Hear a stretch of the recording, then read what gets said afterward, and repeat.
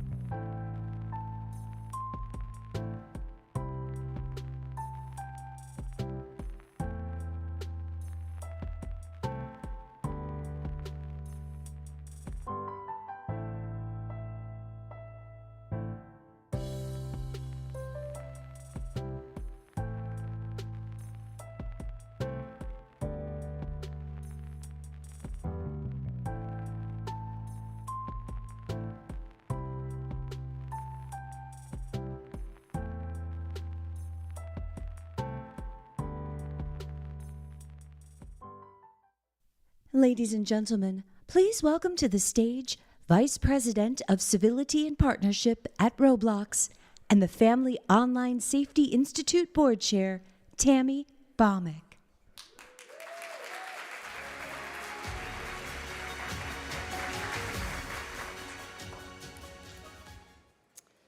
Hello. It's so wonderful to see you all there. I'm so excited to be here this year. I'm Tammy Baumick, Vice President of Civility at Roblox, but then I'm also honored to be Chairman of the Family Online Safety Institute.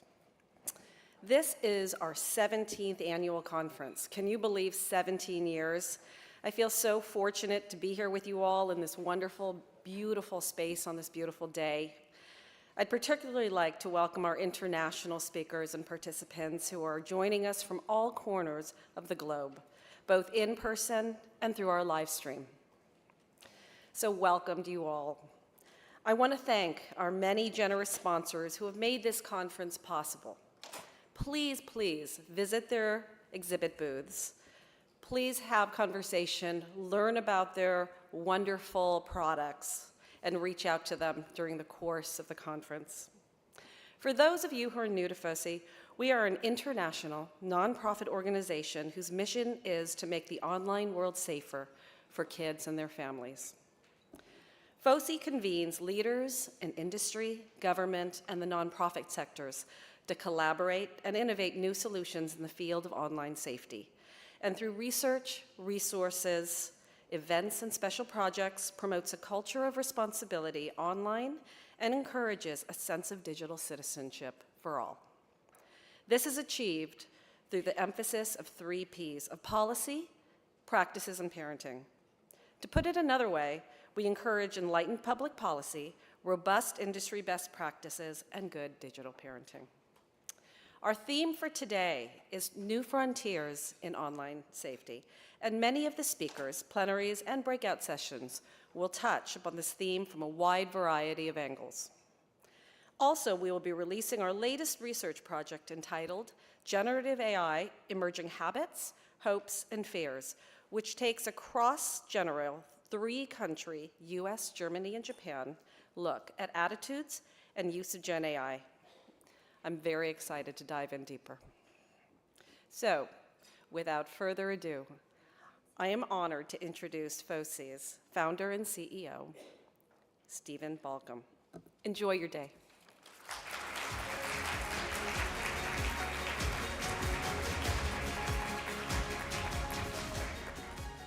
Thank you so much for that, Tammy. We gather here today with respect and recognition for the Anacostan peoples, the original stewards of this land. We honor their enduring connection to this region, acknowledge their rich history, and pay our respects to their elders, past, present, and emerging. So how are you? How are you feeling? Do you remember last year when I quoted Maya Angelou, my favorite quote from her? People will forget what you said, people will forget what you did, but people will never forget how you made them feel. So I hope that by the end of today, you will feel inspired, challenged, supported, and even more committed to doing this remarkable work. It doesn't matter how many events, by the way, I've attended since the end of the pandemic, and I don't know how you feel, but it still feels special and even a little miraculous that we are able to be with each other here in person.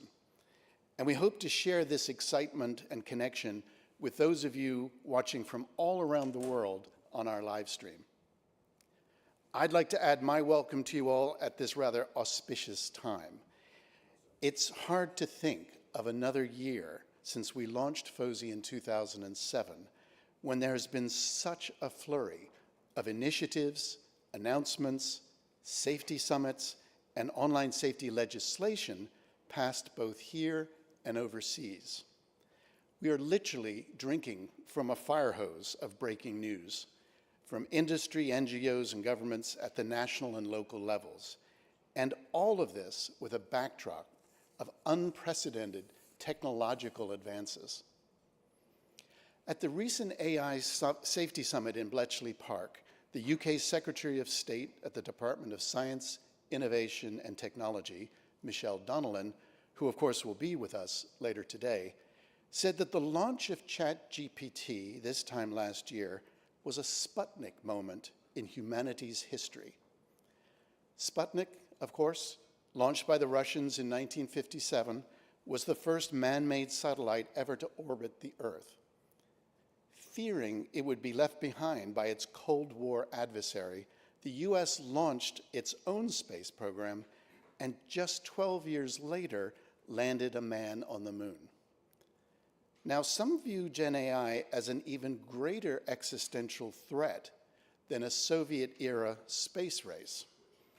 Others, though, are more concerned with existing issues, such as racial and gender bias, misinformation, and even students cheating on essay assignments. Whatever the level of risk, it behooves us to take a moment away from our screens and take stock of where we are and what new frontiers await. And we've designed today's conference to do just that, to give you a chance to see and hear what the state of online safety looks like, and to consider and reflect upon what lies ahead. Not surprisingly, throughout the day, we will be looking at the impact and the rapid rise of Gen AI, and the impact that it has had and will continue to have on young people, their parents, teachers, and ultimately all of us, including, by the way, my Uber driver yesterday, who just brought it up kind of randomly. Everybody is talking about it. We will consider what implications there may be for the future of reliable information, especially in the context of current events, public health, political influence, and the social fabric. But can we meet this watershed moment with humility and learn the lessons of two earlier eras, the emergence of the World Wide Web in the mid-90s and the rise of Web 2.0 and social media in the mid-2000s? Or, there's an or, will we fail to act and simply allow the so-called techno-optimists to forge ahead, unencumbered by any legal or social constraints, as envisioned, by the way, by Mark Andreessen in his recent 5,000-word manifesto that some of you might have seen? I hope that by facilitating this gathering today and the many other events that we have hosted both here and abroad, we will continue to work towards some common ground that will allow many voices to be heard and diverse opinions to be raised. I encourage you all, including those watching online, to really listen to each other and take in what you've heard, and only then offer your opinion or make your point. Active listening creates a safe space for us all to speak and be heard. We have so much to learn from each other, particularly from those who have traveled great distances to be here today. As Tammy said, part of FOSI's mission is to convene, to bring together the top thinkers and practitioners in government, industry, academia, and the nonprofit space. I can't think of a more critical time to be gathering around our theme, New Frontiers in Online Safety. The topics we will discuss, the challenges we will face, and the opportunities we will explore here today will form the basis of our collective work for months and years to come. I feel privileged to be part of this wonderful community, and I'm delighted and honored that you are here to do this work and to share this load. So, no further ado, it gives me great pleasure to introduce our two researchers who will present this year's report, Generative AI, Emerging Habits, Hopes, and Fears. And to take us through the findings, please welcome Chris Carbone and Kara Sunby of Kantar.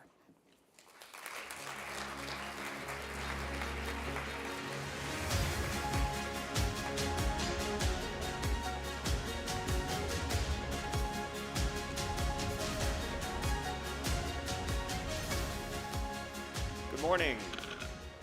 Thank you very much, Stephen. Thank you, FOSI. We're very excited to be here today to speak to you all and to share some of what we learned in our recent study. I'm Chris Carbone from Kantar, along with Kara Sunby here. We work in a part of Kantar that's focused on helping businesses explore the future in a structured way. Really no better topic for this year to be looking at than generative AI.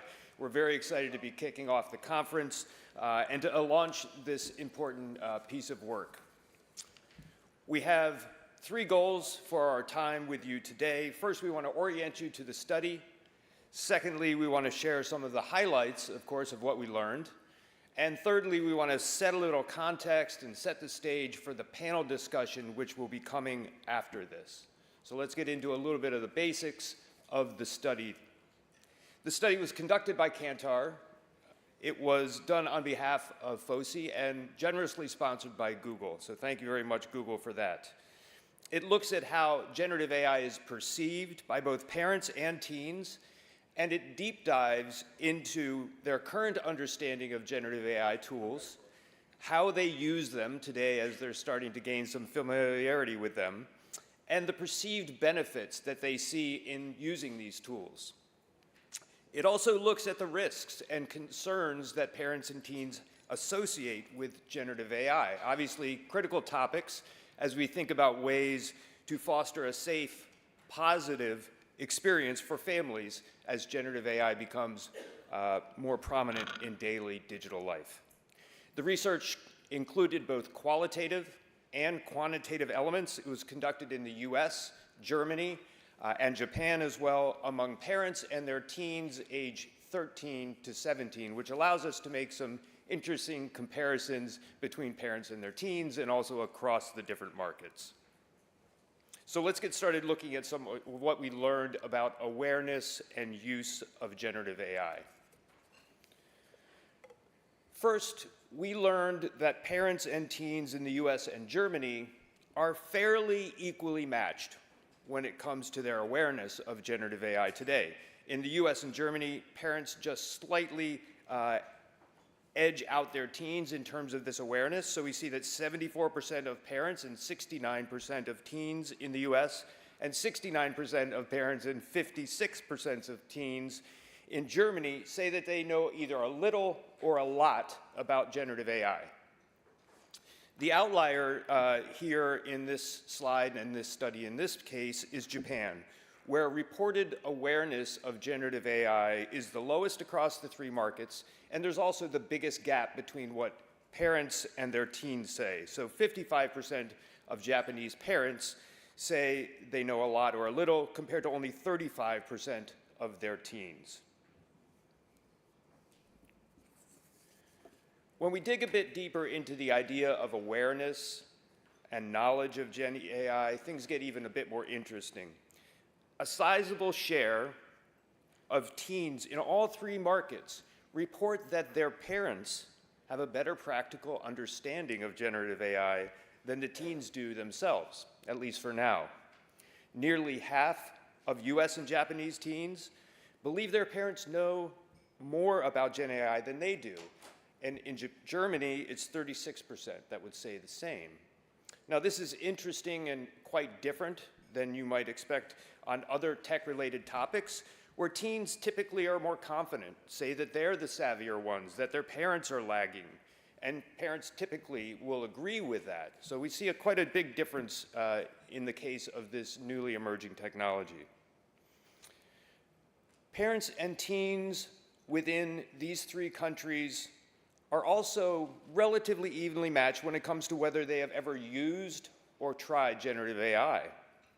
About 2/3 of parents and teens in the US have tried generative AI, just over half of parents in Germany, and about 3 in 10 in Japan, parents and teens reporting similarly. So differences clearly across the markets, but when it comes to parents and teens' experience within the markets, quite similar.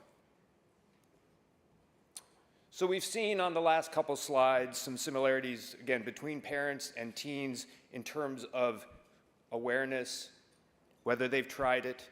But when we look at how people are using generative AI, parents and teens report some differences which are interesting to look at.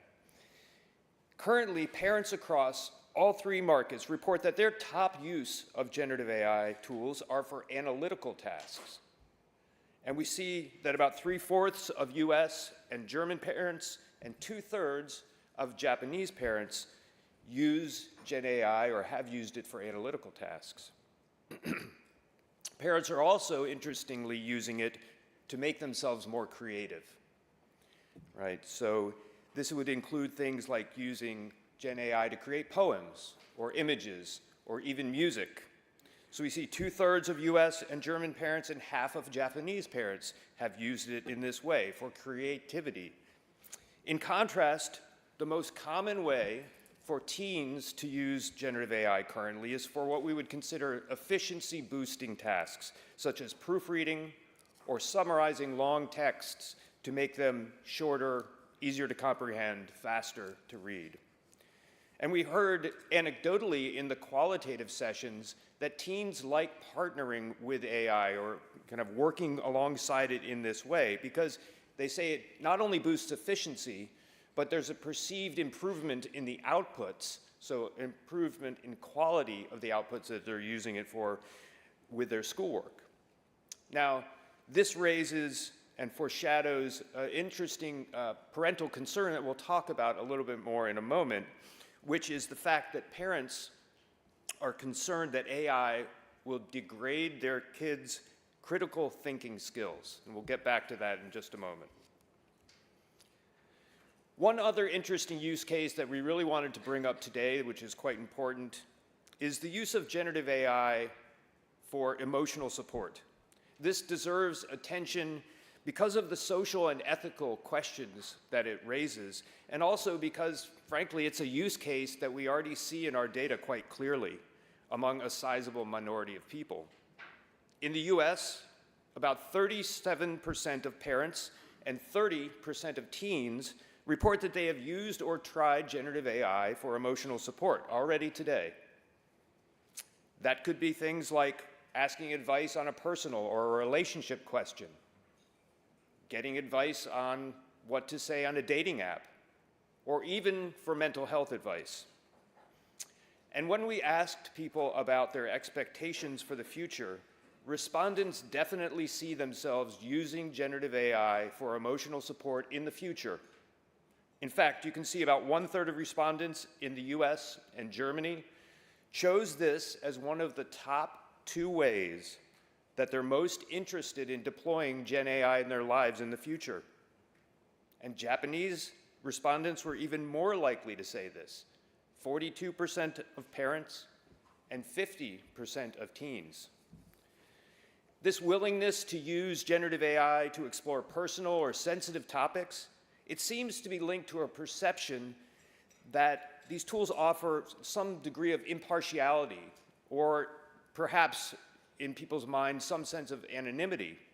So whereas we might expect that people would discount AI as an emotional support tool because it lacks human experience or emotional experience, it appears that some people are actually attracted to that fact, right? And they are looking to these tools and find them attractive because they actually aren't human and perceive that this gives them some degree of impartiality, or at least less judgment. As one US teen put it, I feel like just because it's not a real person doesn't mean it can't make people feel. Because words are powerful. So at the end of the day, it can always help in emotional or mental ways. Clearly, lots more that needs to be unpacked and learned there, a great area for further research. Now let's turn to look at some of parents and teens' hopes and fears for the future of generative AI and how they expect it to impact their lives and society. When we look at parents and teens' top concerns, unsurprisingly, job loss rises to the top for both, likely driven by the media coverage of Gen AI this past year. The research that we did also uncovers, though, two topics that maybe got a little less media attention, but that do have specific and important relevance for families, and that's cyberbullying and this loss of critical thinking skills that I mentioned before. Teens are acutely aware of the potential of generative AI to be used for more sophisticated means of bullying and to create new and intensified forms of harassment. When you see that teens ranked the spread of false information number 2 and new forms of bullying number 4 on their list of top concerns, it becomes clear that they've already connected the dots. They're aware that the misuse of generative AI has the potential to have real and dire impacts to them in a very personal way. Among parents, we see that the loss of critical thinking skills is number 3 concern, and parents express this in a variety of ways.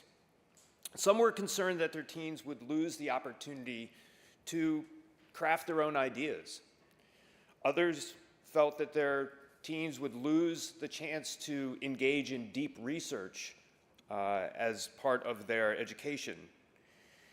And I think one of the things that we heard over and over again is that people wanted their teens to have built these foundational skills themselves before turning to technology to help with them. They want their teens to be able to act independently and to navigate an increasingly complex world. And one parent likened it to the use of the calculator for mathematics. He said, once my kid is able to prove to me that he can do it the longhand, the old-fashioned way, sure, I'll let them use a calculator. And he said the same sort of thing around generative AI, wanting to have the proof that his teen could do things on their own, really. So all those concerns came out in our research, but on a whole, parents are balancing these concerns with quite a lot of optimism for generative AI and the benefits that it could provide for themselves and for their teens in daily life. A majority of parents feel positive about their teens using generative AI. The sentiment is most widespread in Germany and the US, followed by Japan. What seems to be driving this optimism is that people expect Gen AI to provide tangible, personal benefits, and they're excited about this. Life is busy, it's complex, it's hard to keep up, and people are hopeful that generative AI will help address some of these challenges in real ways.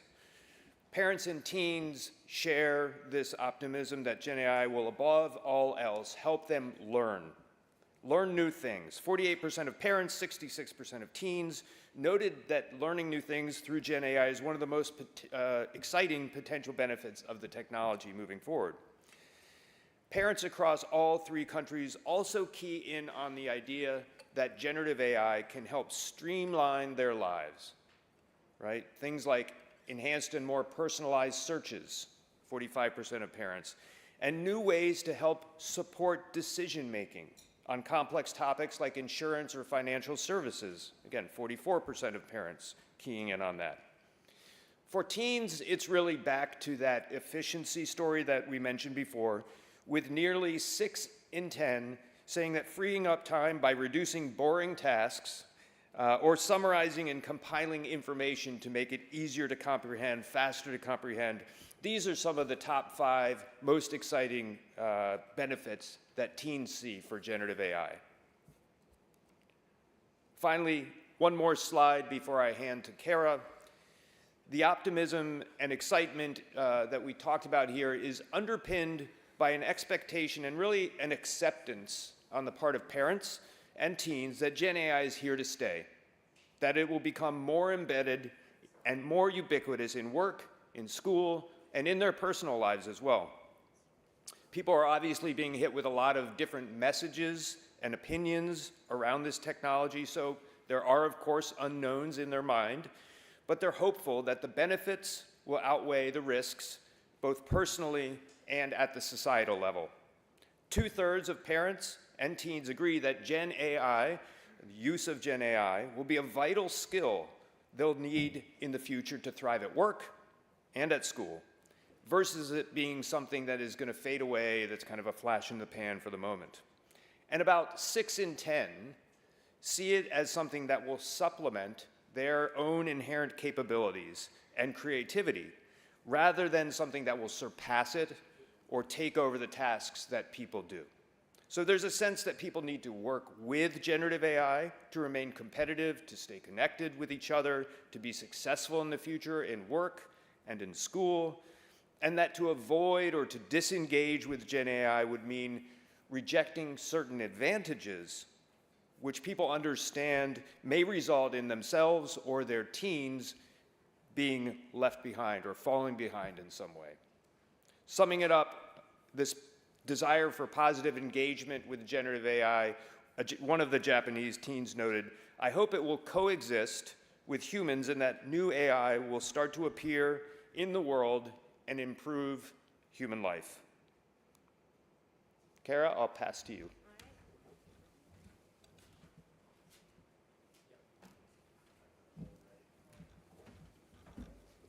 Okay, so we'll now turn to the topic of responsibility. We wanted to hear from families. Who do they think bears the most responsibility for safe Gen AI experiences? Is it parents, governments, companies? Is it organizations or associations, international bodies or schools, or is it even the teens themselves? Who's responsible? And as it turns out, parents believe that they, above all others, are responsible for ensuring their teens have safe experiences with Gen AI. And the data here shows that American parents are far and away the ones who feel this way. So nearly half believe that they bear primary responsibility for safeguarding their teens' experiences. This contrasts with about 1/3 of German parents and 1/4 of Japanese parents. Again, they were given 7 options, and it was parents who rose to the top among these markets, but most significantly for Americans. So who shares responsibility? If we know that many parents agree that it is themselves who are primarily responsible, who are the other actors involved? Parents also look to governments. Most notably, we look at Germany and Japan, where 1/4 of parents say that governments bear first responsibility or primary responsibility for ensuring safe Gen AI experiences. And many parents also think that companies or platforms have to play a key role. So we look at the numbers here, about 1 in 5 in Germany and Japan, about 12% in the US. So some good country differences looking at responsibility here of where people think the primary responsibility lies. And if we stitch together all of these numbers, I think it tells an interesting story of responsibility. Parents are primarily in the driver's seat as the first stop or first responder for online responsibility. Gen AI responsibility, but they share this responsibility with governments and with companies. And there is some data on the slide here too about teens, and we'll touch on teens just briefly. Teens in Germany and Japan, I think, are the most interesting call out from this piece of the study, which is that they think that the government is primarily responsible for their online safety when it comes to generative AI, more so than their parents.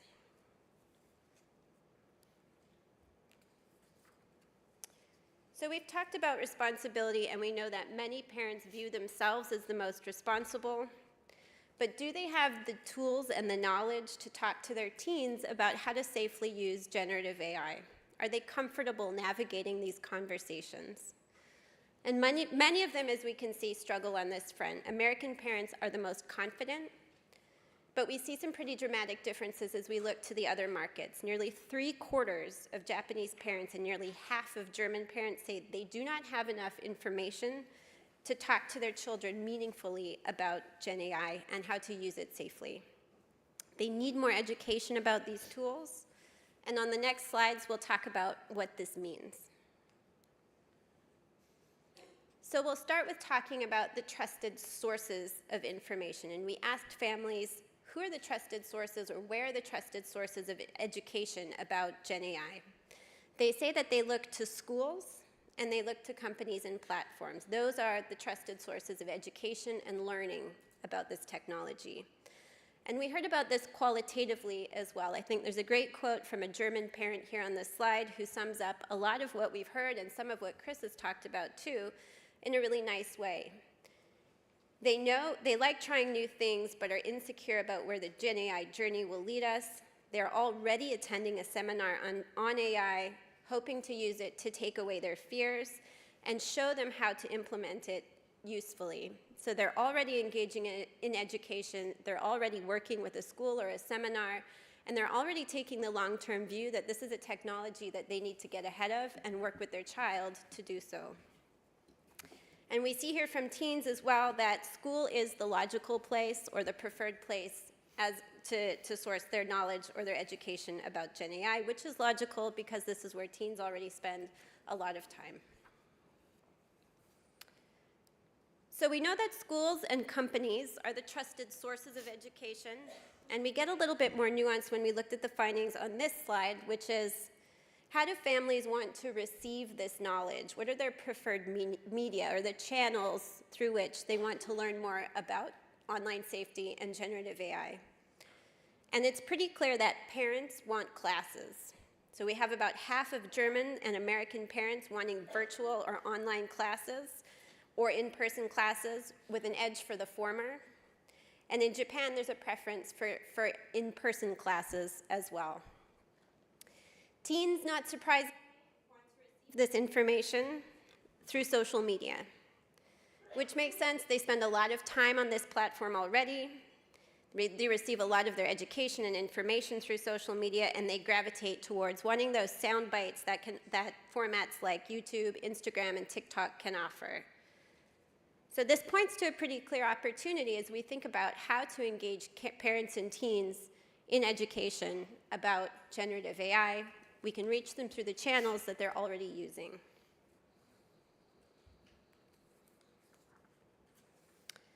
So we've talked about parents seeing themselves and their governments and companies as primarily responsible for Gen AI experiences. We've learned that schools and companies are the trusted sources of this information, and that classes and social media are the preferred channels of this education. But we also learned about a current knowledge deficit that many parents face in talking to their kids about this topic, which raises a final question: what do they want to learn? What are the topics that will help them navigate their conversations and address their concerns about Gen AI more broadly? Our research shows that most parents and teens say that transparency of data practices, highlighted on the slide here, is the #1 factor that would help address many of their concerns. This means revealing what's behind generative AI, how data is sourced, and whether it can be trusted is key. Other factors to address, they vary a little bit by market. Americans would prefer more settings to ensure that content is age appropriate. German parents and teens would like to see more courses in school, again, underscoring the importance of educators in this landscape. And Japanese parents and teens want to know more about risks and how to mitigate or control for them. So to conclude our presentation today, our final chapter is one that answers the important question and really the reason for this research from the outset, which is what can parents and industry do to ensure safer Gen AI experiences going forward? And we'll start with parents. So going back to one of the findings that Chris shared earlier, this is a rare moment for parents to lead their tech-savvy teens. It's also likely a fleeting moment. So teens will pull ahead as Gen AI becomes more entrenched and embedded in our lives. But today, we're at a pretty unique inflection point. And 3 things that parents can do in this current context include, first and foremost, engaging with Gen AI. This means keeping on top of Gen AI information and resources as they become available, both for themselves, but also for their teens. This can mean looking at articles, engaging in classes, looking at social media or company and industry perspectives, but really keeping on top of information as it is published. Personal experience also counts here. Parents need to try Gen AI tools for themselves and learn alongside their teens and the rest of us as we embrace this technology. And this can be for their own purposes, but also to better understand how their teen can benefit and what risks they might face. Our second recommendation is about creating an open dialogue. So talking to teens is key to understanding how they use all kinds of technology, including Gen AI. Staying on top of how their teens are using Gen AI today will help ensure that those future experiences are safe. Parents need to take an active and ongoing interest in their teens' digital habits. And this open dialogue will help parents educate their teens about both the risks and benefits that come with using Gen AI, and positively role model the process of learning about a new technology, which parents have done before. Parents have learned, by and large, about social media. They came of age having to learn about it. Many will have even had to learn about the internet and email. So this is transmitting their knowledge about learning about a new technology to their teens who are now facing this as their first new technology. Finally, parents can benefit from viewing Gen AI as a tool that has the power to level up their skills personally and professionally. Chris talked about this towards the end of his slides. Parents need to help teens learn how to wield the power of generative AI wisely, using it in smart ways to better themselves, to educate themselves without taking over critical thinking and creativity. So finding that balance and helping teens achieve that balance is also critical. For industry, it's important to first reiterate that as we've covered in today's presentation, people are aware that Gen AI is creating a moment of pretty profound cultural change. It's the Sputnik moment, as Stephen said. Companies need to prioritize creating ethical, transparent, and user-friendly approaches when creating these tools. So for industry and for companies, we have 4 suggestions. Companies need to make Gen AI solutions accessible and user-friendly for global markets. This means tools should be localized and available in multiple languages. And new tools should be designed with kids in mind to create those equally beneficial and safe experiences for parents and teens alike. Secondly, transparency. We've talked about this already. Transparency is critical. It's what families are looking for to better understand and navigate these conversations with their children. They want to know how Gen AI operates, how data is sourced and authenticated, and companies need to help alleviate these concerns, reduce skepticism, and at the same time introduce new Gen AI opportunities. So how can they proactively educate and communicate with transparency from the outset? Thirdly, including the perspectives of a diverse set of stakeholders is very important from an industry perspective. This means including not only researchers and government officials, but also academics, nonprofits, app developers, marginalized consumer groups, government partners, and others, trying to create and craft a responsible approach together from the outset. And finally, companies should work with policymakers to prioritize research that will create an evidence base for legislative decisions around Gen AI. Potential uses and perceptions of these tools will dramatically change as acceptance grows and we move into the future. And understanding these rapid shifts will be key to guiding the future of safer Gen AI experiences. So to wrap things up now, before we go into our panel discussion, we did want to thank you for your time, for your interest in this topic. It's been fascinating for us to learn about Gen AI, the human side of it, the parental and the family side of it, and we thank FOSI for bringing us into this research. We thank Google for their partnership. And if you do have any questions on the research, Chris and I will be here this morning. Our colleague Katie O'Rourke, who's also been a huge center point of this research, is also here. So please grab us. We're happy to answer any questions or have a chat.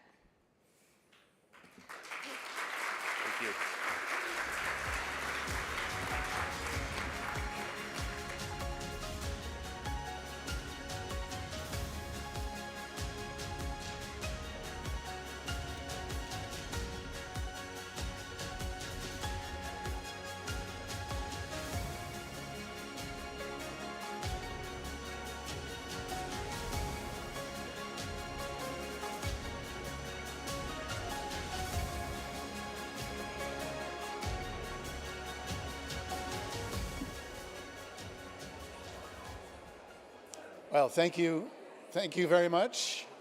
Sorry to interrupt. Pardon me. Oh, it's okay. Thank you. Thank you.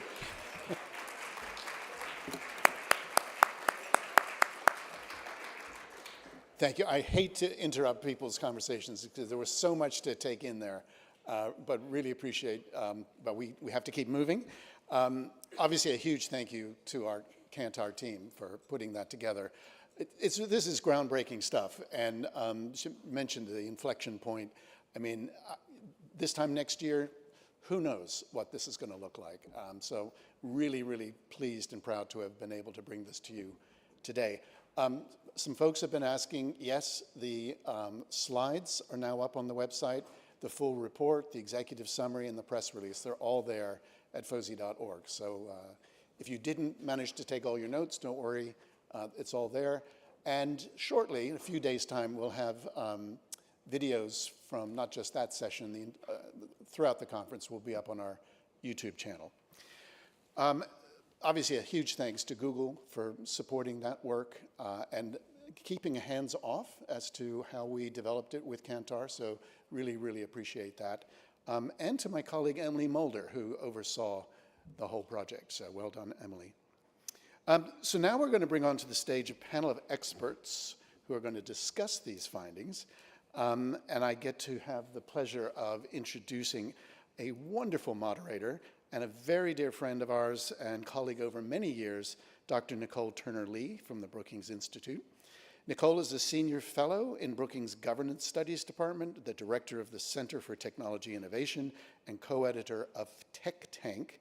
At the Center for Technology Innovation, Dr. Turner-Lee researches public policy designed to enable equitable access to technology across the U.S. and to harness its power to create change in communities across the world. I also happen to know that she's been traveling a great deal and is getting ready for hearings tomorrow. So we're very grateful to have her and her wonderful panel. Please join me in welcoming them all.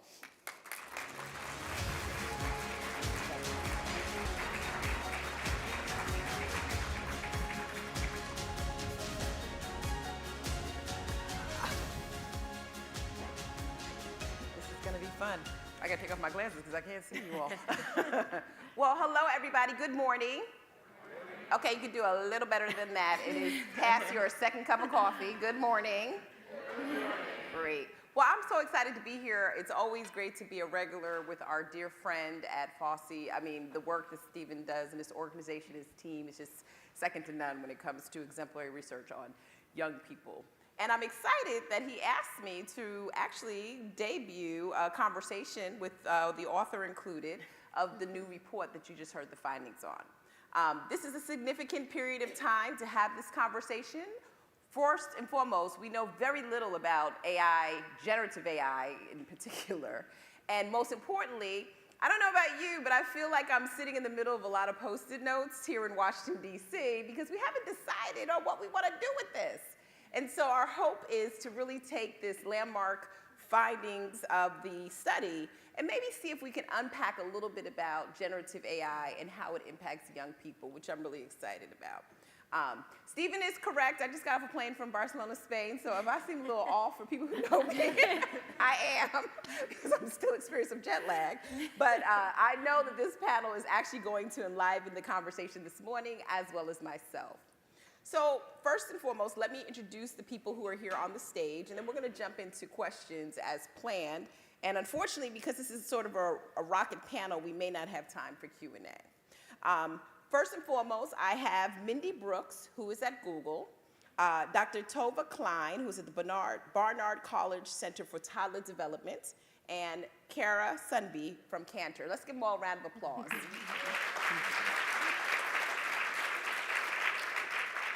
So, Kara, I don't want to put you on the spot because I know you just went through all of your findings, which were very well presented, but I'm going to. Your study focuses on teens, and so before we get into the crux of this conversation, we just would like to know, did you glean any other findings of younger children? Because obviously, teens start somewhere. I know, I have a 17-year-old and 21-year-old. And so I'm curious, as you were generating this report, what insight did you have with younger people? And if not, tell us why you chose to sort of stay in the teen base. Well, we stayed in the teen space because it is a little bit simpler for research purposes to be interviewing teens. We spoke to teens. We included teens in our survey who were 13 to 17-year-old. But of course, it allows us to infer some findings of parenting and of what's to come in the future. And we talked about how this technology is really expected to become more entrenched and embedded in people's lives going forward. So it's certainly setting a new backdrop, if you will, of digital life for children as they grow up. We do a lot of generational research at Kantar, so we look a lot, we studied a lot of boomers, Xers, millennials. Millennials we all have referred to as the iPhone generation over the years. I think one of the defining characteristics of Gen Z has been their interaction and engagement with social media. And we can now anticipate, this is a pretty grounding starting point for this next generation of Gen Alpha, of younger children, to be growing up with Gen AI as the technology that will form their experiences going ahead. So I think a lot of the learnings about parents, exercising caution and trying to understand this technology will only make them smarter as they raise the younger children who won't have a learning curve with it. It will just become part of their life. It will become, like you see kids with screens today, it's intuitive to them because they've grown up with them. We'll see pretty similar findings, I think, as we see some of the younger children grow up with it. Yeah, and that's so interesting. I'm not going to tell you, you say the smartphone generation. I am a little older than what I look. I'm thinking, am I the cassette tape generation? Like, what generation are we in terms of new technology? But that's really interesting because it means that, what we're seeing today is actually going to scale down and it will scale out, which I think is also very interesting in terms of technology. Absolutely. Mindy, at Google, this is obviously of importance to you. The growth and presence of Gen AI is inevitable, right? I see it all the time integrated into products and services that I actually use. Companies like yours are leveraging the technology for a variety of purposes, right? Whether it's draft summaries, or I've seen, with regards to Bard, a lot of different things that it's actually integrating. I'm curious, when you think about the findings of this study, how do we best ensure that we're supporting parents? Because this is interesting when I read the study. This is one of the few times that parents are actually kind of matched with their kids. It doesn't happen often, right? And so I'm curious, for companies like yours, what do the findings mean when it comes to leveraging the technology, supporting parents and teens going forward? Such a good question, and it's actually just so critical for us in the industry to be taking this so seriously at this time. So I would say it's twofold. First of all, from our perspective, ensuring that we are building in protections from the very start that takes into consideration the developmental needs and ages and stages of minors. not treating them all as one monolithic group. They are very uniquely different, and as such, our policies need to be supportive of their development. So that's one thing we need to do from a company perspective. The second element is really ensuring that we are providing robust educational materials, both within products, so onboarding, when a child or a teen is going to get into the product, that we have clear onboarding that provides what we actually just launched an AI literacy guide, and you can see it at our booth out there today too, to help support teens and their parents with like the top questions they'd ask us in research. Like, what is this thing? How do I use it? What are the pros and the cons of it? And making sure that we're providing those resources in timely moments, both within product as well as when parents are looking for information. So those are ways in which we can work to support, but there's so much more we can be doing. And that's interesting as well, because it seems like we're getting ahead of, some of the distance that exists between parent and child adoption, right, with new technology. Tova, you talk about this with toddler development in particular. You're like, I do educational work, right? Why am I sitting on this panel? Well, you're supposed to be here because most of the time, nobody like you is here to sort of validate this. When you think about that parent match in particular, what do you think in terms of, I guess, upward and downward training? We've talked about it in terms of product development, but just social behavior development. Yeah, I think these are the questions that I wrestle with every day, and then I think everybody in this room is thinking about, which is, this goes into the home, into the schools, everywhere else, and who's the responsible person? And interestingly, in your report, it's parents, but for some of the international countries, it's the government or companies. Yeah. But for the US, it's parents, and I know there's people elsewhere listening. So one of the things that I found really exciting is that parents do feel ahead on this one. And that's not, I was thinking, well, when does that gap narrow? Soon, quickly. Right. Teens learn quickly. But all the parents coming up now have this before their children are of age to use it. Right. And the current parents feel like they're on top of it. What I think is really important about that is whenever we meet something uncertain, it destabilizes us a bit, right? I'm actually writing a new book on this, right? So I'm like, my head is in this space all the time of uncertainty. That's hard for parents, but they're feeling a little more confident. And confidence in parenting then says, I've really got to help my child with this. I need to know something about this so I can guide my child. And again, I would tie that into educators, because this is going to be a big school issue as well at every level.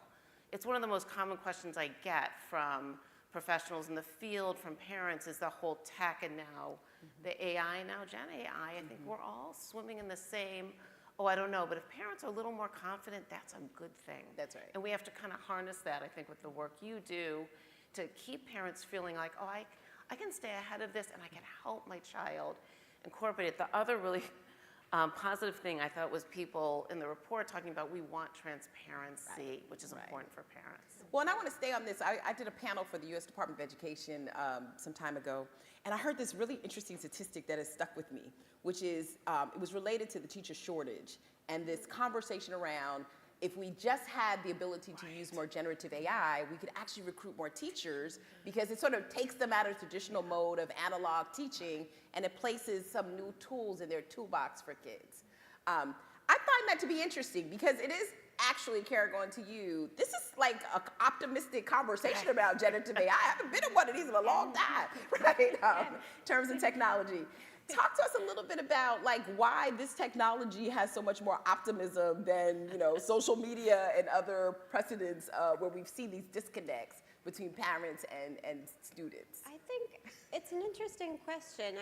I think we were surprised at the level of optimism that came through a lot of the findings. It was optimism nuanced with some concerns or some risks on the horizon, but I think by and large, people see it as a tool that's going to make their lives better. It will help them analyze more efficiently. It will help them be more productive. It will help them be more creative. And I think it's, again, trying to get to that balance of making sure that it's not taking over on certain functions, that we are still building those muscles for creativity, for critical thinking. But I think the optimism is largely because people see it as a way of getting smarter, getting more efficient with everything from financial planning to meal planning.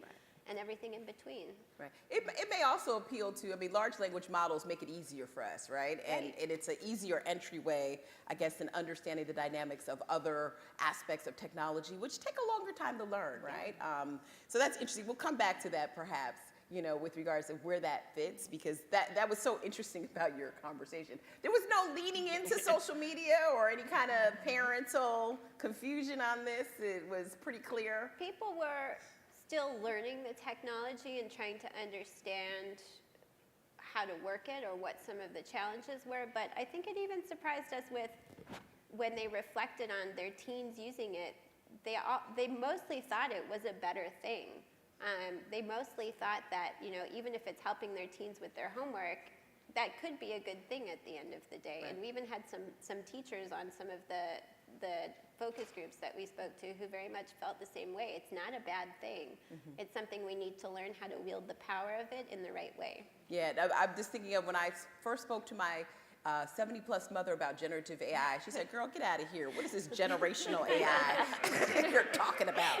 She just learned how to turn her phone around to see her camera, you know, during the pandemic with remote medicine. So that's why I'm just like, I think, you know, it's skipping a generation, and maybe really we're more astute than our parents when it comes to this, which is why there's better adoption. I just had to bring it up. That was a conversation we just had. Mindy, I want to come back to you, though, because this should really be like singing in your ears that there's a raised awareness, particularly on this optimism of the tool that came out of the report. And it should also sort of signal companies like Google to be more responsible when you're actually developing it, because there seems to be, you know, this match with where you want these tools to actually evolve in society. And I think, like, I mean, to the question of, like, what do we want out of it? We want to make sure that we're being responsible and bold. And those two things have to go hand in hand in how we're thinking about that for kids and teens. And, like, making sure that we are, with parents having a high awareness and a high optimism, that's a great thing. But we also need to make sure that we're providing those timely materials, those educational materials, and making sure we're using it for good. And listening to our users and what they're telling us they want from the technology. Yeah, and just kind of opened it up. I'm thinking about, Tova, with your research, particularly in early education. The report like suggests some markers when it comes to scientific knowledge and inquiry and learning. Are there other things that we should implicate or take from the report that we need to do more of, right, when it comes to seeing how this technology extends outside of the... I think, I actually feel like I want to be the voice of caution Yeah, here because I know, right? Too much optimism. I'm like, we're watching it, DC. yeah, I mean, I like that parents are feeling confident. I think that's an important piece, but they're also, my read of this and listening to you is that they're also like, what is this? Yes. And when it comes to teaching, when it comes to mental health, there is no question in the scientific data, humans matter. So this idea that you could possibly replace teachers always worries me. I saw it before the Gen AI. I see it getting stretched now. Children and teens need humans, and that is their learning arena. So on the science side, you can say, or on the human side, we have to really keep that frame of this is a piece that's in a context for learning, but it's teachers or humans or parents who are the ones that children learn from, and peers. Right, so when it gets incorporated in school, like any technology, there has to be a peer-to-peer, we're learning together component. So I think there's a move in some school systems to say, oh, we can just give them an iPad, and I've spoken to a couple of teachers in New Jersey whose school systems went to that, and they said, the children just aren't learning. They're getting facts, they're getting knowledge, but to think, you need much more than that. You need conversation, you need all these deep dives. So those are the cautions. So you can be optimistic, and you can also say, whoa, where do we need to really be protecting children? And parents, in general, are their best protectors. That's right. Others, you want to chime in on that? You know, did you see any of those similar Oh, findings? absolutely. I think, you know, of the chief concerns, we saw things that we've, I think, all read about in the media, job loss, misinformation, but loss of critical thinking and creativity was a big one for parents. And for teens, it was cyberbullying. It was, you know, weaponizing this tool in ways that could harm them in pretty terrible ways. So those were, I think, from our point of view, looking across this research, what jumped out to us is some of the newer findings, perhaps, but I think it goes exactly with what you're saying. How do they use it in a way that they're still able, at the end of the day, to think for themselves and create for themselves? Yeah, go ahead, Biddy. I think I would just add, again, coming back to, for those of us in the room that are in the industry side of things, what a responsibility we have to be building with teens and kids in mind from the very start. It's a new technology, it's moving very, very fast, but we need to be the voice in the room that is reminding us and anchoring the technology development in a way that thinks about those users and put those protections in place. And I think that's one reason why we've gone really intentionally slow on the Google side in unlocking for teens, such that we want to make sure we're having policies, we're doing research with teens, we're doing research with parents to make sure we're understanding that impact. And I really want to call all of us in the industry to really take that charge seriously, that we have a responsibility from the start to develop this technology in a responsible way. Yeah, no, and I agree. I mean, just to chime in, and Tova plugged her book, so I'll do a shameless plug of mine, right? Which is coming out in February of 2024, Digitally Invisible, How the Internet is Created a New Underclass. But part of this is this cultural efficacy conversation, right? And the extent to which there's one thing, which I found interesting in the report, you know, part of the optimism is perhaps we've just done a better job in the transition of technologies across generations, particularly in our modern day economy. But then the second thing could be that potentially the people that we're talking to are much more astute when it comes to the technology itself, right? We just did a recent report at Brookings on the constraints that come with language. You know, there are only 700 languages that are training the large language model compared to dialects and, you know, slang and other things that go into that. And then there's a lot of conversation around, you know, students of color and bias that actually go into that. What I found so interesting about the report, because I tend to think about work oftentimes in technology in a very US-centered way. You know, Stephen always makes us honest to think about the global implications. Yeah. So what is the difference in terms of cultural efficacy? Tova sort of mentioned it in terms of governmental institutions versus parents being the lead agents. Did you see any of that? Is there some lessons to be gleaned in terms of our cultural comparisons of adoption? I think it is largely looking at cultural differences in parenting styles, as well as differences in people's trust in institutions, trust in government.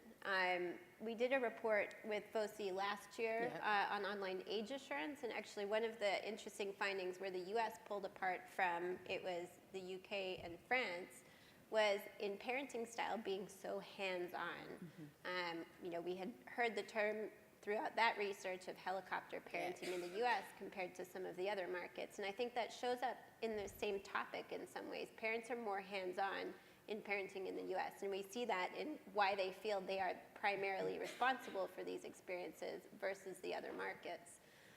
Japan, I think, also gave us some shades of color commentary when we spoke to consumers in the qual, that they really just trust that their kids need to go and learn and experience and grow through that means. So with less of the hands-on approach, more hands-off. And then on the institution side, I mean, there is more trust in institutions and in governments playing a role here in Germany and Japan than we saw in the United States as well. And that makes a lot of sense, right? Because where people feel trust in their institutions is where they're actually going to place their kids. And, you know, you overlay that difference with the United States in terms of education or wherever our kids are expressing themselves. There's not often a lot of confidence there, which I found to be interesting. And there was another nuance in the report. If you haven't read the report, please read it, about, you know, oftentimes here in the United States, kids also finding safety in some of these tools to be able to express themselves. Right, absolutely. The mental health aspect that came out of people using these tools today for analytical purposes, for creative purposes, but a smaller but still pretty significant number starting to engage for emotional well-being for therapeutic purposes, and more so in Japan than we see in some of the Western markets, but I think culturally as well. Culture plays in there of people feeling more comfortable to speak with a platform about some things that culturally they don't feel comfortable sharing with a human being.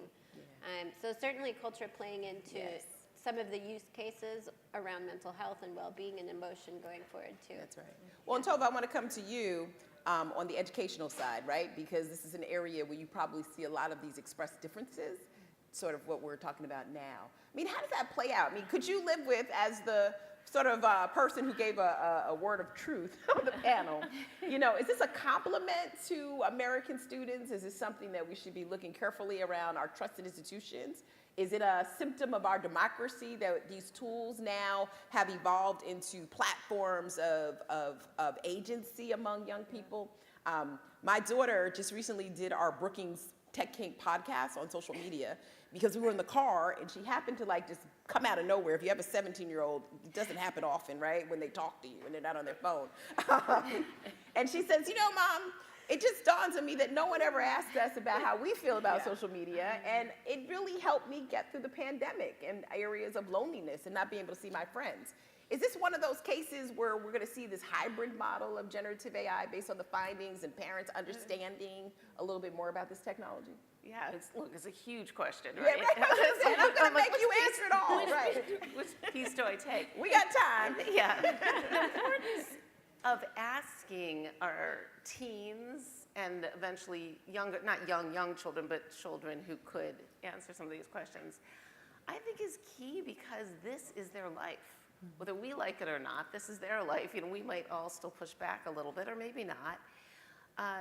It's key because they need that agency, and they need that agency to be able to say, I feel like when I was in college, we used Cliff Notes. And if we all admitted that, who used it, we would say, yeah, but that wasn't my whole learning. And if parents aren't at odds with them, they're better off. So they're walking alongside them on this one. Right now, maybe the parents have more confidence. I don't think that will last long, right? So they're walking alongside. But I actually think for teenagers, they're skeptics. Mm-hmm. They're great skeptics. So in a way, asking them gives you both sides of this. Mm-hmm. And for parents to be able to say to them, yeah, I'm excited about it too, here are my concerns, leads them in a conversation, and teens want to be heard, as you know. Right. That 2 seconds that she pipes in, you better be listening. That's right. And they want us to hear them. That's right. So I think that's a really important piece of this, because we tend to be very top-down. Mm-hmm. We're going to tell you whether this is good or bad, and they're saying, no, we're going to be in that conversation from the start. And that will help all the children coming up, because we'll blink, and those 5-year-olds will be 10 and then 15, and so this is here to stay. We have to keep that conversation going. Yeah, when you said Cliff Notes, I was thinking maybe that's my generation, right? Yeah. We Instead of cassette. I know, I was like, maybe that's, I'm the Cliff Note. Yeah. I mean, I was a library kid, so all this is so new to me. But Mindy, I want to go back to like this cultural comparison, because Google is a global company. There's a lot of people out here in the audience that are also global companies. Do these differences matter, right? Because we also have a regulatory environment that sort of dictates different rules based on where you are in the geography. And so just curious, when you think about the findings that are saying, hey, you know, places are actually using this, you know, EU and other places, how does Google like reconcile that, right, against some of the attacks on, you know, technology in general?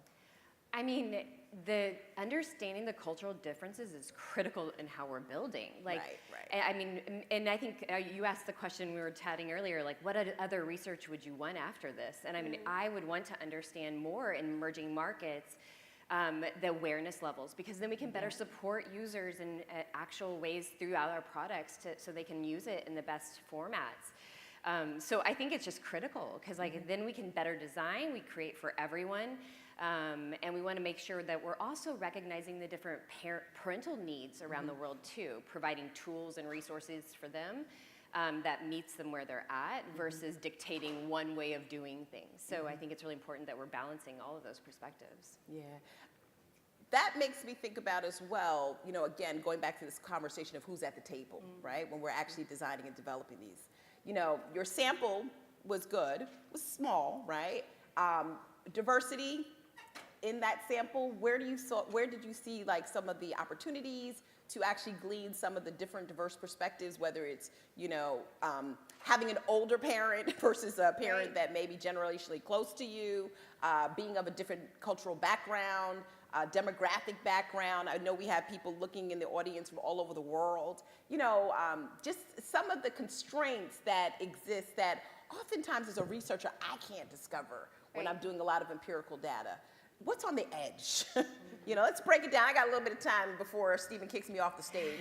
I want to go into like what's on the edge of this, because part of what I like about FOSI is the fact that these reports come out and they become talking points. for us to actually have further dialogue and discussion on this. And I don't want anybody here to leave here and think, okay, I'm going to read the report and have maybe the same level of optimism you're seeing on this panel, because that's not the world in which we live, right? So what's on the edge that you wish you could have actually spoken more about, or you saw the beginnings of? And then I want to throw that to everybody else. Like, what are we not talking about that we have to be sensitive to?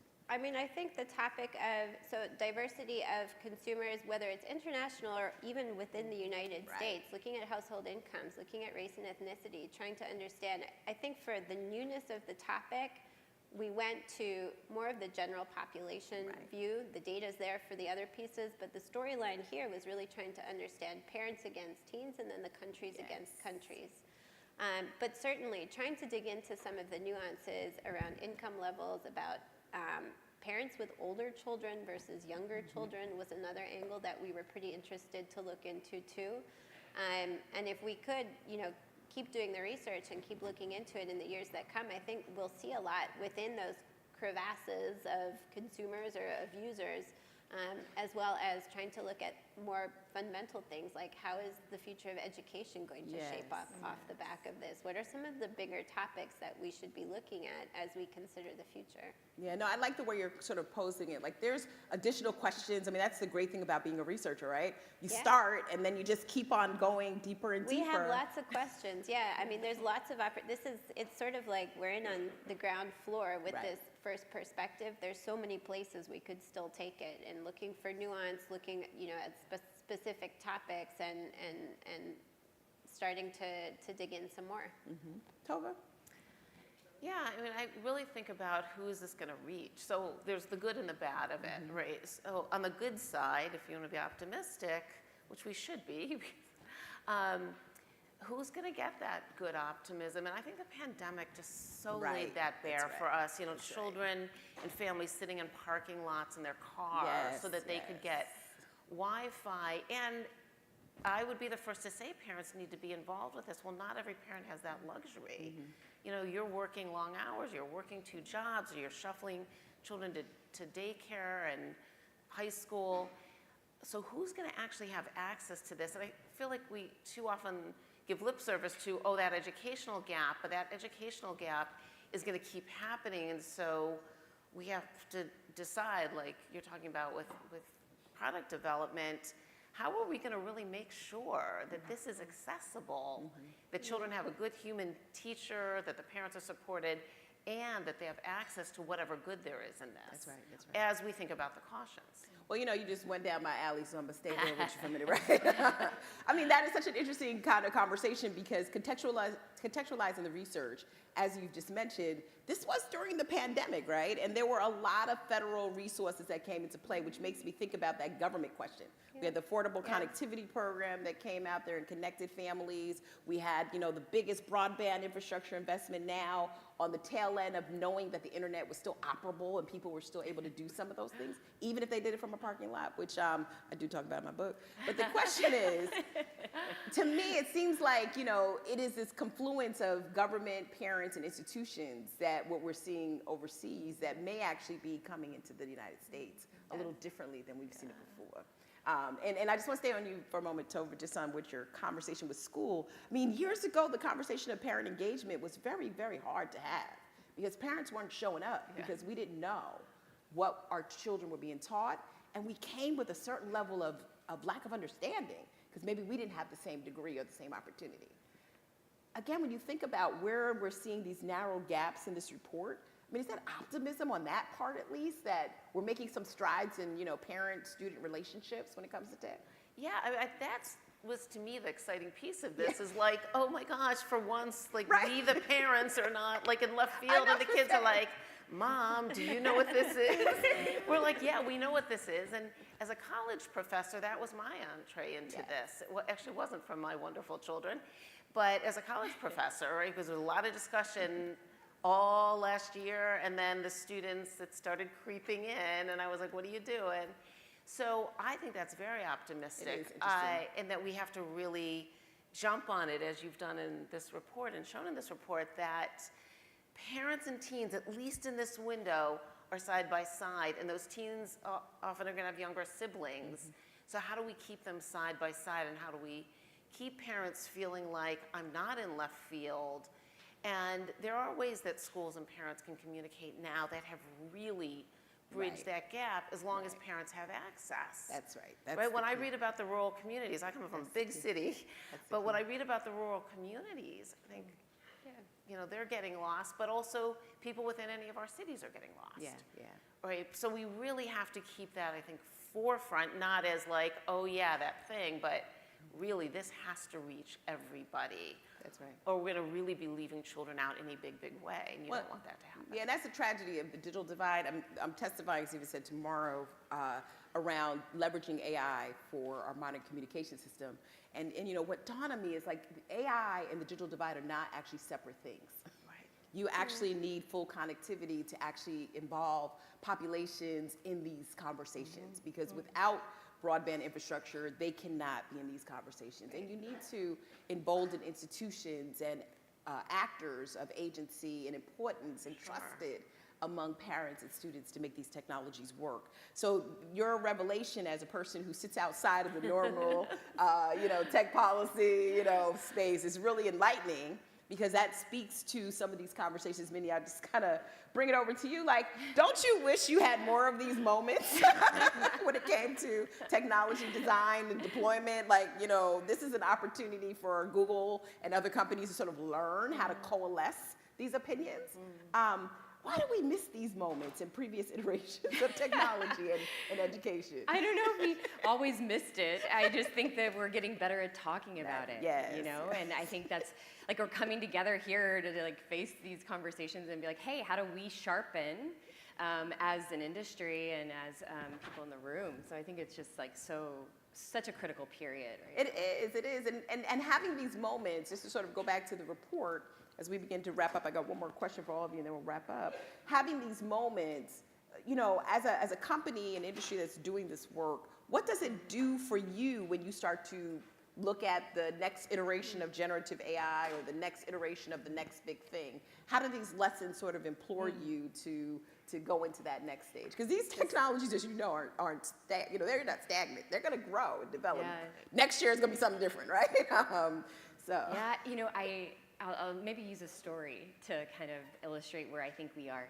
A number of years ago, when that thing called a touch device came out, I was in a school in the Bronx doing research at Sesame Street on this new device in a black box, testing it with 4-year-olds.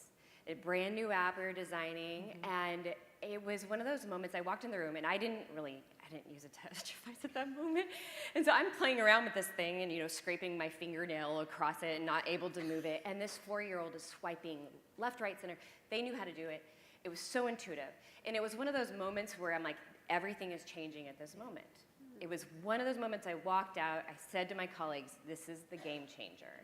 And I think we're at another period right now. It's like, what do we do in those game-changing moments? I think we come together, we set industry best practices. We rally around making sure we have policies in place that support our users in a way that's healthy and developing great practices across the industry. And I think that's really important at this moment too. What lessons did we learn there? We all coalesced around how do we develop policies in this new emerging rapid space? So I think it's such an interesting moment just to pause and be like, what is going on? What have we learned? How do we replicate? And then what do we actually need to improve and innovate on with this new technology? Yeah, I love that. I mean, we often don't hear the word pause. Pause is in innovation. So the fact that we heard that today, that is one for the books, right? Because, you know, technology has operated under what Adam Thierer said years ago, permissionless innovation. And now we're at a stage where we're trying to make better sense of how it's contextualized in these verticals. You know, I want to wrap up just by, there's just so much fullness, and people who know me know I can talk for a really long time, so I'm not going to do that because I'm looking at this clock. I want to wrap up with, like, again, these policy prescriptions, because no conversation would be complete if we didn't walk away with, I think, what Mindy started, things that we need to take away from this conversation, whether it's on legislation, whether it's on self-regulation, whether it's on, you know, getting closer to the customer when it comes to our students and parents. You mentioned a few of them in your presentation, Kara. Anything else that, you know, you want to glean from those recommendations as we wrap up? No, I think one of the biggest thing that, if we look across the research presented today and looking into the report as well, there's so many stakeholders Yeah. involved with this. And, on the topic of responsibility, it's parents themselves, it's governments, it's companies, but schools also feature, teens themselves feature. We have to ask them what they're thinking. And I think with policy, this was one of the recommendations, is you need to look across this constellation of players and make sure that you're getting all of those inputs. You need to be speaking to underrepresented groups. You need to be engaging those who might be at the fringes of the conversation. And I think, as Mindy said, we're hopefully moving into a place where we're asking better questions. We've gone through tech transformations before. We also need to be better at engaging more folks in these discussions. Tova? You've got me at a loss here. Yeah, I think part of it, when I think about the parent-child piece across ages, across cultures, is this idea that this is one piece. So I always find in that panic before we pause that, we do need to take an exhale and say, yeah, this is a shift, but that doesn't change the need for parents and children to be together, for children to play. What's the basis of critical thinking skills? It's playing, it's engaging with environment, it's realizing you're part of a community, a family, a bigger world. So this is a piece, but it's not going to shift everything. And for us, anybody in the industry, myself, you, and I'm sure your new book addresses this, is this idea that parents are there to support children no matter what changes around them. And we know this because, whether you were raised in the Depression or during wars or during the current, it's parents who are really the influencer at the end of the day. So I think that's the piece that I'm going to walk away really thinking about. This is a cool, important shift, but it's one piece. That's right. And parent is actually defined so differently today, too, in terms of the nuance. Who is the parent, right? Oftentimes the parent is somebody that's not biological. In certain communities, it's a grandmother, it's a neighbor, it's someone who took the time to actually believe in a student. So these are like different things, that we should think about. Mindy, any other final things after what you mentioned in terms of that, and then I'll wrap us up? I just think, I just really go back to making sure we're hearing the voice of the teen in this conversation, and minors, and from variety of diversity of backgrounds, making sure that we're actually investing our time and our energy to listen to them. Like, we can design for ourselves, but we all know, we're whatever, the cassette tape generation or whatever we are, that is probably not going to resonate. Cliff notes, if we're upgrading. That's probably not going to resonate with teens. So, how do we actually design it with them in mind from that very start? And I just think that's such an important jumping off point from this research, is making sure that we're doing that in a representative way. So I get to, as moderator privilege, sort of think about everything that you all said and kind of wrap this up, but I want to share a story as well. So prior to the pandemic, I tell the stories in my book, but I also tell the story on my Brookings page about visiting a couple of schools that were part of the Obama administration's Connect Ed initiative. And they had given tablets that had come through a partnership with Apple at the time to students, and they were using these tablets to do really creative stuff. And this principal in Marion, Alabama, which is a black rural school, was basically high-fiving the kids as they were walking out of the school with a tablet under their arm and a cell phone in the other. And in the school that I visited in Phoenix, which was predominantly Latina, all of the kids had cell phones, and essentially, not for reasons that we thought, they had it because of fear of a parent's deportation. So it wasn't for schoolwork. But what was interesting is, despite all that enthusiasm at the time, before the pandemic, and this technology, those schools were still poor performing schools. But there was something in that school, to your point, that stood out for me, even though they were the lowest, is this engagement of love and care that came from the parents that walked into that school, but didn't know a lot about what was on those machines, but they knew that their kids would be equally excited about it. My point is, we'll never know why parents and students are closely aligned when it comes to generative AI. And we'll really never know if parents really know what they're talking about, right, when it comes to this. But what we do know is that we've got an entryway for the first time to actually have a discussion and discourse between these two parties in a productive way that ultimately, for everybody in this room, I argue that when we close the digital divide, we're actually addressing incapacities or insufficiencies with workforce placement and educational design, and not allowing the next generation of STEM producers because they don't have the tools. So we've leveled the playing field a little bit, right? We just have to walk, I think, with some caution, and the report does that to see what else do we need to ask as questions. So that was my long dissertation, but I have 4 minutes to spare to actually share that. First and foremost, anything else you all want to say? Keep it brief, because they're over there in the wings about to usher us off. But I know you all are tired of listening to us. But listen, thank you, thank you, thank you. Let's give them a round of applause.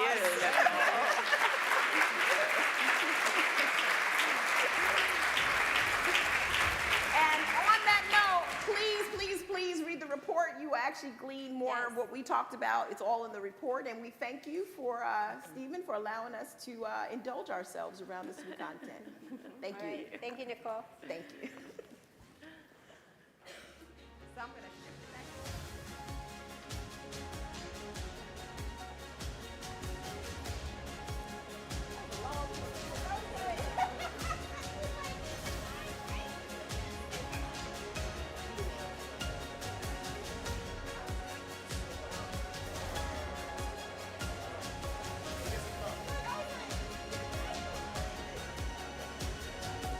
It's a coffee break, you'll be happy to know.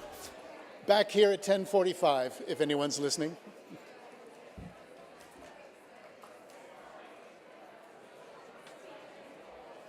Oh, hello.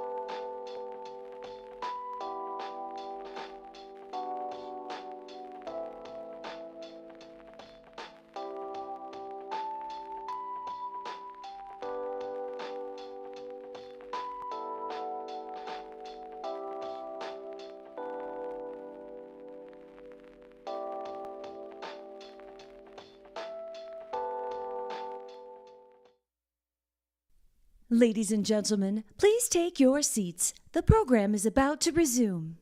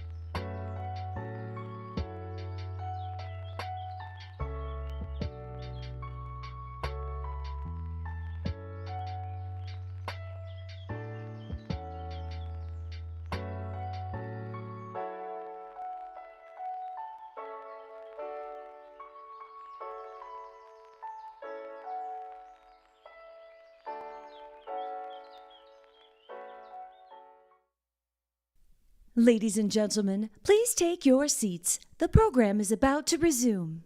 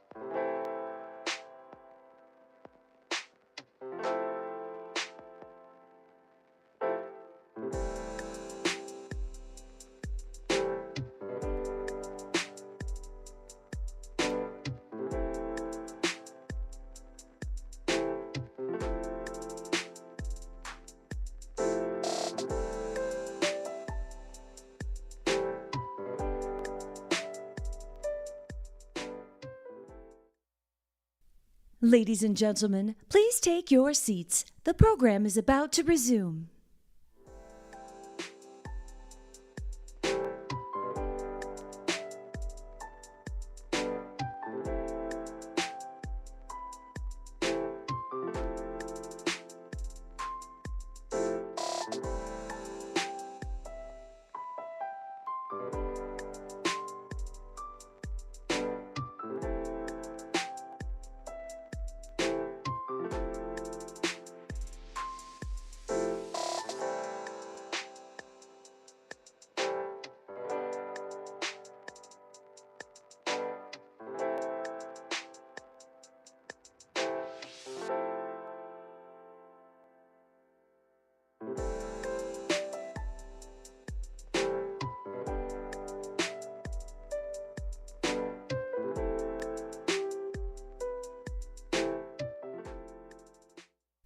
Ladies and gentlemen, please take your seats. The program is about to resume.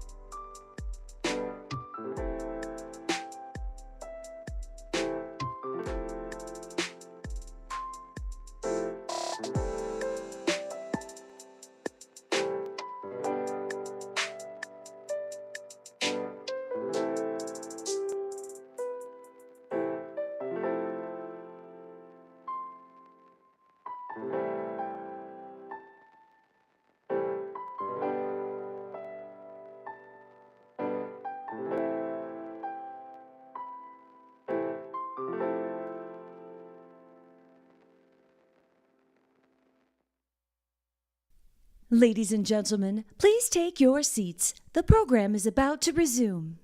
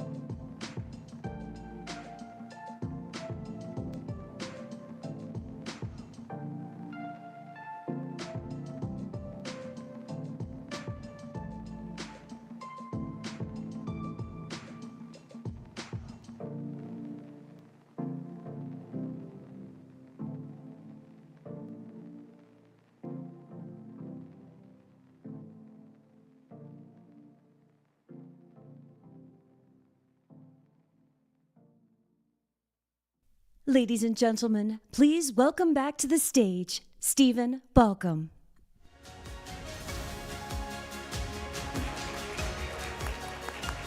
Thank you all very much. That was a tough coffee break to bring you back. I could feel and hear extraordinary levels of conversation going on, particularly around the research. So anyway, thank you very much for being back so promptly. So I have, it's a great pleasure of mine to hand things over to another dear friend of ours here at FOSI, Catherine Titelbaum of Amazon Family Trust.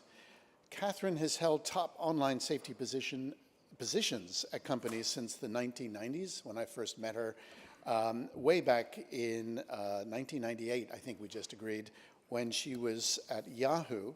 Throughout these many years, she has been a true partner and a pioneer, bringing her thoughtful approach to some of the most challenging online issues. And she is going to be leading this discussion, and I will let her introduce her panel. So please welcome Catherine and these wonderful panelists.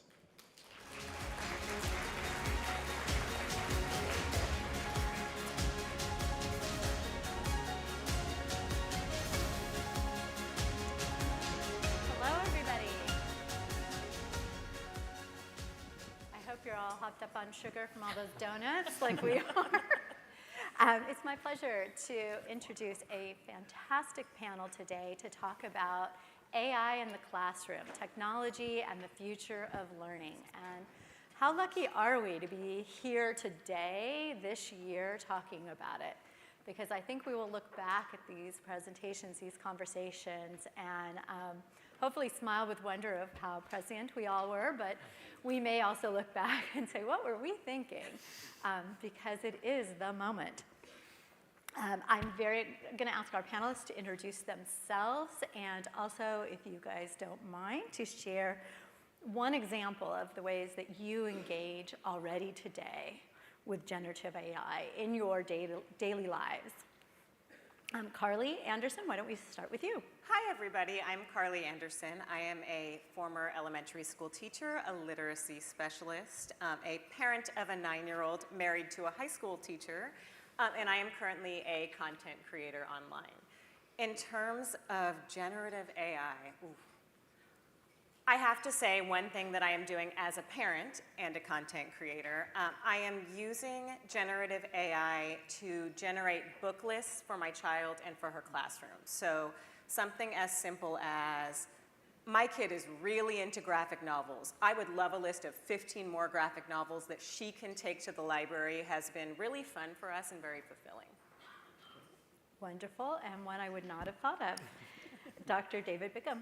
Hi, folks. My name is David Bickham. I'm the Director of Research at the Digital Wellness Lab at Boston Children's Hospital. At the Digital Wellness Lab, we do research and outreach and education at the intersection of technology and health for adolescents and children. Everything we do is evidence-based, so that means that we conduct research and we translate our research and other people's research into actionable steps for key stakeholders like parents and really mainly for parents, clinicians, and tech industry. And the goal with connecting with industry is to demonstrate and illustrate ways that small design changes can shape an environment, a default environment, where that encourages healthy and civil engagement for young people. I'm going to not follow your instructions and tell 3 very short stories. One, give a professor a microphone. I'm also a parent. I have a 10 and 11, almost 12-year-old. As a researcher, generative AI will just create research references out of thin air if you're not careful. So if you ask for a citation, it will just pull authors and titles together. And in fact, we had someone email us and say, the AI told me about this great study that you did. Can you send it to me? And this study just simply didn't exist. It was one that we had not done. And, it was, so also as my 11-year-old has an assignment, a weekly assignment with vocabulary words, where they have to write short stories using all the vocabulary words. And I was like, let's plug it into AI, see what happens. And they wrote a great story, and then he ended up, I was like, let's analyze it instead of using it. He wrote a story about a kid using AI to write a story, which I thought was good. And then I asked my daughter before he came on, because we were thinking about this, I said, okay, Mira, how do you think AI is going to impact your life over the course of your life? And she looked at me and she said, I really don't know, but let's ask Alexa. She knows everything. That's a good segue. And my third panelist is Arjun Venkatswamy, and hopefully I did that right, from Alexa Kids Experience. Hi, everyone. I'm Arjun, and on the Alexa Kids team, we work to build safe and delightful experiences for kids on Alexa. And prior to working as a product manager on Alexa Kids, I taught software development to adults and kids. Specifically, I met a couple of Roblox folks today, and we had a lot of fun building Roblox mods. It's a super great educational experience. Prior to that, I actually started my career as a high school math teacher. Thank you all. And Gen AI story. So One from last week that has actually been really fun for me to play around with is I've got a few friends with birthdays in the fall, and I've been using Stable Diffusion to make them personalized birthday cards. So basically turning them into like Pixar characters with their favorite like hobbies around them in the background. So maybe it'll get old next year, but right now it's still pretty cool and fun. Thank you all. So I'm going to kick it off with just some of the general debate. The first thing you hear when someone mentions generative AI in the classroom, you either see enthusiasm or you see fear, just blatant fear. And especially among teachers who have had to continually adopt new technologies and feeling like perhaps there isn't a lot of support there in understanding how and where and why they should adopt these new technologies. How are they supposed to teach about it when it's all just happening right now? And so I thought we could just start with David, if you don't mind. Good, bad?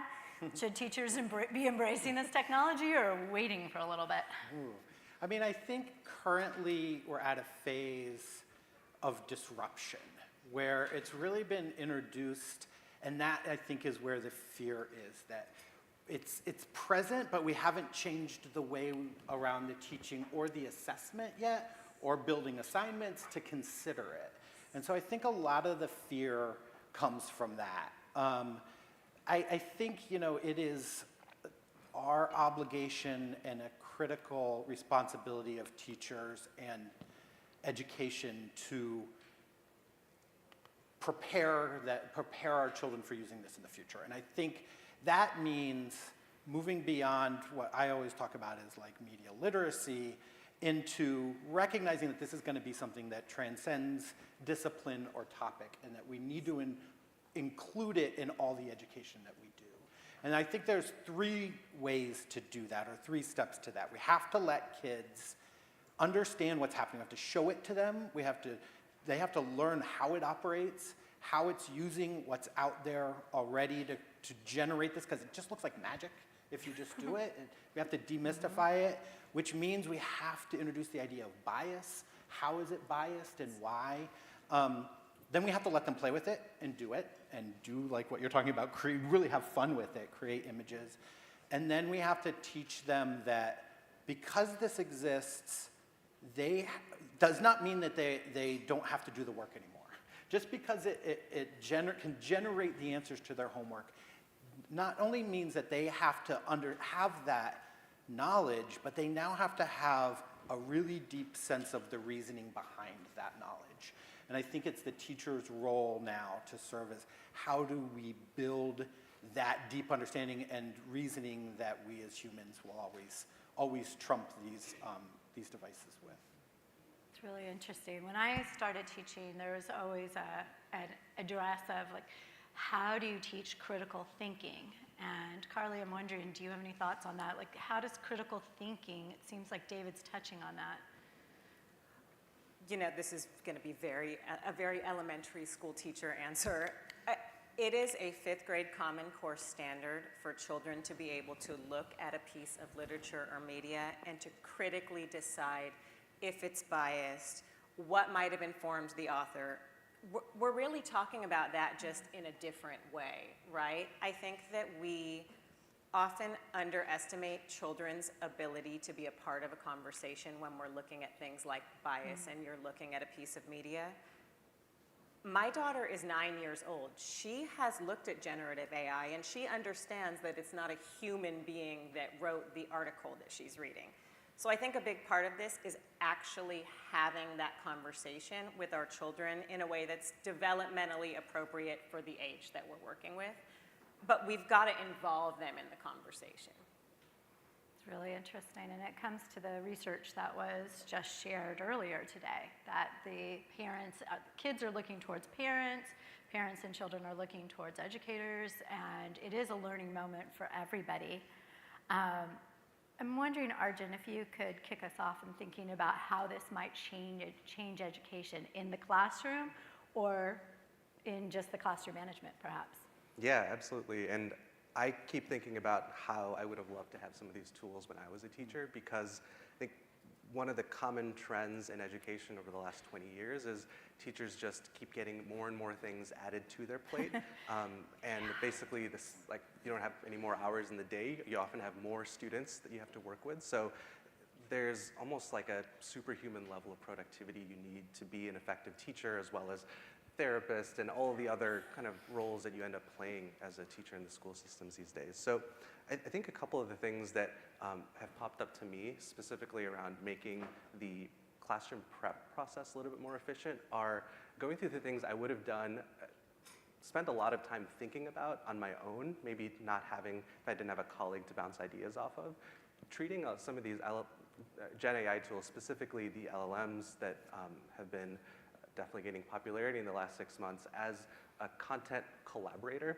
So for example, if I'm coming up with a problem of the day for my class, and I know that there's a couple of kids that are, I mean, this is the case in every classroom, a couple of kids that are probably 4 years further than the mean in my classroom, and then a couple of kids that are 4 to 8 years like behind. Like, how do you make sure you teach all of them and engage all of them together? So can I take a problem of the day, give it to ChatGPT and say, like, can you help me differentiate this for someone that's a few years above and a few years below? And that might save me 20 minutes of time trying to do that on my own, and maybe not get me 100% of the way, but give me a skeleton that I can build off of. And similarly, like, I would put probably way more time than I should have trying to integrate really dumb dad jokes into my material that sort of resonated with the things my kids were into. And I think that's, again, like a place where you could say, ChatGPT, can you integrate like 10 Pokemon into this worksheet, into the problems? And then they'd actually be legitimate and tied to real characteristics, where if I was trying to do it as a teacher, I'd probably make mistakes and embarrass myself. So I think those are a couple of small ways. Either of you want to pop in on that on ways to enhance learning or Yeah, I classroom think management? it's really, I mean, maybe it's just sort of building on what you're saying, that I think we're set for personalization of education to be, you know, at a phase that it's never really been before, because it can react very specifically to the child's needs. I mean, the current versions are able to look at a child's face and test their heart rate and really decide like how they're reacting to this. But even on the basic, like, it knows where you need to learn. It knows it can trigger and activate a teacher to say, I've got this kid as far as I could in this. You need to step in. They're not progressing. So, I mean, I think that's the positive. I think the challenge is, you know, the teacher role has the potential to evolve from the person that's really directing the education to the person that's kind of managing the experience. And like that, you know, that's sort of, you know, there's models about how this is going to work or what level we're going to get to, but that's certainly a possibility that could be a future role for the teacher. I think something that I see, teachers need systems, right? When I was working as an administrator and I sat down with brand new teachers, my biggest thing was, you need systems or you're just not going to survive the first few years. So I think systems for things like parent communication. And I think what I'm hearing consistently is we're talking about building a skeleton, not just generating an email and sending it off to parents, right? But the amount of time and support that this could provide for new educators to really put some of those systems in place, I think it can be very helpful when used appropriately and vetted, and we put kind of the humanity into it as well. Speaking of the humanity, so I get what you're saying about putting together systems, and as an overwhelmed new teacher, absolutely. The more systems, the better. The fewer things you have to decide in a day that consists of constant decisions, the better. I think when I think about the efficiencies, like, sure, it can provide personalized learning, it can make you more efficient, but is it going to step in the middle or somehow prevent what I think is the magic of being in a classroom, which is the personal relationships, the ability for human and emotional support? How is that going to be balanced, do you think, looking into the future? And this is Tim, all three of you, if anyone wants to take it. I think the key here is really knowing that this is a support, not a replacement, right? It's very easy whenever we have a new form of technology to go so far with it that we think it's going to solve every problem in education. I mean, we've seen it happen again and again. Just like a great piece of literature, a new study, a new form of curriculum, these things come out, and what we have to do as human beings, as educators who love what we do, is to say, I am the teacher in this classroom, right? I am responsible for these children. This is an amazing support for me. It's going to help me do what I love to do better, but it's not going to replace my judgment, my experience, my background, or my education. So keeping in mind that this is a support, it is not going to replace what I do. Yeah.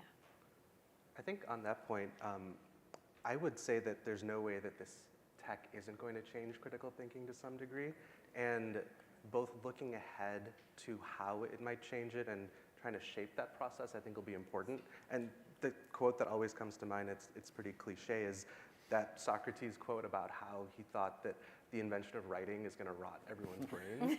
And in some ways, like, we probably don't have memories that are as good as before when people wrote things or didn't write things down on paper, but now that we're able to transmit information across generations and process things in an externalized way, we can just do so much more. So I think making sure that we take a both-and approach, where we have our students understand the limitations of this tech, but also how it can accelerate specific forms of critical thinking, and maybe get them to, for example, analyze and summarize 5 research papers in 15 minutes in a way that they wouldn't have been able to otherwise, but then deep dive into the ones that they think are really worth looking into. Really interesting. I think that there will, for the foreseeable future, be a critical role for teacher. I mean, we were just talking about, I don't think AI can manage 22 3-year-olds in the classroom, right? Like, that their role is not just, I mean, it's about building a learning environment, and then the tools are laid on top of that. And I think that that's one of the critical skills of teachers. But I do think there's some interesting kind of edge cases. Like, we already can learn foreign languages and musical instruments without a teacher. Like, there's programs now that do it pretty well for adults. And I think that that's interesting, that I think there will be more and more of that available in the outside of the school setting, for, like, here's a way to access education. And I think that, one of the ways we know for little kids that they learn from characters and our tools of education already is through this parasocial relationship that they form with that. And that's something I'm very curious about, of how are young kids forming a relationship with these AIs? What does that look like? And how might that impact the ability for the AI to teach in these kind of settings? That's a really interesting point about the parasocial relationship with an AI. Can you give us a couple examples of what that looks like, or what that doesn't look like? Because I'm not sure if everybody, including myself, understands that. I don't know what it looks like yet, right? But I mean, I think we have examples of parasocial relationships with children's media characters. That it's like a one-way relationship where you feel deeply connected with another person or a character that has no way to there's a one-way kind of relationship, right? But that relationship amplifies the impact of what that character is teaching, or it's been used in advertising and marketing to like encourage purchasing. And but really with education, there's evidence that the stronger that relationship is, the better the education lessons are, the more effective the education lessons are.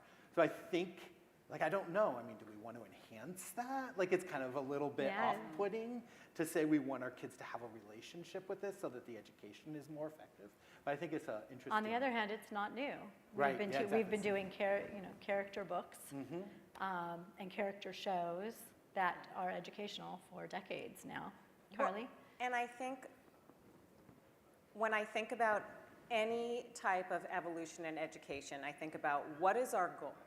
What is our goal with education for our kids? It's to help our children enter the world as adults as healthy, functioning human beings who know how to interact with the world around them in a way that is productive and positive.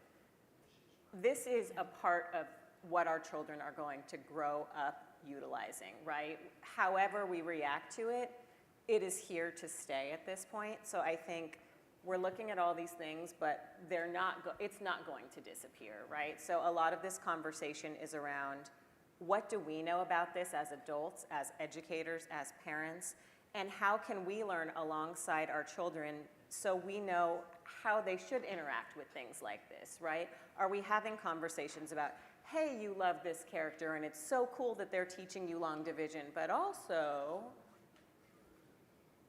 I think it's a matter of, it's here, so how are we going to discuss all of this? If I could jump in really quick on both the critical thinking as well as this parasocial relationship comment, I think one of the big dangers that we need to keep in mind with kids in particular is the fact that with Gen AI being so much more conversant, specifically large language models being so much more conversant in giving information, it's a lot easier to take it at face value and not be as critical because, I mean, to the hallucination on research papers you mentioned earlier, it sounds like it knows what it's talking about, so you assume it does, whereas like a Google search, it maybe is a lot clearer what seems credible and what doesn't. So I think almost like intellectually vaccinating kids into understanding what they should be critical of and at what phases, I think is going to be really important as info seems to feel like it is true even when it may not always be. That's one of the things that I think about at this moment. It's very similar to the moment that Stephen already mentioned. I've been doing this a while, and when I started, we were worried about kids, what they would stumble upon. Would they understand if this is a legitimate website or not? Would it be inappropriate? And we're a little bit at that moment again. So I'm wondering, you each have very different perspectives based on your background and the work you're doing in the past and now. Are there any rules of the road that we could say right now on how parents and guardians and teachers should start coaching their students, their children about learning and using AI? And maybe Arjun, I'll start with you. Yeah, for sure. Well, I think one interesting place to start is almost having kids change their mental models about what this tech can do and what it is. And a lot of AI already, and even the information that kids are exposed to, can be tied back to a particular source. But when you're interacting with a large language model, you can't always do that. So I think the very first thing that we should make sure kids have a mental model change on is that these tools are in some ways almost more like interacting with a human in some ways that is fallible and makes mistakes. And I think giving kids like a foundation of expecting that mistakes will be made, I think will help kind of get them intellectually vaccinated into not taking everything at face value. And in terms of other like guardrails, I think the other panel had talked about gradually introducing this to kids over time and making sure that kids can almost like do the mental math before you give them the calculator. I think from a teaching perspective, making sure you integrate the tools throughout your curriculum, but integrate them in a gradual way and have kids be thoughtful about how they're using it as well as thoughtful about how you are using it as well is probably the other processing I think about as a teacher. Excellent. I think I automatically go to thinking about younger children, so ages 10 and under. And what do we do in a classroom when we're teaching kids a new procedure? We model it for them and have discussion, right? So I think with my own daughter, who's 9, instead of just sending her off into the yonder and letting her use ChatGPT, she has actually sat with us, her parents, and we've shown her how we're utilizing it in our careers now and had conversations about, this sounds a little weird. Let me research the fact that just came up and see, okay, are there other sources saying the same thing? Where did they get this? So I think, especially with younger kids, this is definitely going to be a slow release model with a lot of conversation around, this is what I'm doing mentally to try to understand what I'm looking at on my screen. I think that's going to be very important so that when those same children are 13, 14, 15, they now can independently critically look at what they're seeing. David? For me, I think it's really about how much agency we give up with this tool. Like if we think about, someone had mentioned before, like an analogy with comparing it to a calculator, and I was like, yeah, a calculator can give you an answer to a math problem, but it's not going to tell you what to do with that answer. And I think these tools really can do that. You might grade a kid's assignment with a calculator, but you're not going to figure out what educational track. The calculator's not going to tell you which educational track they're going to be on. But an AI could do that. I mean, we could use it to track our kids. And to me, that's when we start giving up important agency, human decision-making and agency. And so there's going to be a point of trust in these devices where it moves from that kind of tool to something that's guiding the decision-making, and that's the moment where I think we're going to need pretty critical guardrails.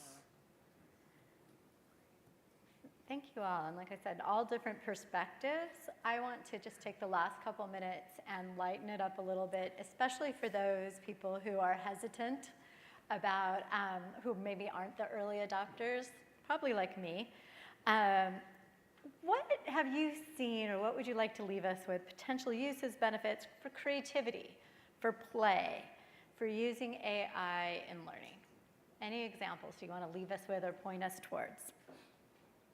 Arjun, Yeah, do I you want to can go first? jump in. So something that I've done and I've seen other kids do and have a lot of fun with is doing co-creation exercises with AI, both like multimodal, like Stable Diffusion and DALL-E, as well as like text-based large language models, and have it not just be a consumption exercise where you ask for a story and then get it and it's kind of done, but maybe you ask for a story with particular characteristics and then you realize, oh, I don't like this part and this part, so can you change it and maybe like make this piece of the plot a little bit bigger, and almost leveling up kids from like just creators into editors and art directors, I think makes it feel more collaborative and also gives kids a sense of what's possible in a way that they wouldn't have had otherwise.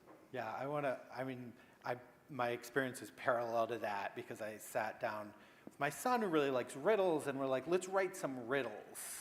And let's tell ChatGPT what the solution is to the riddle and see what kind of riddle it comes up with. That's interesting. I like And that. then, so you can give it the solution and it comes up. And then you say, you know what, that second riddle is way too easy. And it's like, the answer is egg, and you talk about shell, come on. And it will say, oh, I'm sorry, I recognize that now. How about this one? And that, like just witnessing that's what that sort of magical component of. And I'm like, yeah, I don't really know how it's doing that. Like, it's very amazing to watch, and I think it really spurs excitement and creativity around it. I love that. Carly, you get the last one. Oh boy. Okay, I want to finish with, I think it's a great tool to go online, to go offline. So we talked about this a little bit before. The idea of, I live in San Diego. Let's generate a list of 15 new beaches we want to go to this summer, or holiday movies you want to watch, or art projects you want to do. I think this can be a great support to then completely exit the internet and do something totally different. There you go. Thank you all very much, and it will be fun to look back next year and the years after to see how right we were on any of this. Thank you all.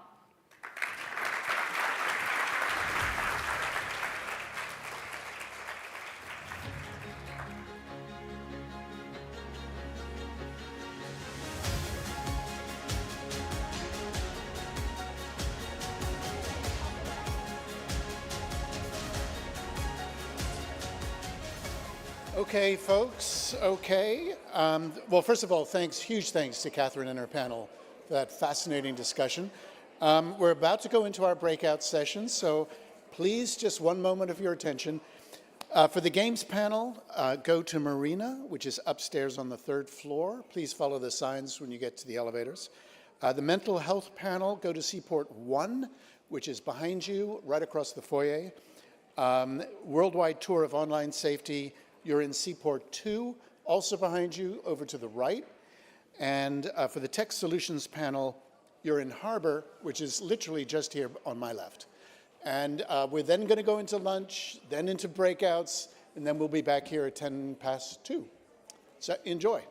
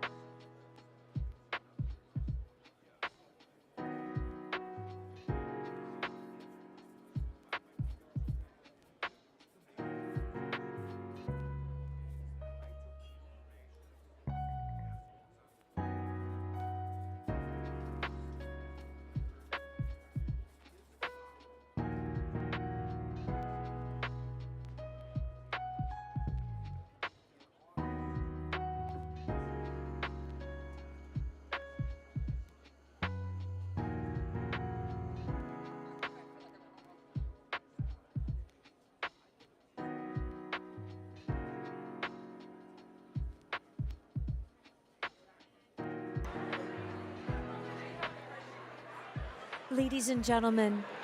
Ladies and gentlemen, please join us for the afternoon breakout sessions beginning shortly.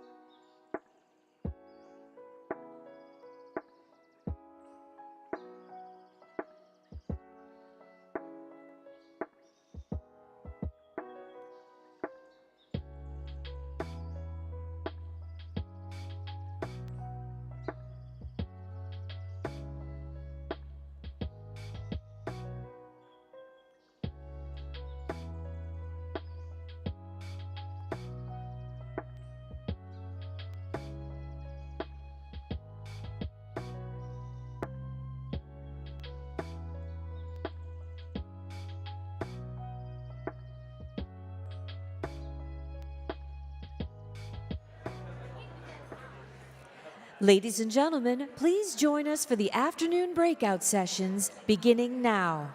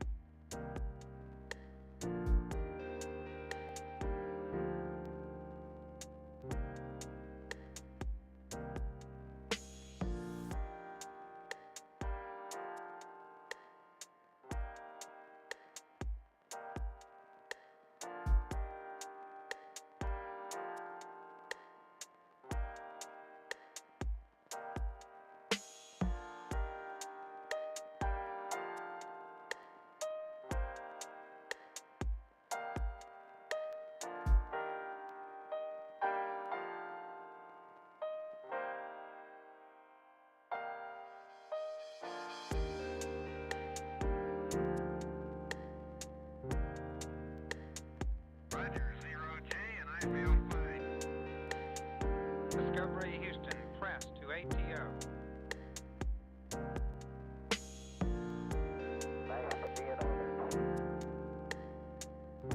Liftoff of mission 41B, the first flight in the orbit of Discovery, and the shuttle has cleared the tower.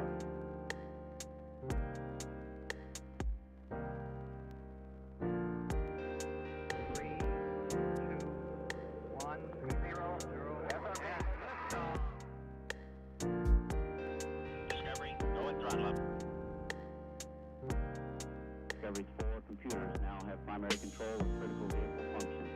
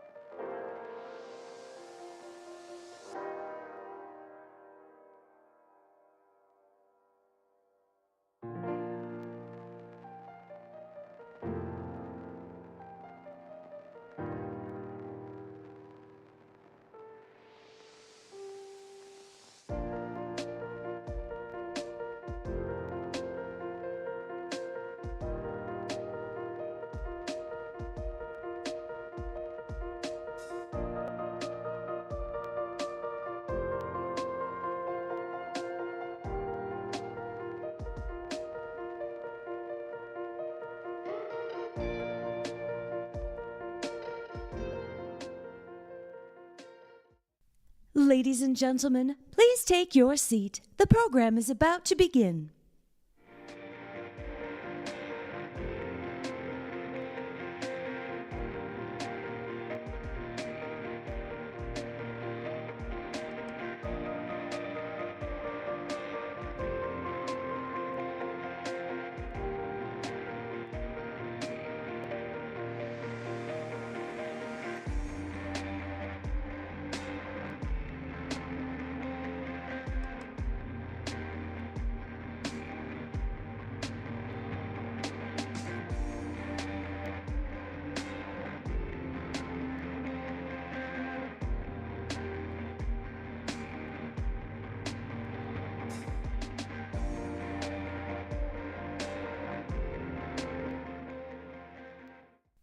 Ladies and gentlemen, please take your seat. The program is about to begin.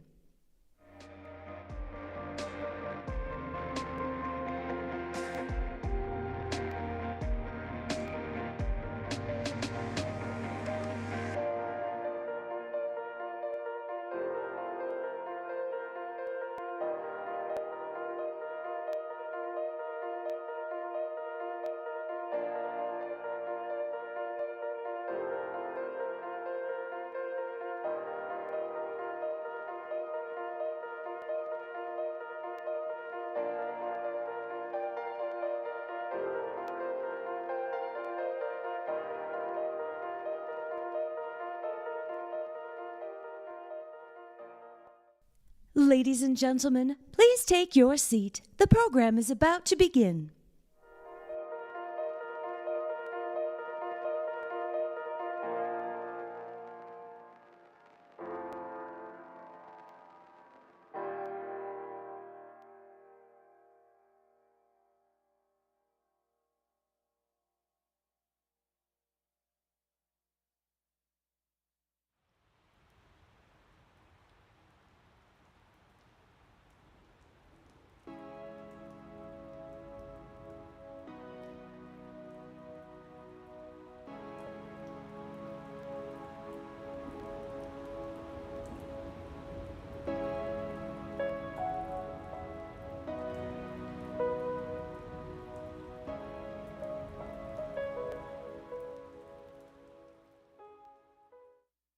Ladies and gentlemen, please welcome back to the stage, Stephen Balcom.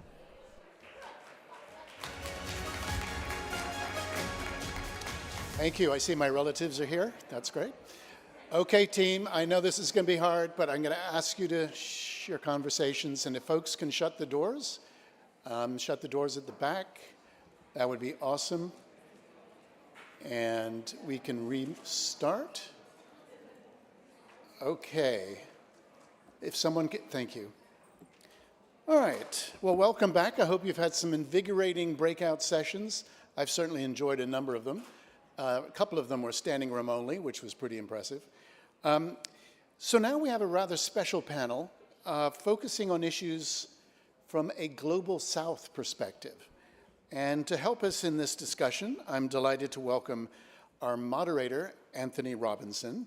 Anthony is an inclusive national security and foreign policy leader working in international and government affairs. He is a strategist and a problem solver, a DEI advocate, a veteran, and a relationship builder. And most importantly, he was recommended by Cordell Carter of the Aspen Institute, which is all I needed to know. Please welcome Anthony and his wonderful panel.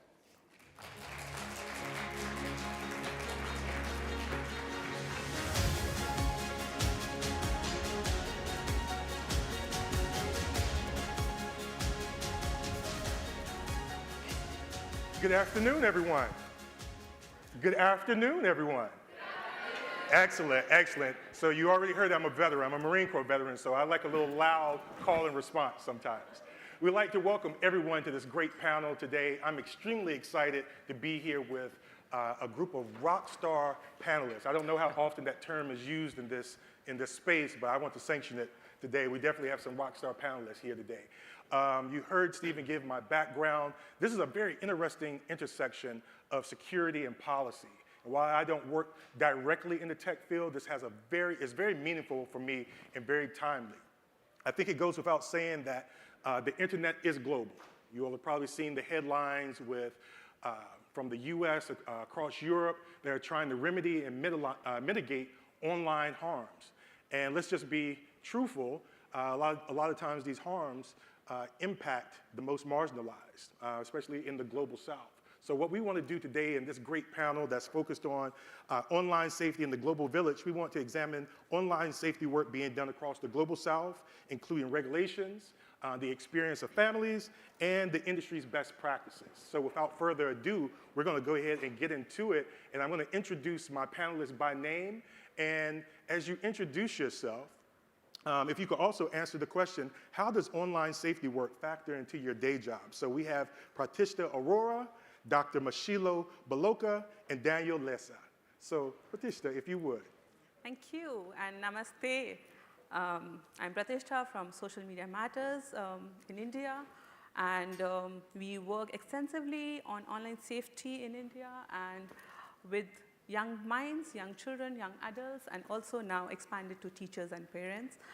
So what brings me here is my work in India that I do on ground, especially also on the policy lines and the research that we do. So yeah, from my day-to-day job is that I help in programming and shaping innovative programs for children, especially that we design, and also I'm trying to bridge the gender and technology aspect of it. So that's what I have been doing in India, and just to share about a little more work about what we do in SMM. At SMM is that we recently kind of did a long drive from the western coast to the eastern coast in a 45-day span, introducing into 15 cities and kind of touching upon 19 educational institutions, interacting with all the young minds and also learning from them, especially of what they experience on ground when it comes to digital safety. So we had a lot of kind of conversations, intense conversations with these young minds, especially from school as well, who shared the vision of how we need to integrate more of online safety curriculum and approaches that schools and also educational institutions needs to adopt currently. Apart from that, when I'm trying to bridge gender and technology, women and girls, they have been my key focus area coming from that background. So sharing the fact that girls in India still are hesitant of sharing the online spaces. They kind of believe that our kind of presence in the online spaces needs to be addressed more safely, because only 1/3 of women in India still they're accessing internet. So that's being the largest country which has kind of huge cultures and languages. Just to say 121 languages that we share across the country is where we feel that we are still trying to develop more of programs around what we think that India needs to shape. And at the policy level, we are trying to bring it more into the cultural nuances and making it more cultural specific, that each state has its own kind of specificity of what India can address into the digital safety spectrum of the work that we are doing. Excellent, thank you. Dr. Baloka. Thank you very much, Anthony, and the FOSI team for the invitation. Good afternoon, colleagues. I'm Mashiro Baloka from South Africa. I'm the Chief Executive Officer of the Film and Publication Board. This is a statutory online content regulatory institution in South Africa which exists to regulate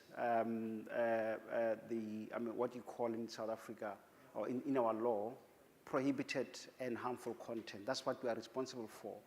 Prohibited content is similar to what I think in many jurisdictions is called illegal kind of content that is distributed online. Now, in line with that, we are a complex regulator in the sense that we are 3 regulators in one. The first part of our work, which is what we have been doing, we are one of those oldest entities in South Africa born in the 1960s, where we classify movies, games, and so forth. We continue to still do that work. Then secondly, we run a hotline for the protection of children. Hence, we are a member of a network called In Hope. We are a member of that, and we are also serving on the board of that. And secondly, since last year, we've been given the responsibility over the online space, in which we register what you call commercial online distributors. In other words, your TikTok, your Meta, whatever, if they want to operate in South Africa, they get registered with us. It's a new mandate that you've been given, but I think challenging, but I hope we'll try to do our best to deal with that. What brings me here is the fact that the online space knows no boundaries, knows no borders. Therefore, it's important that all of us need to collaborate and learn from each other, because no one can claim to know it across. All of us are learning. And one of the most interesting things is that if you look at it, it's quite interesting that countries in the global south are leading. Your Australia, your Fiji, your New Zealand, they're the ones that are leading. So for me, that's one thing that is different about the online space. And I think one of the things that we are doing, and I'm quite happy that there was a movement that was launched last year. I think probably we'll talk about it, Online Safety Regulators Network as a new movement. It was launched here at FOSI. And that's why last time I attended this event virtually, this year I said, I'm not missing it. No matter how long it is to come from South Africa, a single trip of about 15 hours to get here, I said, I'm coming visually to interact, collaborate, and learn from other colleagues, because we have to learn each and every day. The moment you start learning, I think in this space you'll fall flat, because it's a rapidly changing and evolving environment, and no one can deal with this alone. We need all of us to collaborate. There is government, regulators, civil society, companies. We need to collaborate to deal with it better. So that's why I'm here, to learn as much as possible, and I've already started learning a lot. Yeah, Dr. Baloka, thank you very much. Daniel. Hi, good afternoon, everyone. My name is Daniel Lessa.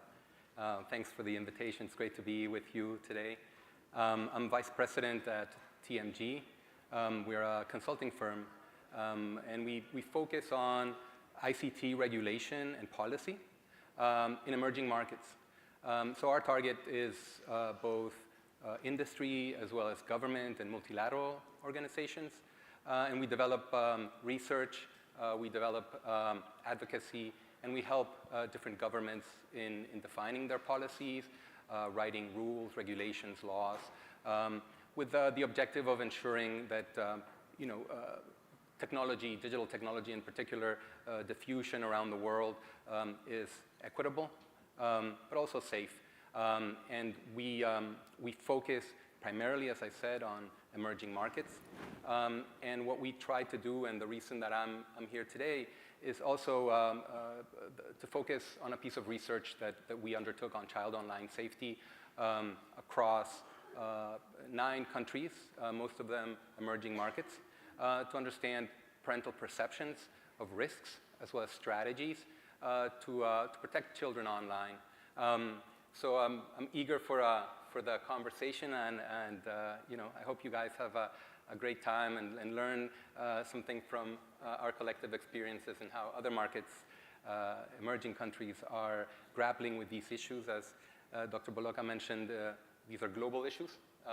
Digital technologies are global in scope and in footprint, and also affect a lot of the children as well as adults around the world in different ways. And I think we can probably talk a little bit about how that is and how different cultures internalize a lot of these technologies and the perceptions around them, how they differ among countries. Well, Daniel, I'm glad that you're eager to start the conversation, because my first question is for you. And we're going to, before we wrap up today, we're going to take questions from the audience as well. And I just want to say, not only are we speaking to the people in front of us, we're also live streaming as well. So this will be recorded so that people can catch up with us after this. So, Daniel, so much attention has gone into what the US, the UK, and the EU are doing in online safety. But online safety impacts everyone. And I'd like for you to kind of give us kind of the 30,000-foot view of some of your research that you've done, which was just recently released, if I'm not mistaken. What are the biggest things that you see are missing from the international online safety conversation? Yeah, I mean, as I mentioned, we just published last month a report together with the ITU, which was sponsored by Netflix. And what we did is we did research surveys as well as qualitative research in 9 countries around the world, most of them in the global south. We covered countries such as Brazil, Nigeria, Egypt, Turkey, Saudi Arabia, India, Indonesia, and also the US and France. And what we tried to do is understand how parents perceive their children's online experiences, but also looking at it from the different types of services that are available online. So we wanted to understand what was in these services and what was in the features that different services provided children that really raised concerns for parents in terms of risks, but also to understand parental perceptions in terms of actual harm. And among the things that we found is that parents in emerging markets certainly have different views on how their children use technology, as well as the benefits and risks associated with technology, and typically responded to our survey in terms of understanding that they were kind of at the center of this ecosystem, and they were really the responsible parties in most cases about their child's online experience, but nevertheless were seeking help and support, both from industry in many cases, as well as from schools and educators, as well as from government in some cases. And one of the things that came out of the study as well is that cultural diversity in terms of concerns that different services raise in different jurisdictions. And the notion of the need to balance both the perceived benefits, which were present mostly across the board in all the countries we looked at, with those perceived harms in terms of different services. And I think one of the things that comes out of this research, hopefully, that will trigger potential information for policymakers in emerging markets is the idea that the same services have different impact for different groups within a country, as well as different impacts for different groups among countries. So that customization of tools and mechanisms to assist parents in protecting their children online is something that comes out of this research as a recommendation both from a policy-making perspective, but also from an industry perspective. So, I mean, I welcome you to review it and see it, and hopefully we can have a discussion around that, either in the panel or after the panel as well. So that's a good lead-in, and thank you for talking about where I consider policy is where the rubber meets the road. But oftentimes, policymakers are so far removed from what's happening on the ground, they miss the mark on what is really needed. And Patricia and Dr. Baloka, I would love to hear from you about what are you, in your countries, what are you seeing as some of the major obstacles or the challenges? And Dr. Patricia, we'll have you go first, but Dr. Baloka, I would like for you to speak to the work that you're doing with the Global Online Safety Regulators Network, which congratulations to you, you were just appointed as the vice chair of that network. So I would love for, in your answer, to tackle that. But Patricia, please. Yeah, thank you. On the aspect of challenges, I just want to kind of, give one of the recent cases that I experienced from the on-ground work that I was doing. So one of the girls from the workshop, she came up to me and she said that while we are advancing in technology, but what are we doing on the aspects of online safety for us? So that really hit me really hard of that, like, she's true, that we have technology which has advanced to a level, but we lack in a lot of, infrastructure that we do not have in India right now. The resources are limited. There are very limited awareness programs that are currently going on. Like, there are only a handful of organizations that are actually working dedicatedly on online safety in India, including Social Media Matters. But what I see is that the programs are limited, hence the outreach among the masses is limited. We tend to cater to the tier 1 cities, but we tend to forget tier 2 and tier 3 cities in India, wherein we cannot root into the interiors of India to talk about what is internet and what is internet safety over there. So Social Media Matters basically, thrives of, going to these regional areas to speak to people, to speak to children, to speak to adults who are using and consuming data online, because internet has actually reached them. Just that, but they lack in awareness around it. So we tend to go and bridge that by educating them, by generating that kind of awareness. Hence, we design our programs in such a way that we can connect with more at the interiors. So also at the policy levels, we are not backed up with any of the policies or the laws in India right now, though we are shaping one. But yes, still we are kind of finding it hard to protect our users online.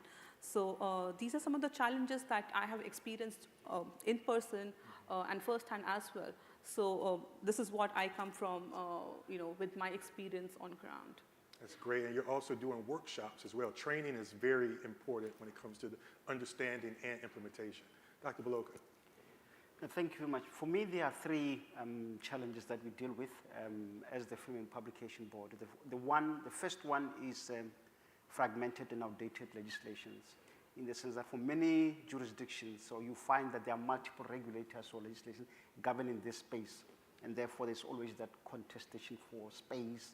And also in South Africa, for instance, we don't deal with broadcasting. We've got another regulator who deals with that. But at the moment, technology is converging, therefore there is, what is it that we define as broadcasting? Because content is distributed in any platform. I think there is still a process to deal with that, but it's taking slower. Meanwhile, the damage has been done, and I think that's the first one. The second one is around cultural nuances on technology. Like we talked artificial intelligence. South Africa has got 11 official languages. To each language, you are likely to get about 6 or 7 dialects.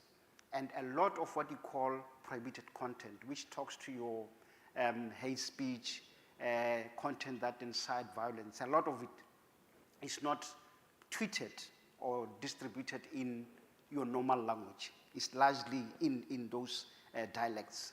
And therefore, no amount of technology, trust me, can help you to deal with that. That's why then you need the fiscal online content moderation that understand those cultural nuances. Then the third one, which I think is very important, is around public education, that what we need to do is how do we talk to these young people in the language that they understand? I mean, if you have to, and I often see that with my team. If I go and try to talk to children, the kind of conversation that they will have with me won't be the same as when they have their peer-to-peer. Hence, we establish what we call the Youth Council. The youngest is 13. This allows for more conversations. And instead of saying there's technology that can help them to understand, but nothing beats the word of mouth. For me, that's very, very critical in terms of taking out public education program. But the last thing is around the need for us to collaboration, like I said. On this Global Online Safety Regulators Network, I'm fortunate that I have my chair for the next session. There's Jill Whitehead from Ofcom. We have been doing an excellent work. I think it is the brainchild of Julie from E-Safety Commission in Australia, and it was launched here. It has grown quite phenomenally in the last couple of months, in the sense that today we talk about 6 or 7 members. We've got 2 categories. The categories are statutory regulators, in other words, the ones that are legislated. Then from there, we've got what you call observers, who are not regulators, but any organization that share the same values, whether it's an NGO, but they want to do online safety protection. We still have got those numbers growing. I've got no doubt that next year will be, we'll have exceeded the numbers that we have thought. We are working even now on the systems. I hope we will be able to take it together. We are laughing with Jill that I think our task is to build on the work that Julie has left behind. But because what is important, the need to collaborate across, whether locally, whether internationally and regionally as well. So no one is left behind, because the element of inclusivity is quite key. So that's what we're doing. I'm lucky to be the vice chair. Happy to be led by a wonderful woman, very excellent. So yeah, that's what I'm looking for. Yeah. Well, I like that piece about everyone coming to the table. It takes everyone. And in the space, the DEI space that I've worked in, we often use the term having more people at the table, but unfortunately sometimes they've given us broken chairs at the table, or either we're just not invited to the table. So Daniel, I would like for you and Patricia as well, to talk about how we can include more voices in these policy, product, and parenting conversations, and what barriers are there that you think that prevent a truly global vision of online safety work? Because I just heard this great, I think I was telling Patricia earlier, heard this great quote, and I can't take credit for it, but you can do nothing for us or about us without us. So oftentimes we're bringing people to the table, but not the right people. So I would love to hear your thoughts on that. How can we bring more voices into the conversation, and who's missing? Yeah, I mean, I think initiatives like this is a good start. From speaking with the organizer, I think this is the first year where there is an international panel in this event, and I understand it will be followed on in the following editions. It's certainly, having dialogue among the practitioners is a key component. I think, from the perspective of the work that we do, what we find is that sometimes it's difficult to get engagement, even if policymakers, have the intention to do it. Sometimes there are challenges within specific markets in terms of participation that have to be overcome.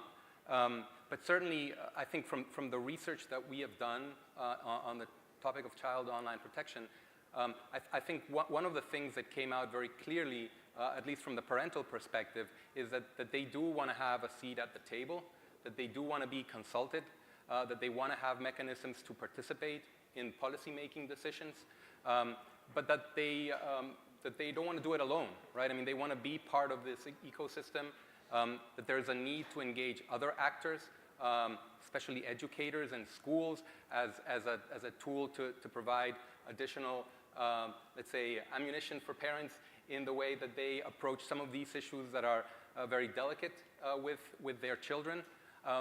And also, I think one of the points that also came out from our research is not only the role of government, but also the role of industry. And some of the examples that were mentioned around different cultural norms, different languages, is something that also comes across in some of the research that we did in terms of having not only tools available for parents to use, but also awareness for parents so that they understand how to use those tools, so that those tools are also accessible for parents in their languages, for example, as a way to really take a leading role as well in their child's interaction with digital services.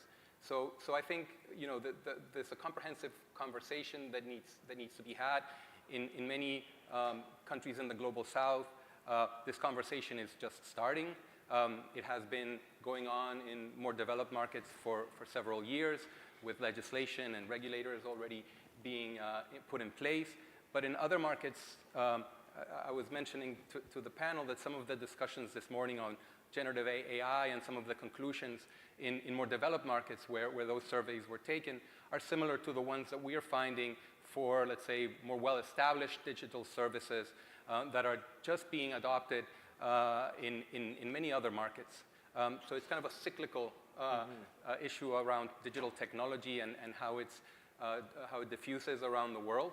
But certainly, timeframes are moving quickly, and that kind of joint participation is going to be very critical going forward. Patricia. Yes, I hear you, Daniel, on those lines, but also on the lines of policies, we cannot exclude the ones who are implementing the policies.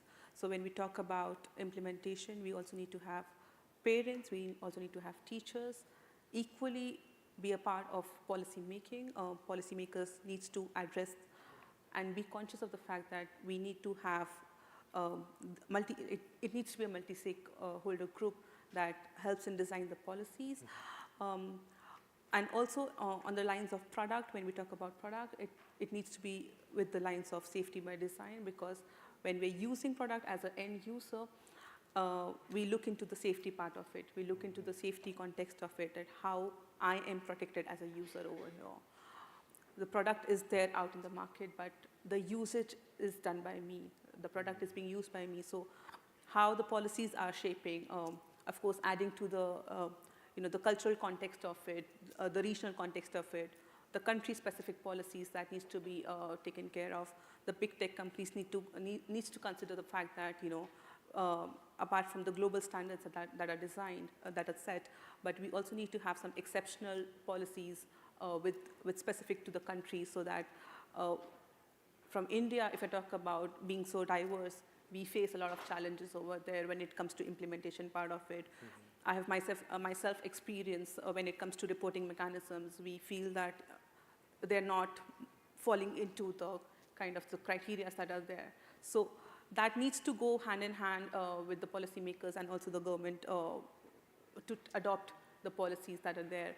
And also, I look more into the wider spectrum as India when it comes to more state-specific policies. So, yeah, policies being designed more largely, keeping into more inclusive group, so that we can implement it in a better fashion. Okay. We have just a few more minutes of this discussion before we open it up to the audience, and so that we can hear from you and glean some more experience and information for you. But I would love to hear from you before we go to the Q&A. Dr. Maloka, we've talked about what's missing, and I call it apples and onions. We've talked about the onions, what's missing, where the problem areas are. Who can we look to? Who's doing some things right? Who can we look to for? And I know it's a ever-evolving, day-to-day, something new is coming up, especially when it comes to bad actors and how they're trying to engage with various communities. But what are some of the positives that you're seeing out there, or who can we look to for people that are getting some pieces of this right? Yeah. No, what I've picked up is that, especially in the nature of the work that we do, normally if we see like prohibited content, whether it's content that incite violence, whether it's content that exposes children to material that is not age appropriate, we do what you call takedowns. The first task is to ask, especially if it's distributed via media platforms, we will ask, the law requires that you do that. We'll normally write a notice to the operators to take that down. And I think a lot of them will cooperate without any doubt. Yes, we still have got those that will take ages to do that, but I think there are others that the moment you say this is prohibited, they will take that down. I think for me, that's why we said what we need to do is to work closely with the industry. I think one of the concepts that is gaining traction within the Global Online Safety Regulators Network is what you call safety by design. In other words, as you develop policy, start thinking about the safety issues. Don't, once you see the consequences, you start saying to them, hey, fix this. I think that's the concept that all of us need to embrace moving forward. You still have got, you may have those elements that are still, but the bigger industry understand that online safety is crucial, it's important, because this is more than work for all of us. In other words, before we go to work for all these companies, you are first a parent, you are a mother, you are a sister, you are a brother. So I think online safety is just beyond what you do economically, something that we have to, I mean, like my work, I fight with my nephews, my family members, especially the younger ones, every day around classification. When Barbie, just to give you this very interesting story, like Barbie, the rating of Barbie, previously it was for all. Now it's PG, which means no child can watch this on their own. They need to have that. And then I got confronted by younger girls and in my family. And the boys are always fascinated by my work. When I say, no, I classify movies, then they will ask, well, awesome. How many movies do you have in your office? I say, no, it's not me, the other people that are doing that. But the girls are very interesting. They said, you never consulted us on the classification of babies. Now you are invading our privacy. I said, wow, you should consult us in the future when you do this kind of things. So, but what I'm trying to say, the message that I want to put across is, sometimes you may have those bad apples, but the bigger part of the industry really want to conform. They really want to assist you to deal with online safety issues. And therefore, we should encourage those instead of brushing all of them with one brush and say they are all bad. There are others that really cooperate. You still have got one or two that are problematic, obviously. Well, I hope that the peace will remain in your home, and you won't get So what we'll do now is we'll open up the floor to questions from the audience. I believe we have mics out there, and because this is being live streamed, and so our panelists can answer the question. If you would like to direct it to a particular person, you may do so. But is there a question that we can take from the audience now? I just want to add up one point before we go to the questions. To my point on that we need to have more of trained trust and safety partners and experts, so that when we are growing, we are opening up on this avenue. So we need to have more of experts coming in to train on the aspects of trust and safety, so that we can look into the user safety aspect of it. So adding to my policy point, so I just wanted to kind of bring that in before any question comes to us. Sure. Any questions? This is a very quiet bunch. Is this what happens after lunch? Yeah. Okay, we have one question. If you could just wait until someone comes to you with the mic. If you could stand up, please, if you don't mind. Or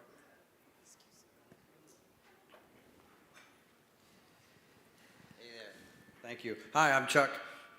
One of the things that this panel illustrates is different cultures and different contexts and even different families are going to make different choices about what's right for their kids or what's right in their community. At the same time, there's lots of efficiencies and realities that come with the fact you're dealing with global companies, global platforms, global technologies, and sometimes it's challenging to configure the tool in a way that is customized to a given jurisdiction. In some cases, you can't because, for example, the tool is built with end-to-end encryption, and so if your community says we don't want that, then you've kind of blown up the tool. So anyway, I think it'd be interesting to hear all of the panelists talk about how you resolve that tension. You have two competing values here that can't necessarily always be reconciled, and you have to work through that. And it'd be interesting to hear about how that's happening in other parts of the world. who would like to tackle that first? Daniel? Sure. I think that's a very a good point that you make, Chuck. I think, at least from what we've seen, is it really depends on the type of service that you're talking about and the features of the service. At least from our surveys with regard to parents, you see that strategies vary from a parental perspective based on those factors. So there may be some issues, like you're mentioning, that are around parental controls for a particular service that may not be customizable, but parents may use other strategies that may be offline strategies in terms of watching content with their children, or limiting the time the children can access particular services depending on their age. So there are other tools that are not necessarily the customization of a particular parental control component of a service that may be used by parents as well. And what we found is that what parents generally do is they have a combination of tools that they deploy depending on the service, and those evolve also depending on the age of the child. As children get older, parents' strategies also change.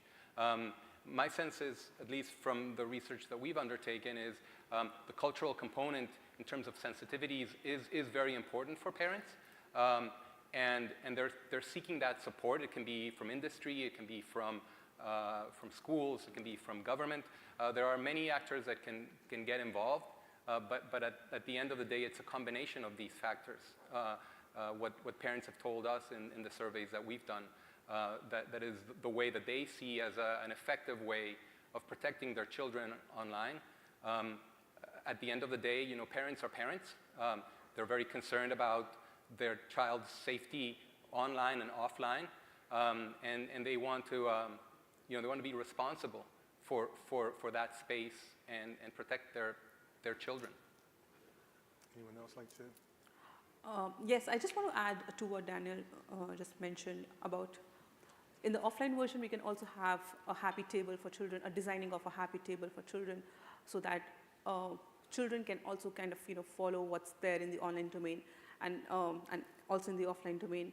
Parents can be more kind of have more conversations with the children about what they like in the online spaces as well, to putting it that understanding their perspectives also, what is that they like doing online, and hence initiating those little conversations with children and being a part of their lives as well, just not to kind of separate them out of, you have a device there and do whatever you want to do. So that adds on to the online safety aspect of also the relationship between the parents and the children over there. I think we have time for one more question, I think in the front. If you can wait until the microphone comes to you. Hi, thank you ever so much. You've spoken, particularly Dr. Baloka, about some of the challenges that you see with different international approaches. I'd be particularly interested if you have any reflections on some of the opportunities that international collaboration can bring. Thank you for that question, and maybe it tallies with the question that my fellow members were responding to. What it does, it allows you, first of all, to share ideas and best practices. But secondly, because you are largely like the question that was posed earlier, that you almost deal with these global companies that are operating everywhere, whether it's Australia, whether it's New Zealand, whether it's Fiji, whether it's Iceland. It's largely pretty much the same companies. The most important thing that international collaboration asks you to do is look at the possibility of harmonizing some of the instruments that you have to where possible, to the extent where possible, especially on standard things. The cultural ones may be different, but largely, I think, try to harmonize where possible in such a way that, because that's what collaboration does. It brings you together. All this, because the world has become a global village. All of us, as you can see in this room, I think, try to harmonize where possible. That's why one of the things that we are running now in South Africa is to look at ways in which, as an example, to classify our rating within the continent, especially the English-speaking countries of Africa, so that when, as an example, content has been rated in another, whether Nigeria or Kenya, when it comes to South Africa, it doesn't have to go through the same way. And I think that's what international collaboration assists you to do: harmonize where possible, share learning practices, and share ideas because we are dealing with the same companies. If this is how we have dealt with in particular country, and I think this is the model that we can use, and I think we have benefited a lot out of that. Well, our time has gone by so fast, and this has been such a fascinating conversation for me. I hope that our audience in person here in Washington, D.C., and that are watching online have gleaned some new information and feel compelled to not just talk about, but to do something and to implement, and can stay in contact with you as well. So I'm just, again, thank you very much. If we could give our panelists a big round of applause.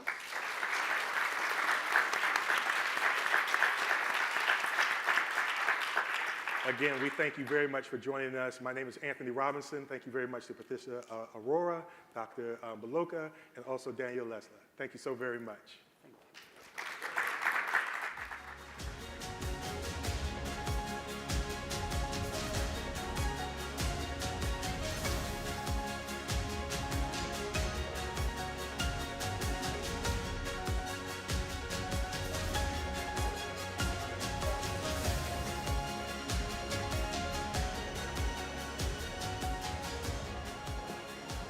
Okay, thank you so much, Anthony, and the whole panel for such a wide-ranging discussion. Loving the audience participation with the questions, so thank you for that as well.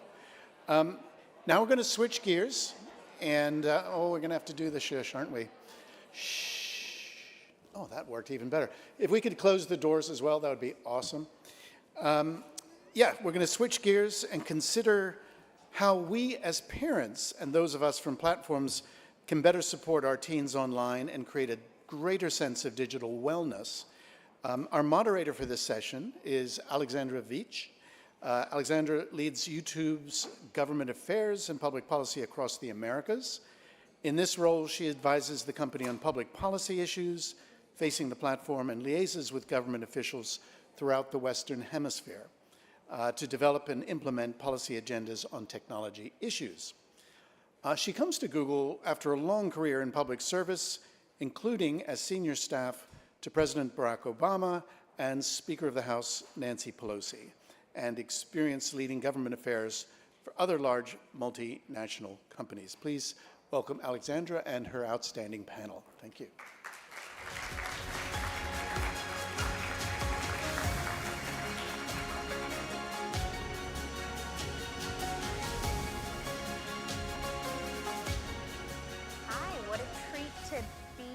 With all of you. And as Stephen said, I'm Alexandra Veach, Director of Government Affairs and Public Policy at YouTube.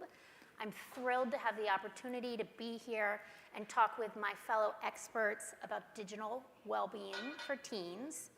Responsibility is our #1 priority at YouTube. With that in mind, YouTube recently released 5 overarching kids principles that guide our work and we hope could be useful to policymakers. Let me just tick through these quickly. So the first is the privacy, physical safety, mental health, and well-being of children and teenagers need special protections online. Secondly, parents and caregivers play an important role in setting the rules for their families' online experiences, particularly for their youngest children. All children and teenagers deserve free access to high quality and age-appropriate content that meets their individual interests and needs. Fourth, the developmental needs of children differ greatly from those of teenagers and should be reflected in their online experiences. And finally, with appropriate safeguards, innovative technologies can benefit children and teenagers. With that, let me introduce my fellow panelists, and then we'll begin. My wonderful colleague and friend, Dr. Jessica DeVento-Zubin. Always good to be with you. Dr. Jessica is YouTube's global head of mental health and is a licensed clinical psychologist. And then we have with us 2 amazing YouTube creators. YouTube creators bring the magic wherever they go. So my friend Stephanie Yates Anyabwile is a licensed marriage and family therapist who practices full-time in Atlanta, Georgia. Stephanie has a YouTube channel with over 10 million views. That's so incredible. Where she educates her audience on relationship dynamics, mental wellness, and careers in counseling, like hers. And then Gohar, nice to be with you again. Gohar was recently at the White House for President Biden's signing of an executive order on AI. But when he's not in Washington, when he's home in Connecticut, Gohar spends his time creating educational content. He's an MIT grad and on a mission to help students succeed inside and outside of school. Ultimately, Gohar hopes his work can help alleviate the stress of school and empower students to achieve their goals. So Jessica, can we kick it off with you? You often talk about YouTube's vision to be known as the top destination for credible and helpful mental health information online. Could you say a little bit more about how YouTube is working to achieve that goal with the content on our platform? Yeah, we know that folks are coming to our platform for multiple reasons as it relates to mental health. We know that they're coming for authoritative content on mental health, like signs, symptoms, diagnoses, condition-based content. We also know that people are searching out emotionally helpful content for times when they may be struggling. And so we really elevate as well product features that elevate lived experience content. We have a shelf called a personal story shelf to help people know what is it like to live with a certain condition. We also know that folks come to us in times of acute distress or times of crisis. And so we really want to also serve up crisis resources with authoritative partners across the world for people who are struggling with suicide, self-harm, substance abuse, or disordered eating behaviors. And so it is that authoritative content where we have health shelves based on condition-based and symptom-based issues, lived experience content, and then our crisis resources. Thanks for that. And I'm the mother of little kids. Something that I've heard from other parents is little kids, little problems, big kids, big problems, right? And that makes sense to me given the pressures that teens face. So can you talk a little bit about their unique needs online? Yeah, I love that you say that. I have 4 kids in my house as well, ranging in ages from 7 to 21. So we've got You've the got gamut the full there. span of Yeah. little to big. Little to big. And certainly when we think about brain development for teens, a lot of people think of teens as just like younger adults. And the reality is their brains are different. Brain maturation doesn't actually take place now until the age of 26. It's that prefrontal cortex that's involved with emotional regulation, decision-making, processing speed. And so we certainly need safeguards in place for teens in order to help them explore safely. At the same time, a critical time during teenage development is individuation and identity development, actually becoming separate from the family system and seeing themselves as their own unique human. And so creating a safe space for them to explore their identity with that in mind is also critically important. It's interesting because, Jessica, I saw Stephanie nodding with a lot of what you said, your fellow clinician here on stage. So, Stephanie, you have a unique perspective as both a clinician and a YouTube creator. Can you tell us a little bit more about how real-world practice informs the content that you make online? Absolutely. So for me, I still work full-time, as you said in the bio, so every day I'm in sessions with couples, individuals, families, and usually it's clear to me what videos need to be made based on what am I constantly talking about in sessions. So when it comes to relational dynamics, we're usually looking at miscommunication, attachment style issues, or there may be problems that we're seeing that are happening because people are dealing with insecurities, for example, that they don't know how to acknowledge, admit. And so often my videos are very much shaped by what I'm talking about most often in session. And I, for example, recently have been getting more into like the breaking down reality TV content and things like that, things I thought I would never be doing on my channel. But because people are watching these dynamics play out on screen, it's easier for them to recognize when they apply to them, right? So being able to say, you see how there she was using this defense mechanism, and somebody says, oh my gosh, I always do that. I'm constantly splitting. Everybody's good and everybody's bad, for example. And so using the conversations I'm having in session as inspiration for videos that'll be helpful, and using TV shows as the way to break that down, I found to be kind of the golden mix on my channel so that people can walk away with helpful advice and a little bit of entertainment. So Gohar, I loved hearing from Stephanie about how she sees what happens in the real world, saw a need, and creates content to respond. I think that's something you two have in common. So can you tell us about what inspired you to get started in creating, and why create for teens specifically? Yeah, I'm happy to. So I started creating content for teens after drawing on my experiences going through the college admissions process. And I genuinely believe that nowadays the college application process is one of the most stressful things a young person experiences. And I think as we're seeing nowadays, colleges are becoming more competitive. The average institution, for example, this past admission season saw 30% more applications. And with that, you're having more, the average SAT, the average GPA at these scores is rising. And so I want to provide students and provide teens with a sense of clarity about the process.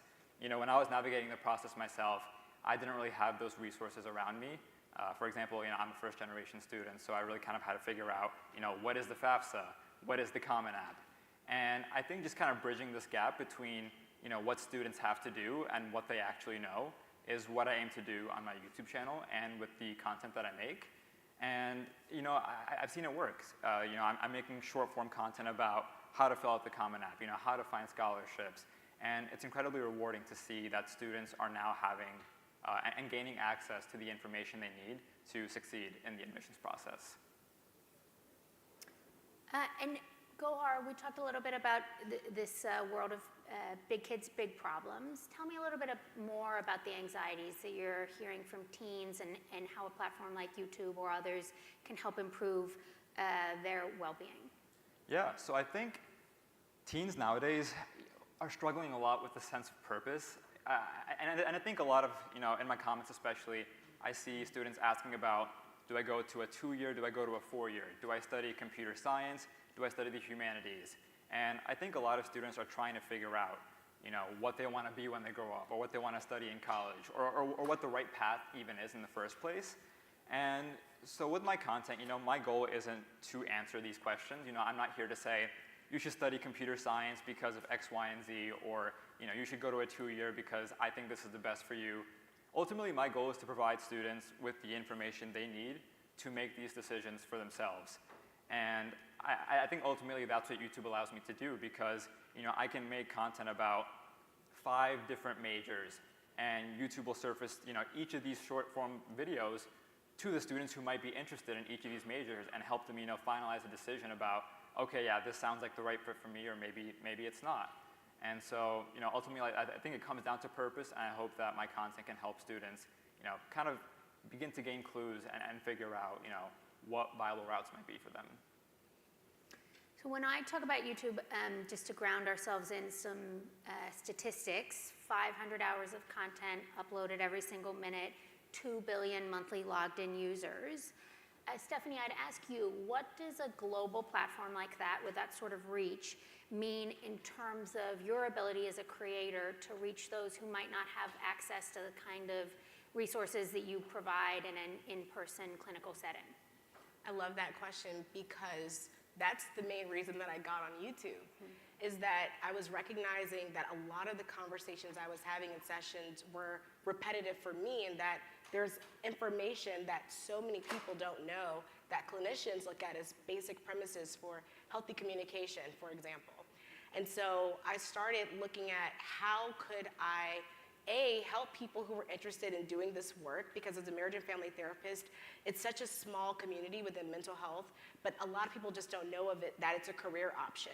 So I started my channel with trying to make sure people knew about this in the mental health field and letting people know the difference between systemic thinking when it comes to working with people versus using some of the more linear processes that some of the other mental health fields, which are very credible and valid, use, but this is more effective, I think, for family-style counseling. And so learning first that there were a lot of people who didn't even know about marriage and family therapy, and then using marriage and family therapy techniques and tactics to help people improve their relationships in their actual life. I've had people tell me, I can't afford to go to therapy. And this has been really helpful for me and my partner. We watch all of your videos together, for example. I've had people talk about watching certain videos with their kids to help make sure that they know certain things that would look healthy and what would be unhealthy in a relationship. I think a lot of times we just really don't know that we even need the support. And sometimes seeing a video like mine opens people's eyes up to the fact like, oh, this is an issue that not only is normal, but has a name. Like, I have language around this. Now I know what type of therapist to look for to help me with this. So I think that having a platform that is so widely accessible makes it so that people can find you at whatever stage of change they're at. Whether they know they need to change or not, there's something on YouTube that they can look at that will probably help them at that stage in life. And just out of curiosity, I'm sure you hear from many users about the impact of your content. Do you hear from fellow professionals in your field? What do you hear from them? That's my favorite thing, because I think the first thing coming out on YouTube, you know, I'm going to be a content creator and a therapist, and I was very, very early on in my career, was imposter syndrome. Just feeling like other therapists are going to watch this and say, what is she talking about? It's okay. Sorry. The other therapists are going to be like, what is she talking about? That's incorrect. You know, just being so worried about saying the wrong thing. And sometimes when you have that fear, it makes you really ineffective because you don't want to say anything. But I thought that it was important to bridge the gap between wanting to become a therapist and having that information. Once I started putting information out there, other therapists would say, I've actually been using your videos in my class. Like, I have people who are therapists, clinicians, who are also professors, and my videos are in the syllabus for their classes. There's nothing more rewarding, you know, or validating than to hear that, because I was paralyzed with fear to put content out there, being afraid that what I was saying would be unhelpful or redundant or inaccurate. And so hearing from other professionals that they're using the videos to help educate upcoming professionals, I think, is what keeps me really, really motivated in this work. I love hearing that. It's almost more meaningful than that 10 million views, right? I'm in the syllabus, other people are learning from me. Jessica, we are in a room rich with deep and genuine expertise. Can I ask you how you work with outside experts to help inform product updates and policies? One thing I know is that platforms can't make these decisions alone. Yeah, absolutely. And I'll try to put it in context by talking to you about some recent launches that we did and how we worked with experts in order to bring those to life. And so, yes, I am a psychologist, and I have my own kind of clinical expertise, but I can't be an expert in everything. And I also want to make sure that we're doing due diligence to find expert consensus in what we do. So you can think of my role kind of like a clinical translator, where I work with the world's experts and find the research out there and then make sure that that clinical integrity isn't lost when we go down to product or policy application. And so it's a really fun role. So a couple of recent launches that we've had, and again, we're working with UXR, individual experts in the space. We have a family advisory committee, which is 12 experts across child development, digital media, and clinicians in the space. We have partners as well, like the American Academy of Pediatrics, American Foundation for Suicide Prevention, that inform our policies and our practices, and many, many folks in the space who are experts. And then we go and find that consensus before we sort of create any product roadmap or policy roadmap. So we just recently launched a huge kind of teen safety and well-being launch across multiple things. So through UX research and through expert feedback, we've revamped our take a break and bedtime reminders to be full-page panel interstitials to make it create a better pause for younger users to just take a moment and think about making an informed decision about their content consumption on our platform. We've actually changed our the way that we recommend content for content that in isolation may not be harmful, but in large concentrations could be harmful to younger users. So this is, for example, social comparison content to reduce kind of negative impact on body image, and social aggression content to reduce sort of the negative impact on potential real-world violence. And we worked with our family advisory committee in order to launch that product. We have a partnership that we just announced with the World Health Organization and the British Medical Journal, where they are actually going to be developing for us, for the industry really, principles on developmentally appropriate mental health content for teens and younger users, as well as communication strategies for mental health resources for these populations. We're working with Common Sense Networks to actually, we've launched a guide on teen and family creation on content for teens. And so that's been very valuable. And we also have revamped our suicide self-harm panels, suicide self-harm and disordered eating panels. It is now, we've warmed up the graphics and it's a full page interstitial. First and foremost, we still want to drive people to a real world human interaction. So we make our sort of crisis hotline partnerships really prominent at the top. However, through research, we found out that only a small percentage of people, while these resources and hotlines are critical, only a small percentage of people would actually ever consider using one when they're in acute distress. And so we realized we needed to do more. So we've also worked with experts to align on self-help topics that are evidence-based and proven to be helpful in a crisis situation. So grounding exercises and building self-compassion to give users an opportunity to create a different sort of more helpful pathway out of that crisis state. And then if they still want to see the content, they actually have to click through to see the content. And we worked with global experts in crisis response to develop that.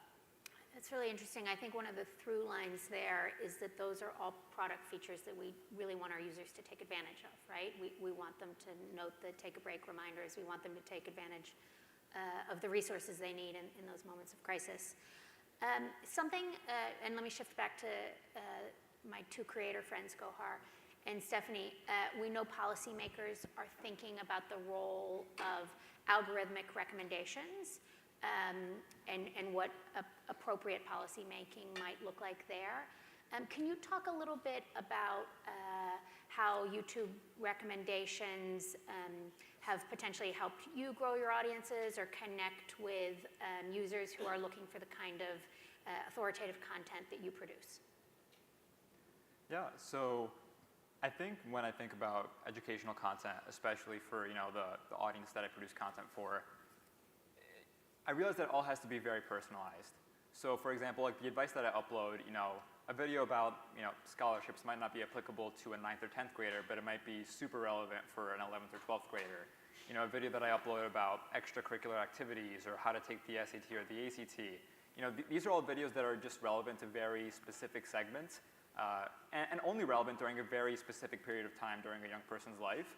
And so I think the recommendation algorithm, for example, I can have confidence in uploading videos about these rather niche topics and have the assurance that it'll reach the students who need to see that content and the students who want to see that content. And over the past couple of years, I've been uploading almost one short form video every other day.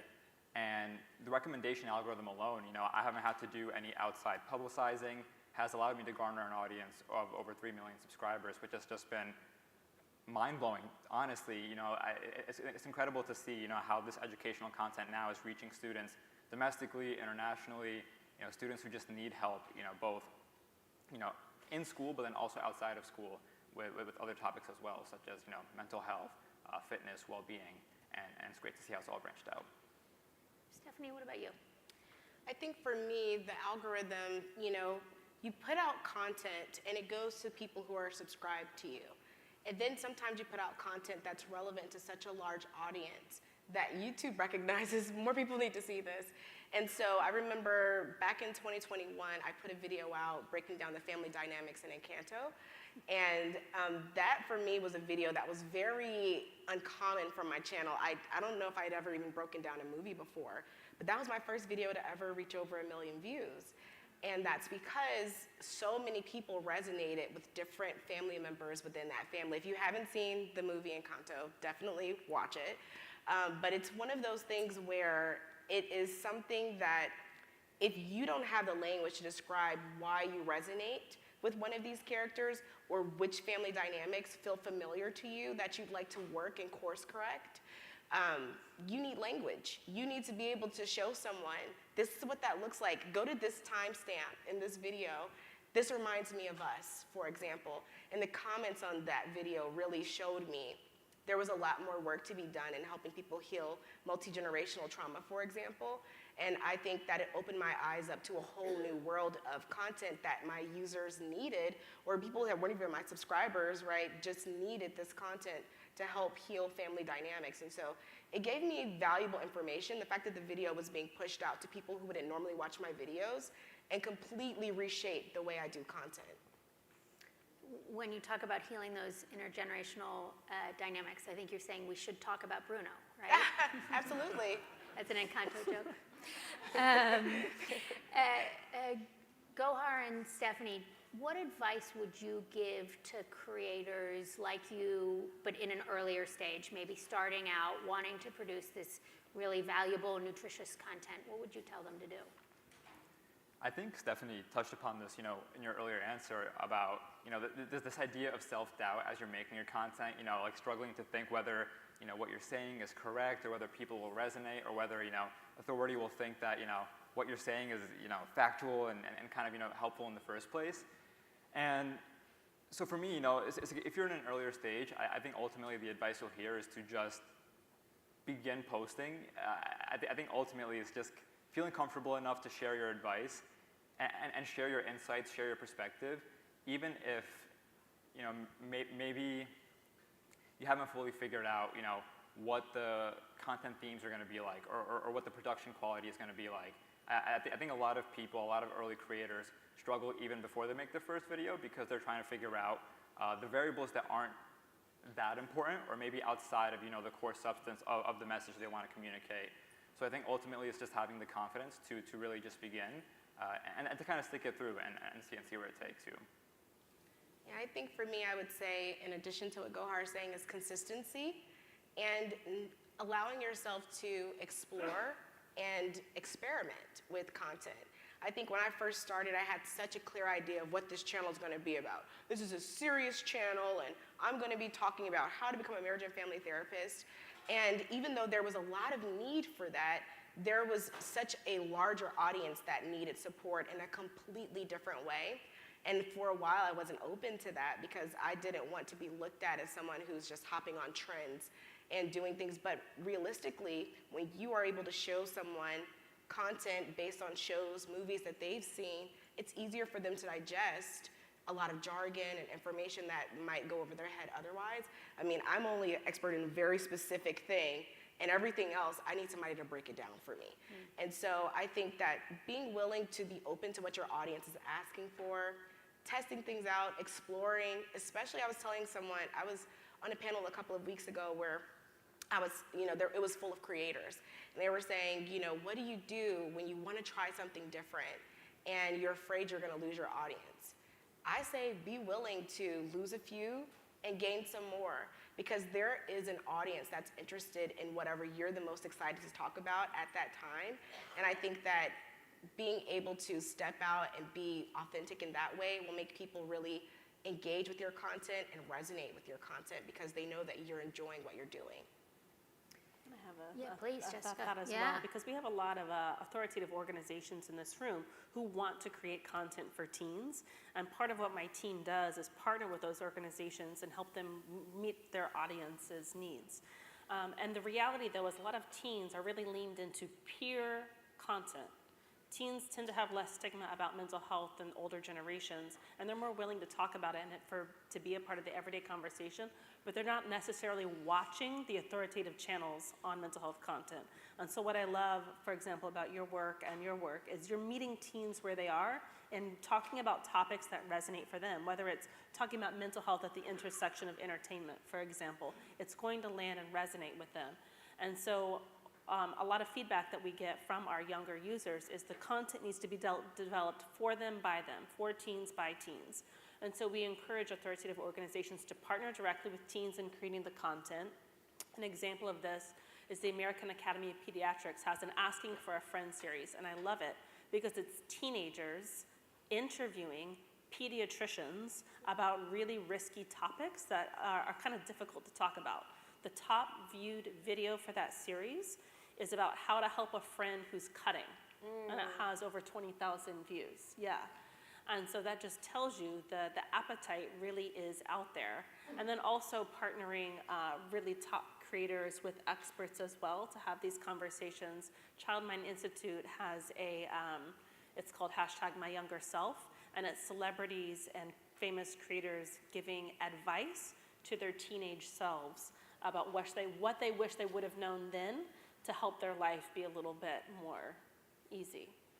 And can I follow up there and just ask Jessica, we've talked a little bit about recommendations, helping users discover content they love, helping our creators build audiences, but can you talk about how it also helps authoritative organizations like the American Academy of Pediatrics get reach for their content? Yes, absolutely. So our recommendation system actually helps us elevate high quality content, and we actually have an authoritative ranking system when people are looking for certain queries like mental health. We have an authoritative ranking system that helps us to elevate that high quality authoritative content in that space to users so that they can make a more informed decision about their health. Super.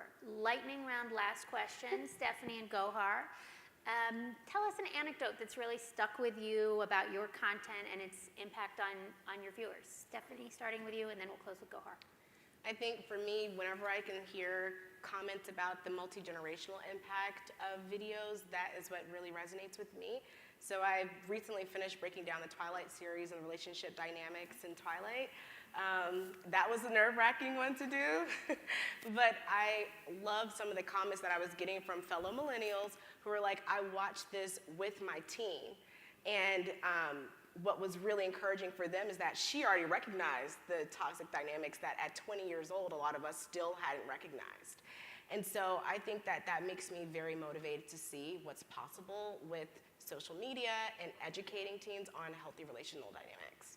Awesome. And Gohar, over to you. Yeah, so 2 years ago, I got a message from a student who applied to a summer program that I had suggested in one of my videos, or just talked about briefly in one of my videos. And he sent me a message saying that thanks to that one video, I had one of the most incredible summers of my life. He kind of shared that he had really life-defining moments that summer, just because he decided to say, hey, I think the summer program might be worth it. Saw it in one of Gohar's shorts, and I think back to that, realizing, sometimes to me I just feel like I'm just surfacing normal content or just concepts that maybe many students are aware of, but just to see that there's such a gap between, what opportunities are available and maybe what's actually publicly, what's in the public knowledge, just really realizing how wide that gap is helps me just stay motivated to keep posting content and to make sure that students have access to information that can, open up and unlock new opportunities. Super. We'll pause there and thank you to Gohar and Stephanie for your commitment to creating authoritative content that can help people, to Jessica for your leadership on behalf of online well-being, teen well-being, and thanks to everybody in this room, as I said, a rich source of expertise, and we'll be around afterwards if anybody wants to talk further. Thank you.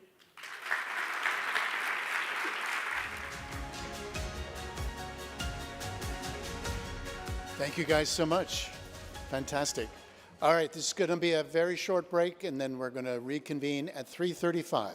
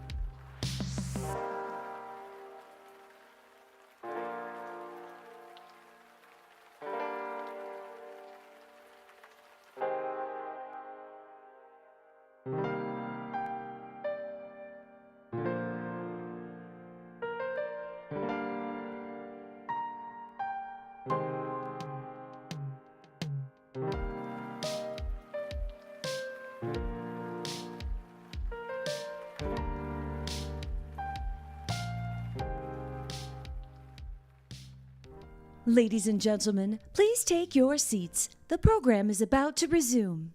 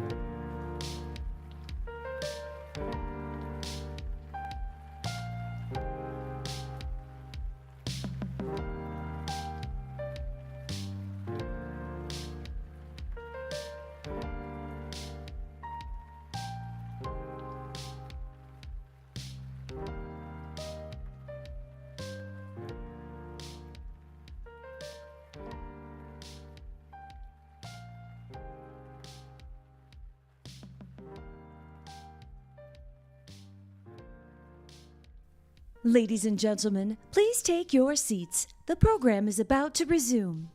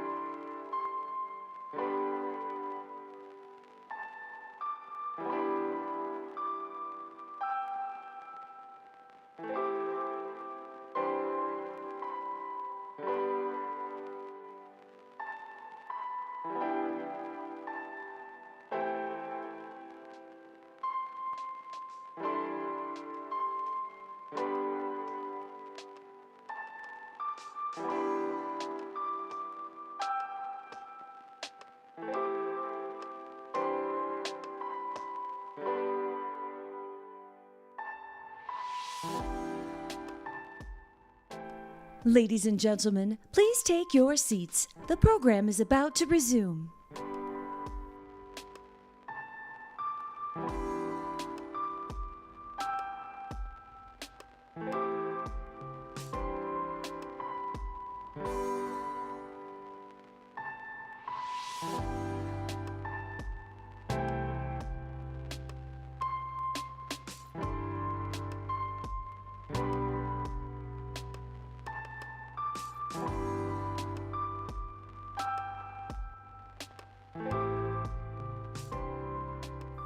Ladies and gentlemen, please take your seats. The program is about to resume.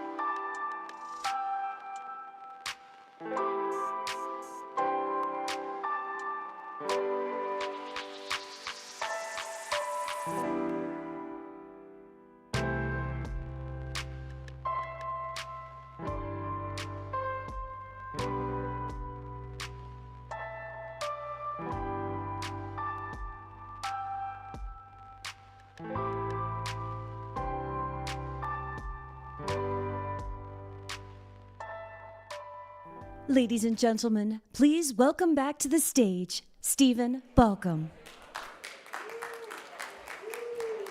Thank you all. Thank you so much. Thank you for being prompt in returning. If you happen to see an open door nearby, please close it. Thank you so much. If you're talking, please stop. Oh, brilliant. You guys are good. All right. So next we have a fascinating conversation with a very impressive young woman with a remarkable story to tell. But first, I'm going to hand things over to a very good friend of ours, Eric Ebenstein from TikTok, who is going to show, I believe, a short video. So please welcome Eric.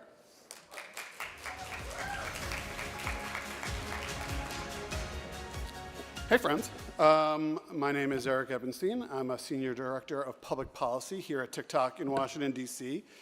Some of the many hats I wear at TikTok, I ensure that government stakeholders and NGOs are familiar with what TikTok is and does and what it's not and what it doesn't do.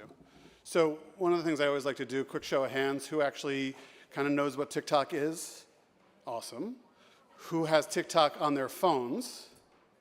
And who maybe doesn't have it on their phones yet, but has seen TikTok videos in the wild somewhere? All right, cool. There's like 3 of you in the back I have to talk to later and figure out what's wrong with your phone, but we're gonna get you, it's fine. I also love and get to work with our great safety partners, including, of course, our most favorite safety partner, FOSI, to make sure that TikTok has a best-in-class safety program. And I gotta say, I'll give a little shout out to FOSI and Stephen and the team.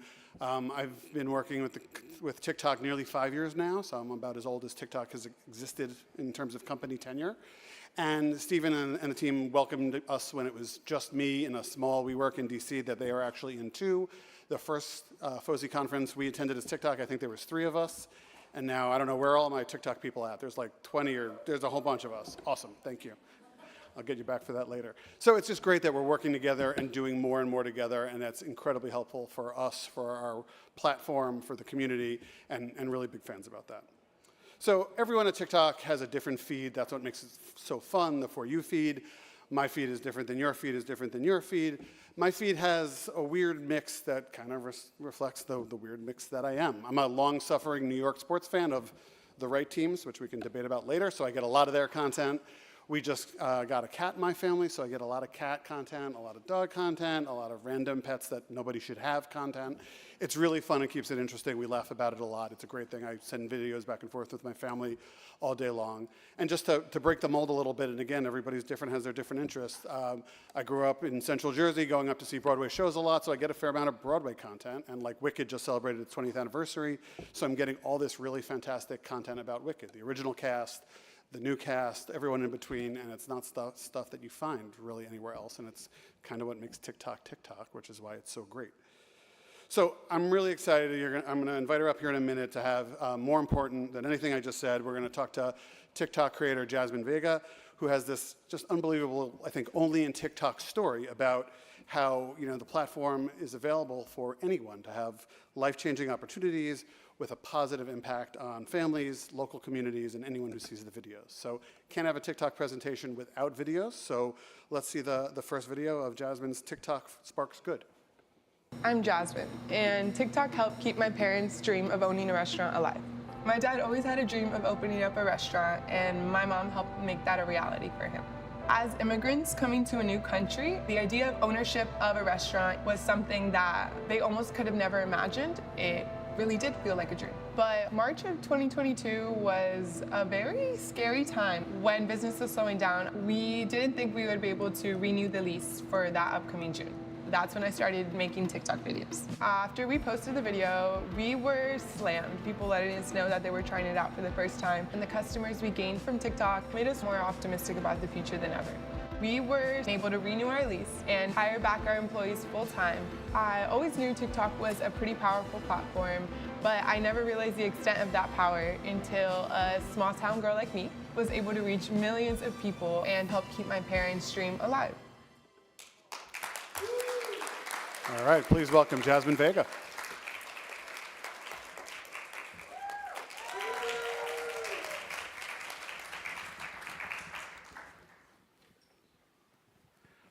Well, thank you for being here. Really excited to have this conversation. Tell me a little bit about you, how you got started on TikTok, and what is your For You feed like versus what mine was? Yeah, absolutely. So I started TikTok the beginning of quarantine. I know it was a very experimental time for everybody. Like for me, my content was how to cut your own bangs, how to try different outfits, how to get abs in 2 weeks. Like I was trying all of that. But now as a college student, I go to UT Austin, hook 'em. Yay, love that. So now I really enjoy day in life of different professions. I love watching doctors, lawyers, because I hope to be one day, nurses, all of that. And also, instead of watching the news, I watch TikTok, which might be controversial, but it works the same, I think. Excellent. And also, make sure you say what's your account name and how many followers you have. Oh, absolutely. So my handle is Jasmine Vega with an extra J at the front. I have 16.5 thousand followers, so not too many, but they do engage really well with me, and I appreciate every single one of them. Awesome. So tell us about your family's restaurant and when you decided to post about it on TikTok. Okay, so my family's restaurant is in Corinth, Texas, which is a little bit north of Dallas, about 30 minutes. We started it 6 years ago. My dad was a sous chef in California before moving to Texas, and he wanted to continue that dream, but it just wasn't an option until my mom actually found the opportunity, and we opened it up, and we named it after my mom, Maria. That's why it's called Maria's Mexican Restaurant. So I started working there when I was 13. It was a very tough time, but as much as I complained about working, I wouldn't have it any other way. And then you started working as the social media manager. I don't know if that's even a formal title, but what were you doing like behind the scenes for the restaurant? Yeah, absolutely. So about in the first months of 2022, business started to decrease very rapidly. That's when our lease was up because we had a 5-year lease and we weren't sure if we were going to be able to keep the restaurant alive. And that's when we had to kind of cut down employees' hours. My parents were essentially volunteers. They weren't paying themselves to work there.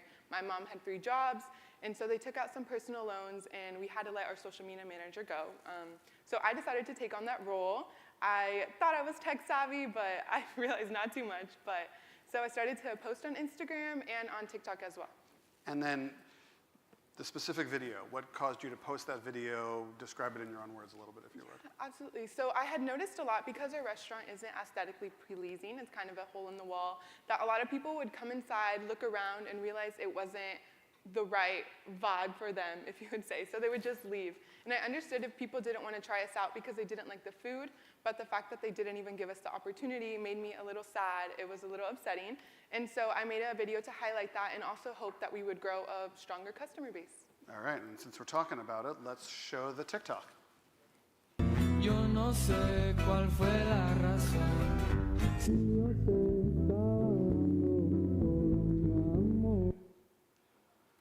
So that's it, huh? Yeah, absolutely. It was a very, very short video. You had a big film crew that helped you make that? I did. You had 50 takes, 100 takes before you got it? I mean, exactly. Seriously, though, was it just you walking around the restaurant that one day for a couple minutes until you got the 8 seconds that you liked? It was exactly. It was super short. It was an hour before we closed. We had no orders, and I mean, except one phone order. And so I was like, well, let me just make a quick video and see if other people can relate. Okay, so I do that all the time. A few of us do that all the time, and I wind up with like 37 video views and feel sad. What happened when you posted this video? So at night, I didn't realize anything. I went around my daily routine, and then in the morning when I woke up, I checked it, and we were already at over 1 million views. And as the days went on, we ended up with 8.9 million views, which I never, ever would have imagined. So 8.9 million views of your commercial for your restaurant, which cost you how much money? $0. I knew she was going to say that. Yeah. And what happened after that? I mean, that's nice, that's awesome, but was there any, you know, as the kids say, in real life impact? Absolutely. So the day after I posted that, we had so many different people come in. We live in kind of a small city, so we really know all of our customers. As soon as somebody orders a to-go order, like as soon as I hear the voice, I'm like, oh, that's Mike, like, hey. But so we had so many different new customers come try us. The people were telling us that they were driving hours just to come try, and they were like, are you the girl from TikTok? I was like, yes, I am. It was very nice. Okay, and that led to more what? Yeah, absolutely. So we had so much more revenue than we did before. We felt more comfortable and steady and confident enough to be able to say that we could renew the lease and keep the restaurant going. And then any growth in either staff or, you know, menu items or work in the restaurant? Absolutely. So we started some more specials, and also we were able to hire back our employees full time, so they had all their hours, and my parents were able to start paying themselves a little bit more. And yeah. That's pretty awesome. How did your parents know you were going to make this video ahead of time? What did they think when all of a sudden 9 million people saw their restaurant? Yeah, so they had no idea. They're really young. They're like I wouldn't say they're old, but they don't even really know how to work Facebook, so I think that's a little different. Sorry, Mom. So I kind of just followed them around. I followed my dad making a video, and he was like, why are you filming me? He didn't understand why. But then, yeah, I showed them, and they were very, very surprised. My mom had no idea that that many people would even want to watch her video, and she was very proud of that. Absolutely, as you should be. So did they know what, I guess they didn't know what TikTok was before, and they obviously know what it is now. What do they think about it? What's their engagement, if any? Yeah, so my dad really loves it now. Sometimes he gets a little, he's like, wow, I'm a superstar now. He's like, I'll brush my hair. He'll start dressing nicer. And my mom has a TikTok now. She has all of 2 followers, and I am one of them. So yay for her. Very good. Yes. All right, good. So what was the engagement like? We hear a lot about, you know, social media and comments, and they can be positive. They can also be negative. What was your experience like? So we had a lot of people offer a lot of support, which is very sweet. People were giving us recommendations. And of course, there was some negativity, but I think posting on any digital platform, negativity is inevitable. But I'm kind of the type of person who is a little emotional and doesn't respond to it well, so I was a little worried. But honestly, as soon as you responded, people wouldn't be as mean if you were like, oh, actually, it wasn't because of this. And they'll be like, oh, okay. And that was very surprising. But whenever other social media platforms were reposting our video, that's when I noticed the comments were a little bit meaner, and I had no idea why. But yeah. Okay. And I think we talked about this a little bit. You know, there's all these different features on TikTok where you can have comment filters and other control over your feed, but it sounds like you like to kind of keep it natural and engage if you feel like engaging or not feel like engaging. Exactly, yes. I wasn't deleting any comments. I was responding to a few, but of course I was limiting myself because I didn't want to get too sad. So, I mean, and also you have another full-time job, which is being a college student. So you're doing that, but you're also still making the TikTok videos. How do you balance? How do you spend your time? Yeah, absolutely. So I know Google Calendar is the biggest thing now, but I love my handy-dandy old notebook planner. I think the satisfaction of crossing off a task after you finish it is the best. So I really rely heavily on my planner. I also had 2 jobs apart from school, so it is a little bit tough, but I like to take time to do hobbies. I do random hobbies now. I joined a dance group. I take self-defense classes. I'm playing pickleball. Like, it's all very random, but it helps me take a break from work and school. So you're a full-time student, you have another job, and you're doing all these things. Do you set limits on yourself for how much TikTok you watch, or does it depend on your schoolwork, or how do you balance, you know, the fun and the work and everything else you're doing? Yeah, of course. So I like to take study breaks. So I'll set myself, I'm like, okay, if you study for 30 minutes, you can have 10 minutes of TikTok. And then instead of using TikTok for work, of course, I like to just watch it for fun and see what other creators are making. So you mentioned what your TikTok looked like back in the day. How has your feed changed, evolved, looked different? Yeah, absolutely. So again, like I mentioned, just a bunch of professionals that I love to watch day in the life of, current events, and also just, of course, makeups, get ready with me, all the trend nowadays. All right, great. So what's next? I mean, the business is doing incredibly well. You're a college student. Like, where do you see yourself headed, yourself personally and professionally, and for the business as well? Of course. So I think success for me would look like for the restaurant just to be steady. So right now, me being here today is great because I'm not at work where I normally am. So I think that's awesome that we're able to have employees that are able to cover. And also, an expansion would be super amazing. I think in the future, we would love to be able to have more Marias across Texas. And yes. And can we say hi to Maria and thank her? Yes. Well, thank you so much, Maria. Hi, Mom.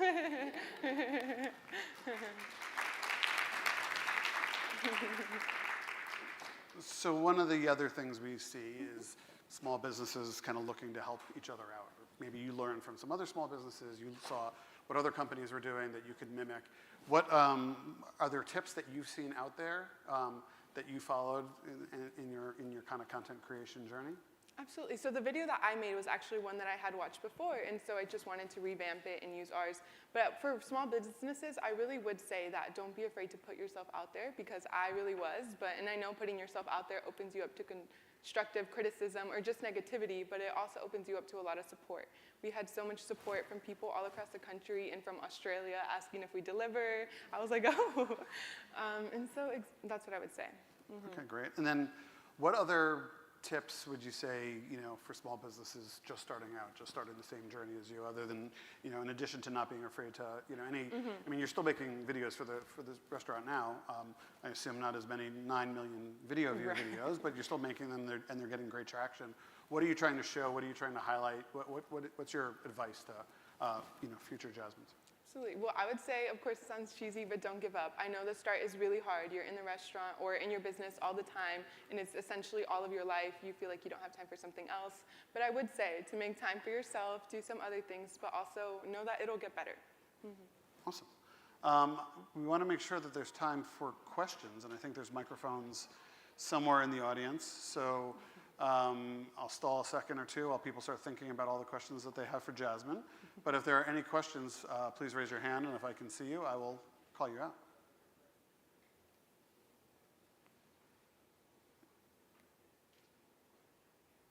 In the back right corner, I see one. And I was told to please wait until the microphone gets there so they can hear you on the live stream.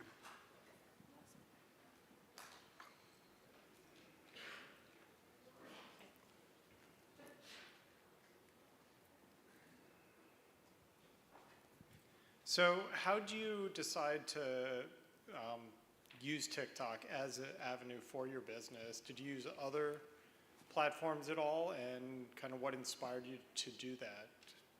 Absolutely. So I did use Instagram for a long time. Even when we had our social media manager, I was posting on Instagram, but it would only get about 20 likes. And so obviously when I would scroll on TikTok myself, I would see that a lot of other businesses had success with gaining new customers and gaining great engagement. And so I wanted to try it out for myself, but I really didn't have high expectations for it.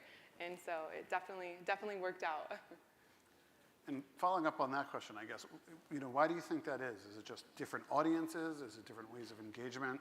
Is it just random? Why do you think your TikTok gained traction, whereas your other experiences didn't? I really do think that people like to support other businesses, but also, of course, the algorithm. I mean, it's very specific, and if people are engaging with other feel-good content like this, of course, they'd want to watch others as well. Great. I think I saw another hand up. So, Jasmine, thank you so much. You're like totally inspiring young women, and thank you so much for sharing the stage with Eric. I think as an immigrant myself, sharing stories about our families is super important, and the concept of belonging is really important. Do you feel that sharing your story and sharing your family's restaurant has helped you kind of gain a new community? And do you feel like that you belong to that community? I'm really interested about that. Yeah, well, thank you so much, first of all. And of course, I would say I grew up in a predominantly white suburban area, so I definitely never felt like I belonged. We were one of the first Mexican restaurants open there. And so my parents never imagined to have something like this. They came with no papers, just hoping to survive. And after they became citizens, they were really just working jobs that they could to have food on the table. And so this was definitely something that I never would have imagined they had, and they didn't either. And now that we had so much support, I realized that people want to see other people thrive, and I really felt like that with the community. Any other questions? I see one in the middle.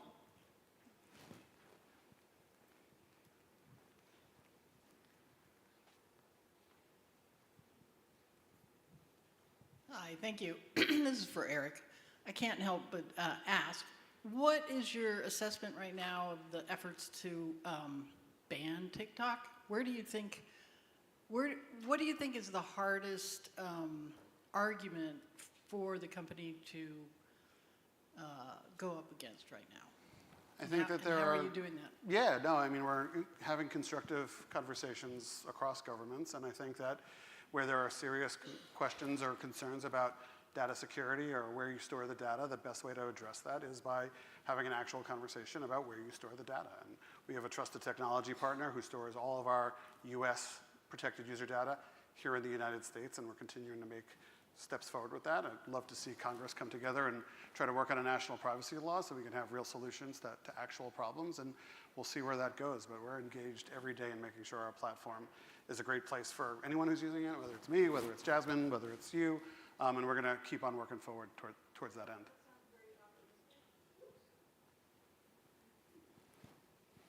Hello? That sounds very optimistic. So are you optimistic that this is going to recede into the background at some point soon, or what's your? Everybody who knows me says what an optimistic person I am, so I think that's exactly how I feel. I mean, we're in an interesting time in the world right now, and for us who work at TikTok and who enjoy TikTok, there's 150 million Americans who use TikTok on a monthly basis. That's roughly 1 out of 2, and if you look at global numbers, it's over 1 billion people. You know, everyone says 1 billion people can't be wrong, so I feel like we have a pretty good product here and a pretty good thing, and we're working on making it better and better every day. So, yeah, I'm pretty bullish on the future of the company. Thank you. I think I saw another question over to the right. Hello. Okay.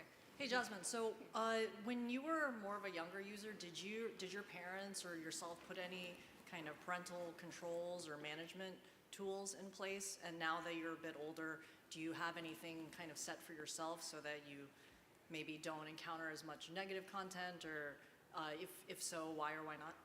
Yes. So my parents, again, weren't very technologically versed, so they really didn't know what could be out there other than what they saw on the news sometimes.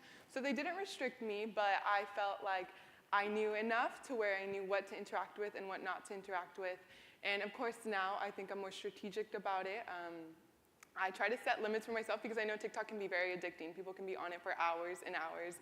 And of course, as a student, I try not to be. But sorry, what was the other part of your question? Or just... What kind of controls do you use other than, I guess it sounds like you have screen time controls. Why or why not? Yeah, of course. What other kind of?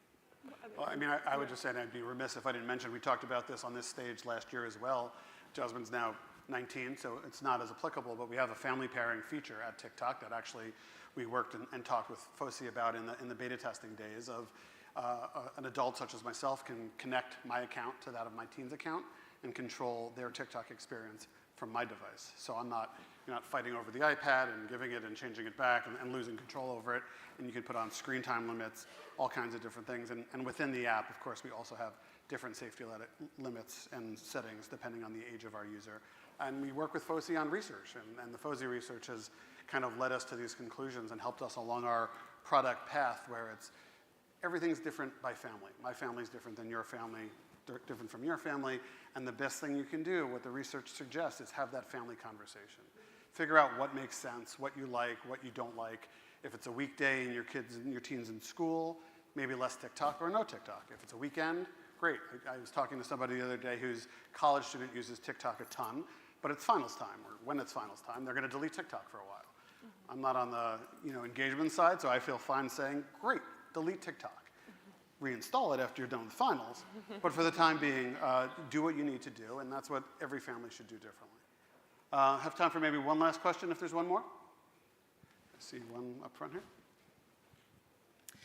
Jasmine, have you heard of the millennial pause? I have, yes.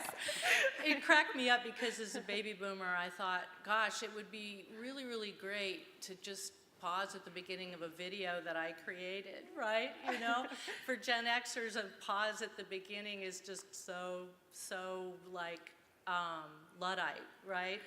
But so my question is, what kind of advice would you give a baby boomer to become a TikTok creator? Oh my, well, I guess it depends your context. I love that you mentioned the millennial pause because I think about it sometimes too. Even myself, I talk pretty fast, and I know a lot of Gen Xers talk or Gen Z, my bad, Gen Zers talk pretty fast too. But I would say, of course, I think the first 5 seconds are super important. So a lot of people use hooks, whatever you want to say. But people also very like authenticity. I don't know if you have something different about your life that maybe is more niche, that some people don't know about, that they would love to see. Yeah.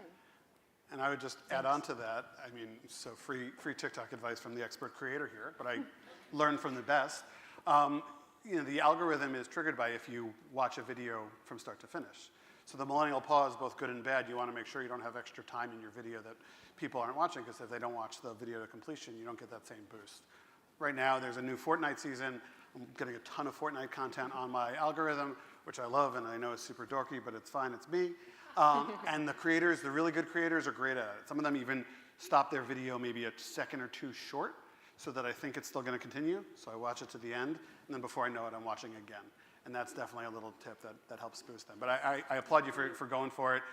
It costs nothing. It's fun. You're going for it. I know you will. And we'll see where it works out. Next year we'll have you up here. I think we're about at time, but Jasmine, before we go, name of restaurant, location of restaurant, and type of restaurant? Yes, it's called Maria's Mexican Restaurant. It's 30 minutes north of Dallas. If you all have any other conferences in Dallas, you should definitely go. It's a Mexican restaurant. It's authentic, so it's not Tex-Mex. I'm sorry. And yes. Awesome. Well, thank you very much for being here. Thank you so much.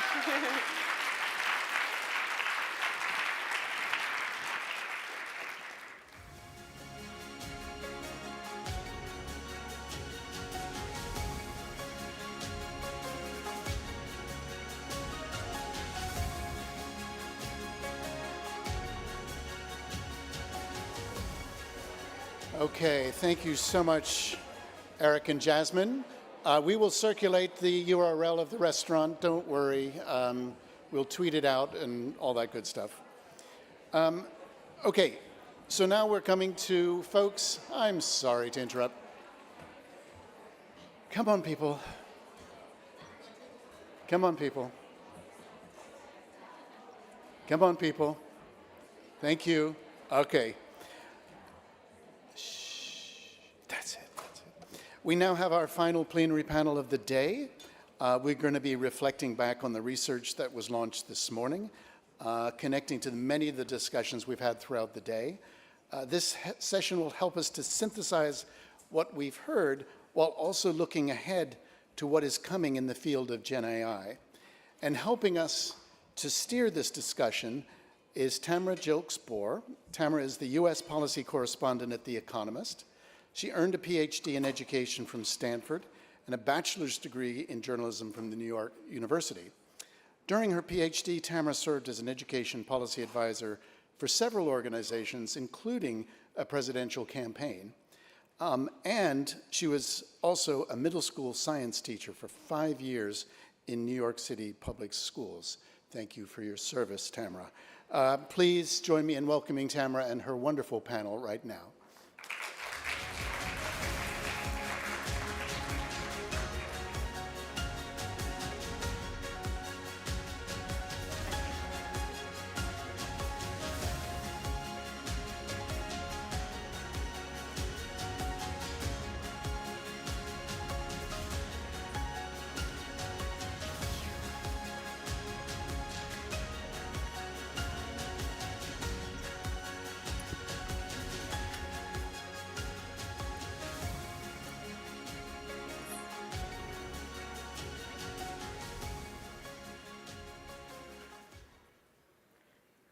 And welcome to our panel, Shifting Paradigms, Where is Gen AI Taking Us?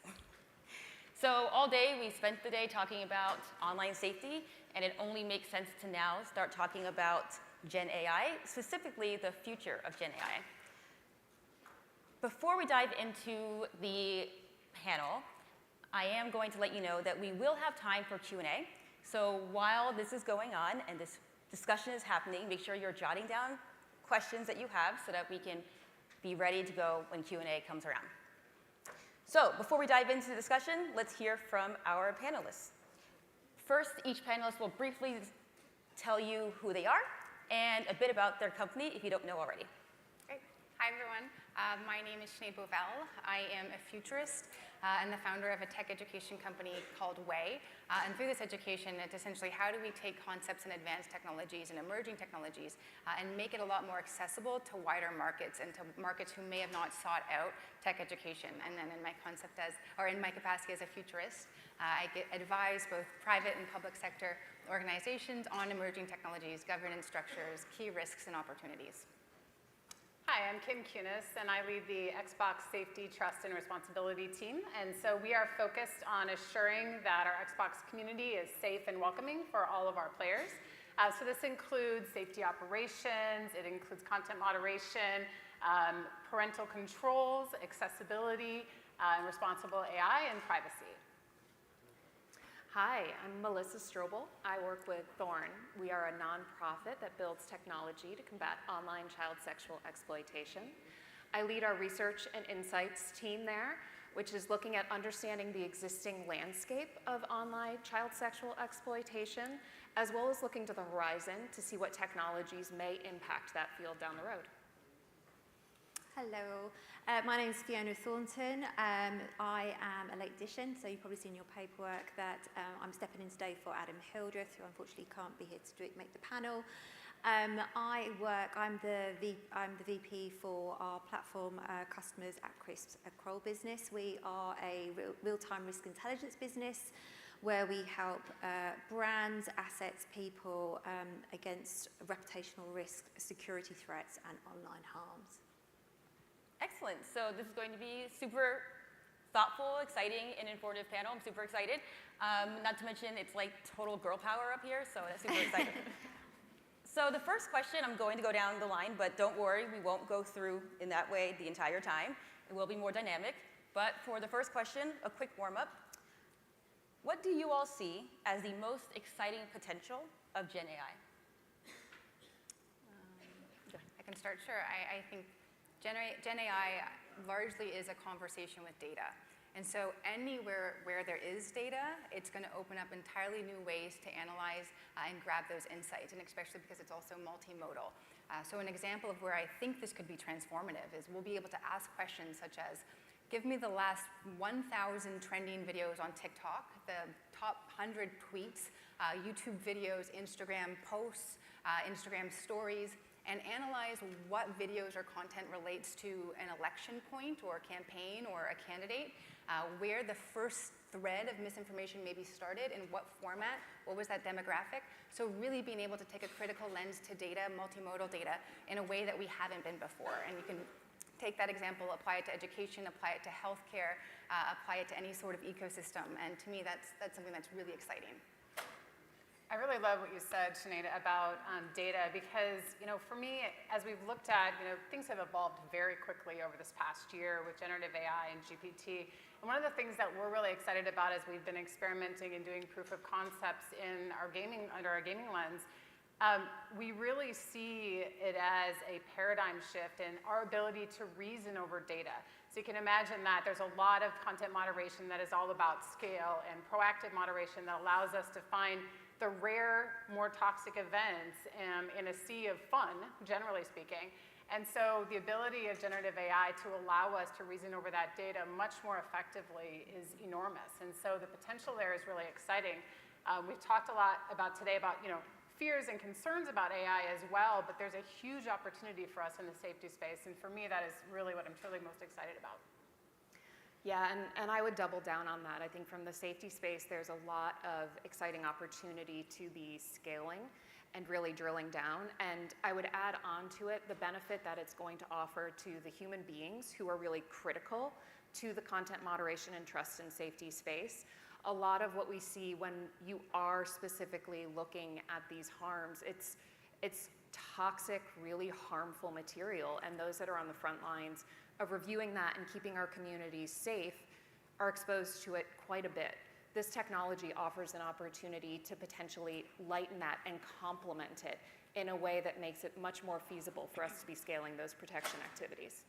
I completely agree. I mean, we've heard today from the research that there's lots of positive routes for Gen AI around efficiencies and creativity. But what we see, and you've touched on it there from the safety space, is it's around the intention of the user, right? So there are a lot of bad actors out there who will use Gen AI for nefarious purposes. Unfortunately, day to day, we see that in the job that we do, working with social platforms. At CRISP, we observe bad actors who are, using tutorials as spaces to actually teach other bad actor users of how to actually create content, such as, CSAM, using children who actually are not, who have not been abused. So there, it becomes a whole new risk space for trust and safety teams, and how they then look at these new victims who aren't traditionally kind of seen as victims, haven't been used as victims before. And so how law enforcement and wider communities deal with that is going to be quite an interesting thing. Yeah, so we're hearing all these positive things that about data and research and not having to expose humans to the toxic nature of all of this. But a lot of people are really worried about this technology. I know in education, I mean, every headline, it seemed like in the education space was about how it was going to change education in a bad way. Everybody's going to start cheating and all these horrible things are going to start happening. What are you most concerned about? And feel free to jump in. It doesn't have to go in order, so. I would say it's actually, I'm less concerned about AI. I think the biggest threat and risk we face right now is that we don't have the social or information ecosystem and capacity to incubate the change, the inevitable change and challenges that are in the pipeline, right? So if you look at how we dealt with COVID as a team, not very well. We are stepping into an age of exponential technologies. If we think generative AI has been a shock to the system, combine that with synthetic biology, moving into space, nanotechnologies, and we have a social fabric that's entirely broken, and our concept of truth has collapsed. And that makes change very, very challenging. If you look at the disruptions that are going to happen to the workforce with AI, we're not in a very healthy starting place. The foundation is quite cracked. And that's what I think alarms me even more than the technologies themselves.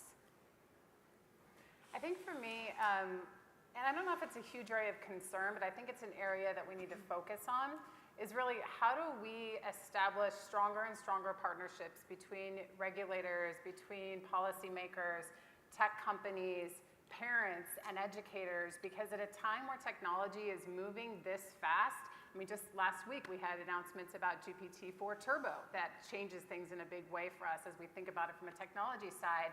We've got to have those really strong partnerships and recognize that unless we're open and transparent with each other about what's working and not working and what we're seeing and not seeing, we won't make the necessary progress to assure that as we roll out this paradigm of change in technology, and as that supports, getting humans to their best possible states, we are protecting against those harms as well. And so I think that partnership is just so vitally important. And I hope that as things evolve quickly, we'll continue to evolve our ability to be open with each other and willing to be collaborative and learn from each other as things progress. Yeah, and I think the human piece of it paired with that pace is something that I've really got my eye on, because the pace at which it is changing is speaking to all of the things that we need to be anticipating. But while we are catching up, all of this is still happening. We've already got harms that are being observed. As you mentioned, we are already seeing instances where bad actors are training models, Yeah. They are producing imagery, they are scaling sextortion attempts. That is happening real time, and it's happening well in advance of us getting to a place of arriving at the realization that we maybe need to build more safely and a little bit more eyes open to not only the benefits, but also the potential misuses and abuses. And without the ability to effectively know what we are seeing versus what we are hearing, I've got a lot of worries about what that means for survivors and for victims that are targeted directly. We think about misinfo, we think about disinfo, we think about it through the lens of how we are consuming the truths around current events, around news around the world. We also need to think about what that represents for a human accounting, a personal accounting, such as a disclosure by a victim who says, I did not send that image. And yet as a parent, you're looking at an image that looks indiscernible from your child. How do you navigate that conversation when you can't recognize what you're seeing in the technology and your child is standing before you saying, I did not take that picture, I did not speak those words, I did not record that video. I think that's something that we are already there for, and we don't yet know how to navigate it. I completely agree. I mean, what you're saying is all about education as well, right? So education is key, whether it be parents, and we heard that today, or it's from schools, government regulations, but also the platforms themselves.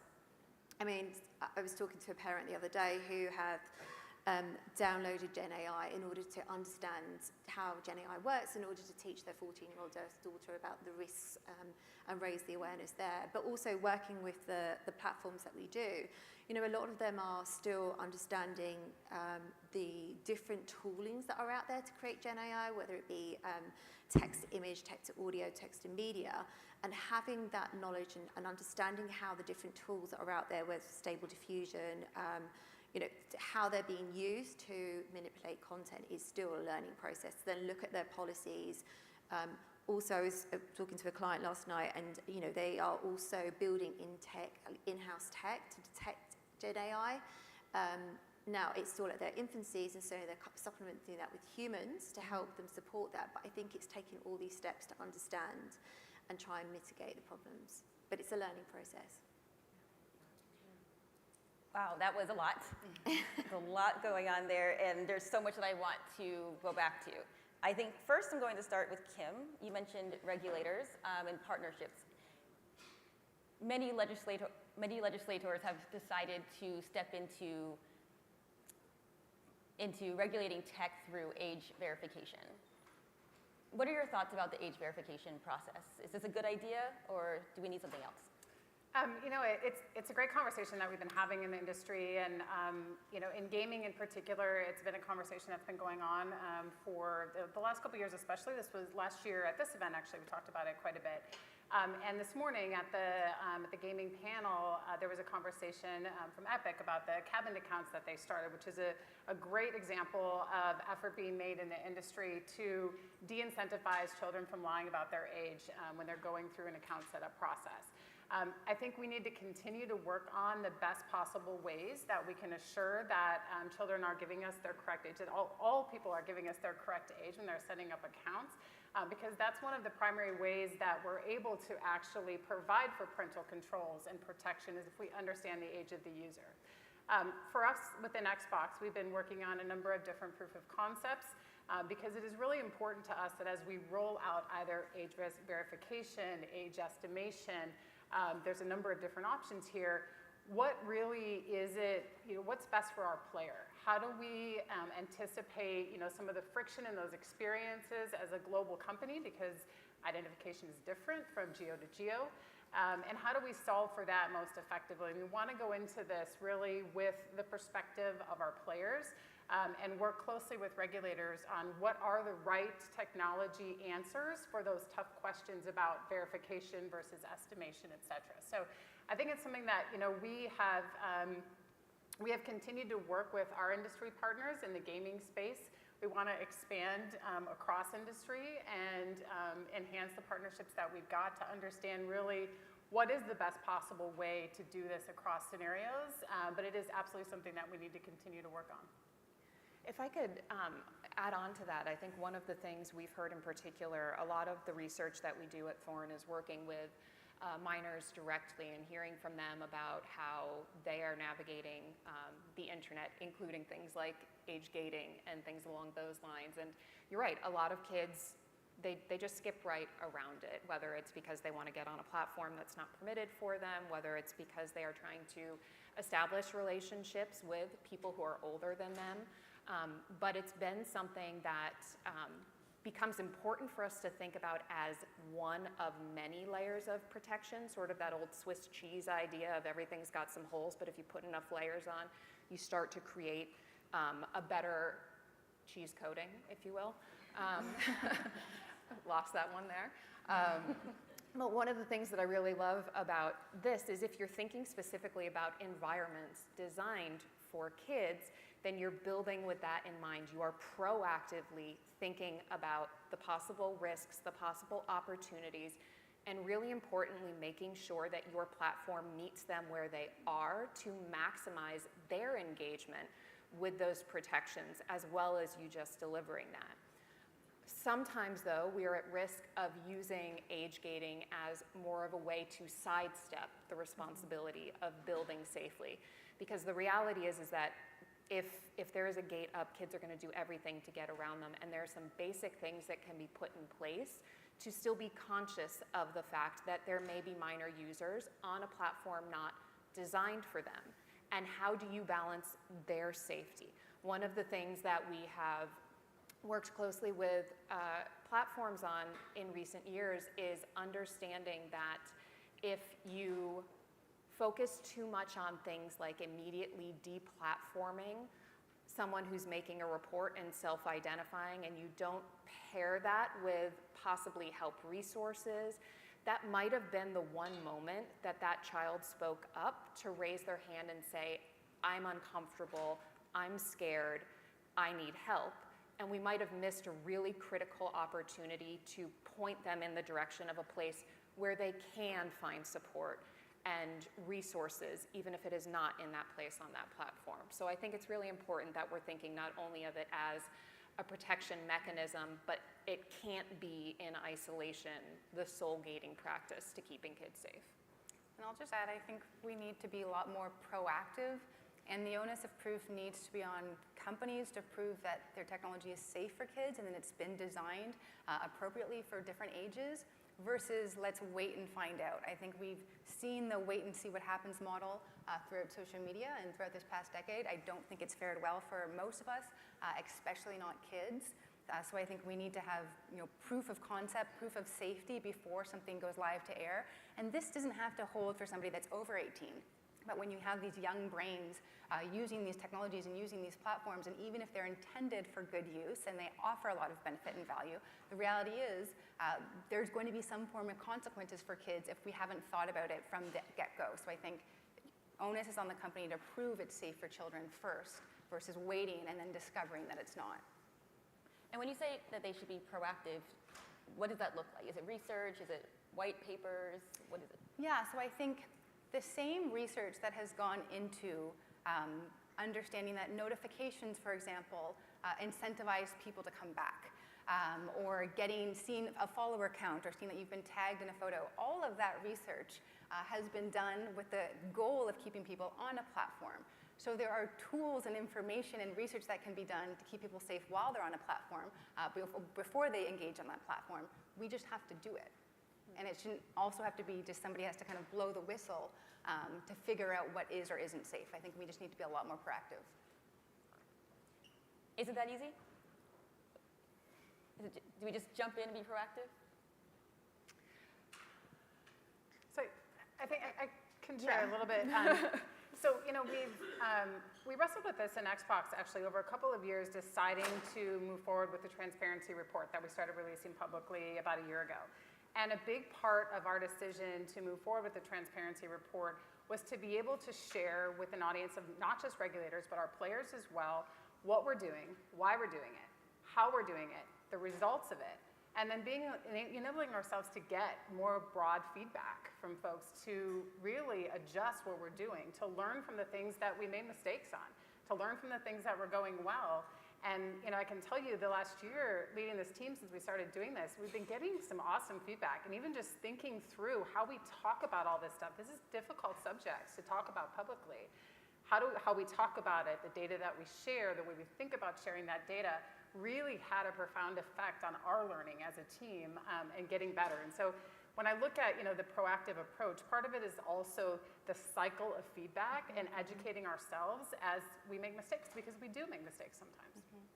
Yeah, and I know we have a lot of researchers here. We heard this morning some of the excellent research that FOSI is leading with young people as well. And we heard a small mention, but I think it's a really important one to call out, the care that comes with working with young people.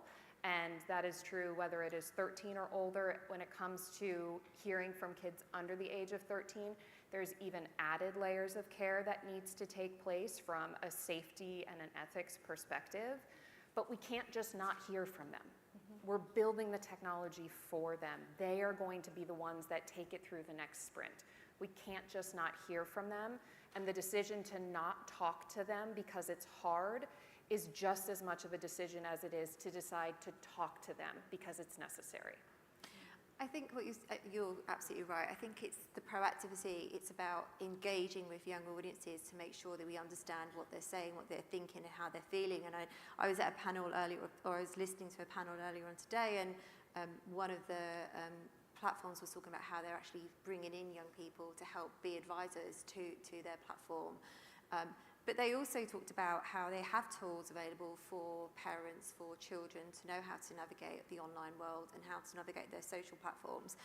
But really, it feels like from a proactivity perspective, there could be more done to promote and raise awareness. They do a lot of marketing, but actually, why are we not marketing and raising awareness of these in-house capabilities and tools to help support families? Yeah, I think we could keep going with this. If anybody has any thoughts, feel free to jump in, or we can move on. Okay, excellent. So one of the things that I think a lot of people are concerned about with Gen AI, particularly if you are a creator of content, like myself, we worry about our work being used or reproduced. Sinead, you had an interesting situation recently. Would you like to talk about what's going on with,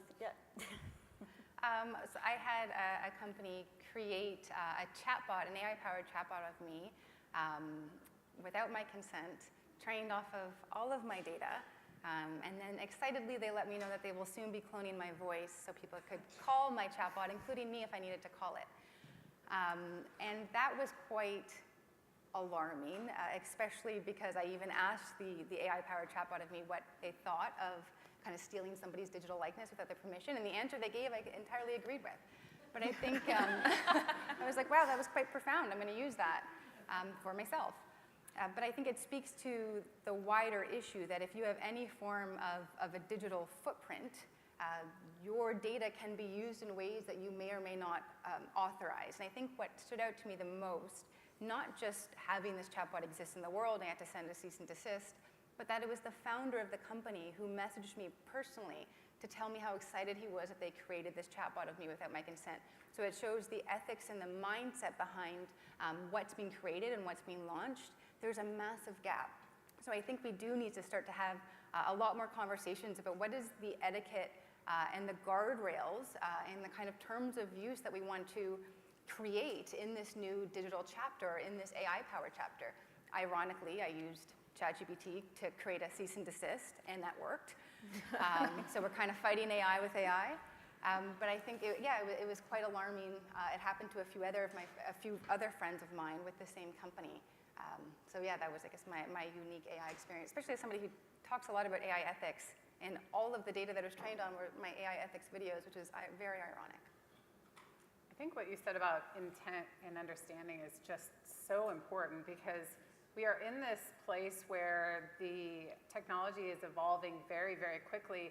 And even those of us that are experts in the business, we are learning every day. And it means that we have to just be that much more dug into understanding this evolution together and working together on it. Because someone reaching out to you and telling you how excited they were about it, I mean, clearly is just not grasping the responsibility that they should have there. And so it's something we've got to keep talking about. Yeah, and I think it connects to the wider question you had asked, as a journalist and somebody whose content's out there. There is a world in which somebody could create a chatbot of you based off of every book you've ever written, every lecture you've ever given. And for $10 a month, you could just pay this random company who's created a chatbot of it. So I think these conversations step into the wider world of intellectual property, of ownership, of data as the new labor. All of that kind of encompasses this same kind of topic. Yeah, I think for where I sit, I see a narrower but even darker side of it, where we have kids who it's just their school photo. They don't necessarily have a large footprint. Maybe it's a family photo that was posted from a reunion. Maybe it's not taking much, and we have individuals, we have large organized groups at this point that are actively targeting entire communities and using benign images that they can scrape to then generate sexually abusive imagery of those individuals. That in turn can then be used to sextort. We're seeing pretty significant increases in financial sextortion. It can then be uploaded to sites, and unfortunately we're seeing this range not just from adults who are targeting other adults or adults targeting minors. We're seeing minors now using it as a tactic for targeting other minors as well. Many in the room may have heard about the case recently out of Spain, where dozens of young girls ranging from 11 to 17 had their images used, their likeness used to create sexually abusive imagery of them that was then circulated around the town. And the people who are responsible for having created that imagery was a small group of 11 to 14-year-old boys. There is a disconnect between the reality that this image is fake, that it doesn't also have real-world offline consequences and harms. And I think that's another tricky area that we need to figure out how to navigate, and we need to rebuff this idea that just because it isn't real or it isn't, you know, something that happened in real life, the abuse is real, the victimization is real, and we need to figure out how to navigate that piece as well as these likenesses are being misused. I think more than ever we have to be careful of protecting our data. We have a sister company at Kroll called our cyber security team, and not only are we having platforms step forward who are concerned about their data being vulnerable, but also content creators now are stepping forward asking for support around the vulnerabilities of their data. And I think, you know, we know that in order to train these big AI models, they need that data, and so, you know, abuse is happening there. So I think it's just more than ever we need to safeguard and protect both companies and individuals.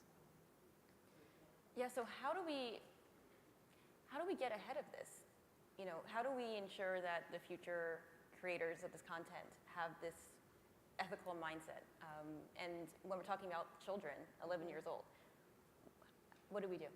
So I'm really passionate about this question in particular, because this is where school has to play and can play a really big role. We're asking the wrong questions about the moment we're in. It's not, will this student be able to cheat with AI or not? It's how do we prepare students for a future we can't yet see, but we know they're going to be dealing with massive challenges and kind of new different situations. So school, I think, represents a prime opportunity to meet students where they are and have these conversations about AI literacy, tech safety, because when we ban technologies in school, we're also banning an opportunity to learn these tools safely. So I think it has to start with education. We know that that's at least a direct route to kids, and conversations about, you know, tech ethics and digital literacy, should be a part of ed tech a lot earlier. So I think that the conversations, they should start in schools, as well with parents, but you can control a lot more what happens in the classroom. Everybody kind of has a different home situation. And we've seen this start to happen in Finland and in Estonia for different reasons and kind of insulating from different geopolitical challenges. But this needs to happen in educational institutions at scale across every country. Yeah, I think we've got a couple of different fronts where we've got opportunities. One is absolutely working with young people directly in their communities. I think schools are fantastic in part because oftentimes kids are getting access to devices sooner through classrooms than they are necessarily at home. And oftentimes the parents that we speak with view these conversations as something that doesn't need to happen until kids are 14, 15, 16. And then they're under the impression that, well, my kid already knows what they're doing, so it doesn't matter. So we see that disconnect there, but in school there's an opportunity to start the conversation in a really easily accessible way. It's not just about the scary things. It's about what are the things you do want to do? What are the experiences you do want to curate? What helps you believe something? What are the questions that you ask about a piece of information that you're consuming at any point in time? And that, I think, then starts the ball rolling sooner. But I would also say we see really spotty coverage in the types of curriculums that are delivered, the types of conversations that happen at home. But one thing is always true is that kids are going to go looking for the information that they're curious about, and they're going to talk to one another about it. So building out programs and having conversations about where this technology is going, knowing that we want to empower young people to navigate it, and not necessarily requiring there to be a trickle down of knowledge about this technology and what it means for their futures and, quite frankly, for today for them. The other piece of it is working directly with the tech companies, because for many of the companies, in the risks that I look at most days, a lot of companies, it's never even crossed their mind the ways that the technologies they are designing and building because they're so excited about it are going to be misused in the ways that we know they will be. And so making sure that tech companies are very actively engaged with a diverse group of stakeholders to think about the different ways and to hear from them about those possible use cases is really critical to make sure that they are building wisely from the get-go. We're working with a handful of those companies now to develop safety by design practices to make sure that they are thinking about in the generative AI technology cycle, all the way from design through maintain, what are the really actionable steps that they can take to make sure that their products are as safe as can be for kids.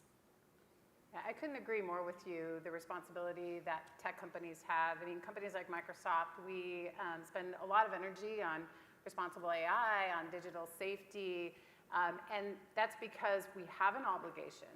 It is the right thing to do, and it's also good for business. It's really important that as we build communities and drive people to those environments, that we are creating safe and welcoming communities. And so absolutely we have an obligation there, and absolutely it is something that we are deeply focused on, especially right now. So we're getting close to Q&A, so think about your questions. But before we move to Q&A, I do want to talk about the recent results that were released this morning. I was surprised to see how optimistic families and teens are, parents and teens. When you hear the really important things we're talking about right now in this panel, it can feel scary. If you look just at what the media covers, I might be a bit guilty about that. It sounds like it's the end of days. But yet families are optimistic. Why do you think that is? As a parent, I think sometimes I fake it. That's not what that all is. There's a lot of confidence there, but I also think that as a parent, we go in feeling, we can see it at the surface, and that gives us confidence in it. And then as we start to peel back the layers in conversations with our kids, all of a sudden we're like, oh, that's not what I thought it was, or that's not how I expected it to be used. And so I agree with some of the panelists this morning. I think we're at the early stages in a place where we feel more confident, possibly. And as we get further down the road, we might see that change. One of the first surveys that we did involving caregivers, it was a focus group. And we asked a question at the beginning of the focus group, and these were caregivers of kids who were 9 to 17, asking their confidence level on topics related to online child safety. And the overwhelming majority came back on a scale of 1 to 10, we are 7 or higher. We had a 45-minute long discussion, Q&A. By the time that we finished, and maybe some of this is because, it's at the end of 45 minutes, a lot of those parents all of a sudden went from being at a place of, I feel confident in how to navigate this, to being like, I've got a lot of homework to do. And it's not because they didn't know something to begin with, it's because they realize how much further they have to go to sufficiently safeguard their kids in those settings.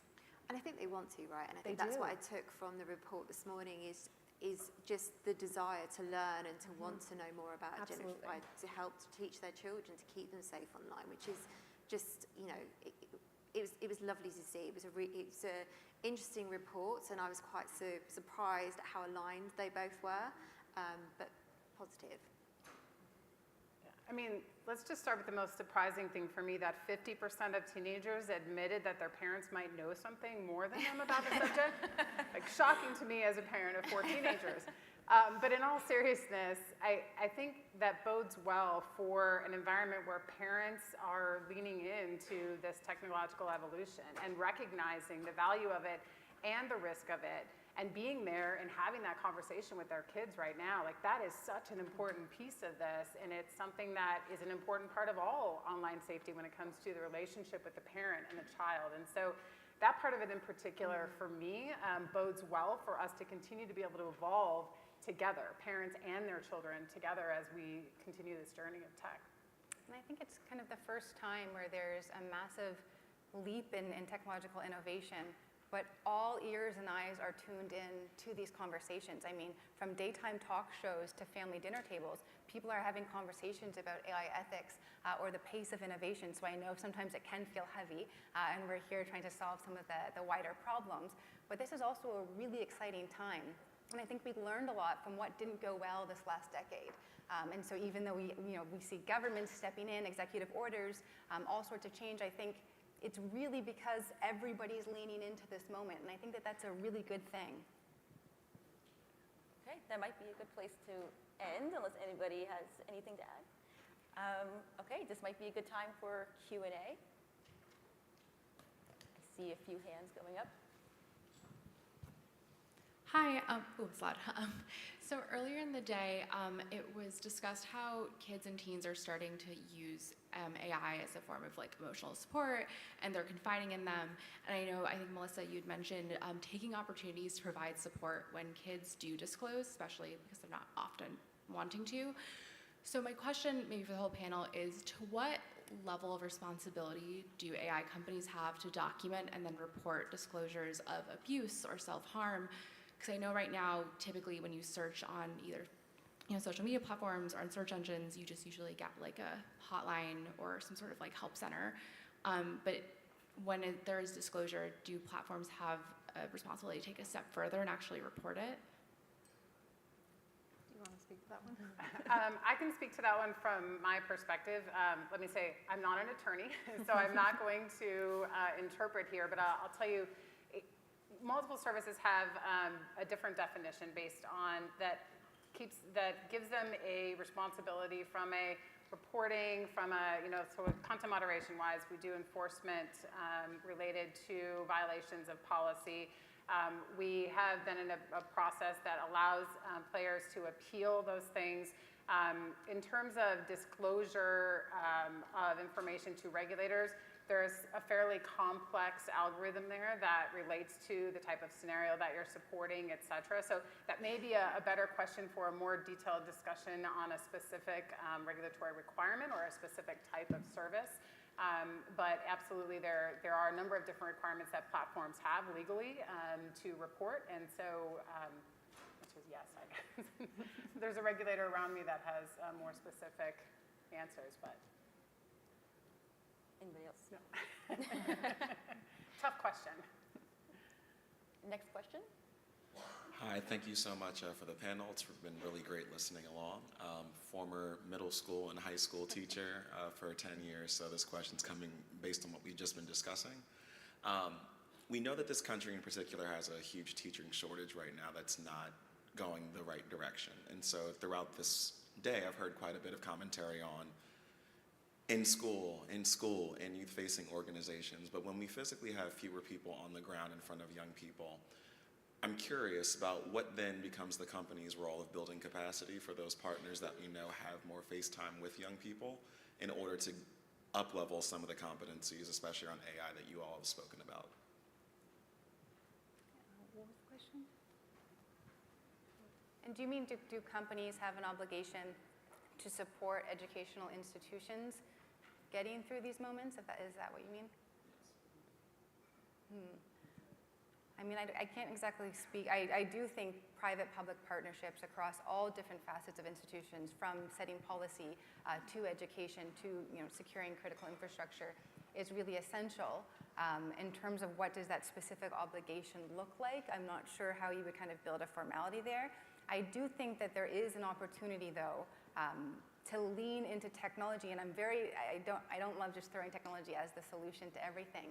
But in education, there is a unique use case and value add there to kind of lessen the load of teachers. I think we already put so much on their plate, so we shouldn't be adding to teachers, especially when we have a shortage. But there are ways we can lean into technology to make things a little bit easier there, a little bit more streamlined, a little bit more customized.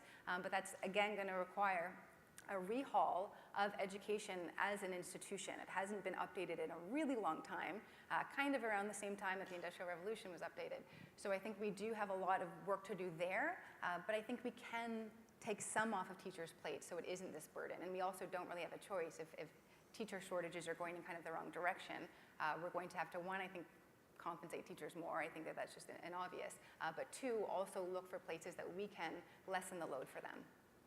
I don't know if you guys. Yeah, I also think that there's, when it comes to the success of technological leaps, particularly, you know, we think about this example, some of those who are going to be best positioned to help adoption in a good direction and in a positively disruptive fashion are going to be the people who know the technology the best. And so how exactly that ends up looking in terms of partnerships, technology, things along those lines, at the end of the day, those who are sitting at the front of building it are also going to be some of the best suited to help make sure that the waters are smooth as it's distributed through society, whether that's classrooms, homes, workforces, anything along those lines. Thank you. Hi. I was also surprised by the findings of this morning's report, and especially at the point where people have a lot of trust in AI because it will help to take decisions, and also for people who feel left behind with all this information that we have in our society. But the thing is that this mental workload that we have is also coming from all this digital space and all these platforms and information, etc. Don't you think there is also a kind of syndrome of pyromaniac firefighter? I don't know if it's a good translation of the syndrome I'm talking about, like being the solution of the problem also that is caused. And do you think that is increased the responsibility then of the AI services? So let me just paraphrase a bit to make sure that I understand. So it sounds like you're kind of asking about the role of companies to really help to, or I guess tech companies really to help to sort of filter some of the information flying at users, enable a way to better summarize and better allow for people to understand the breadth of what they're observing, and that wasn't really captured or articulated in the results this morning. Am I understanding that the right way?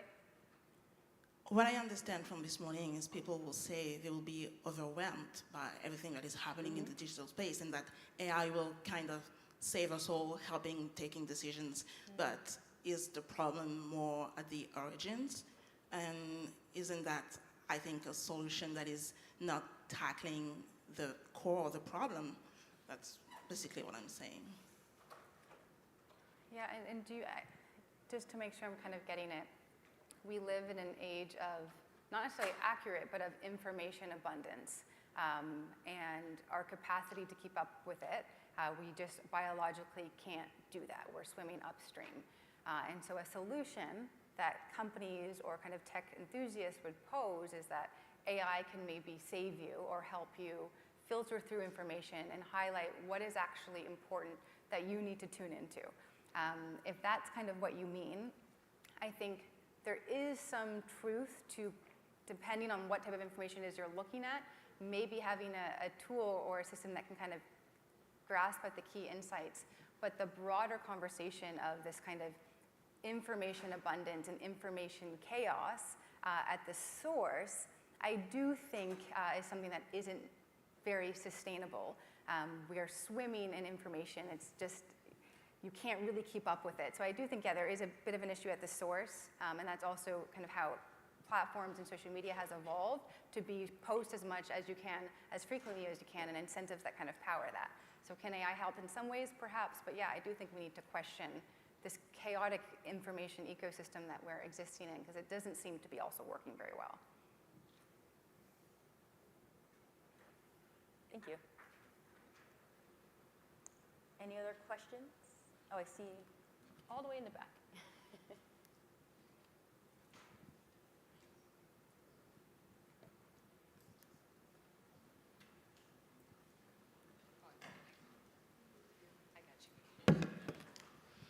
Yeah, I just wanted to go back to the education question and just ask, you had brought up specifically Finland and Estonia. What are they doing right in their schools? Yeah, so they have a unique obligation to try to incubate and safeguard their information ecosystems. They deal a lot with disinformation threats. So starting in school, you start to learn to think critically about information you come across online. So why has an algorithm shown you this particular information in particular? Who are the sources of this piece of information, and what incentives do they have in sharing it? So it really just, parts of their curriculum teach kids how to think critically about their digital ecosystems. And that's just kind of one small thing. They do an entire thing. Finland's also moving away from just subjects in silos and teaching more phenomena and things like problem solving. So multiple different ways to prepare for this next chapter of the digital age. But I think safeguarding information, thinking critically about algorithms, what you share, who's sharing things and why, is something that they do really well. And they've been doing this for years. So there is a format that we can look to, or a pilot program that we can look to. We just haven't seemed to do that yet.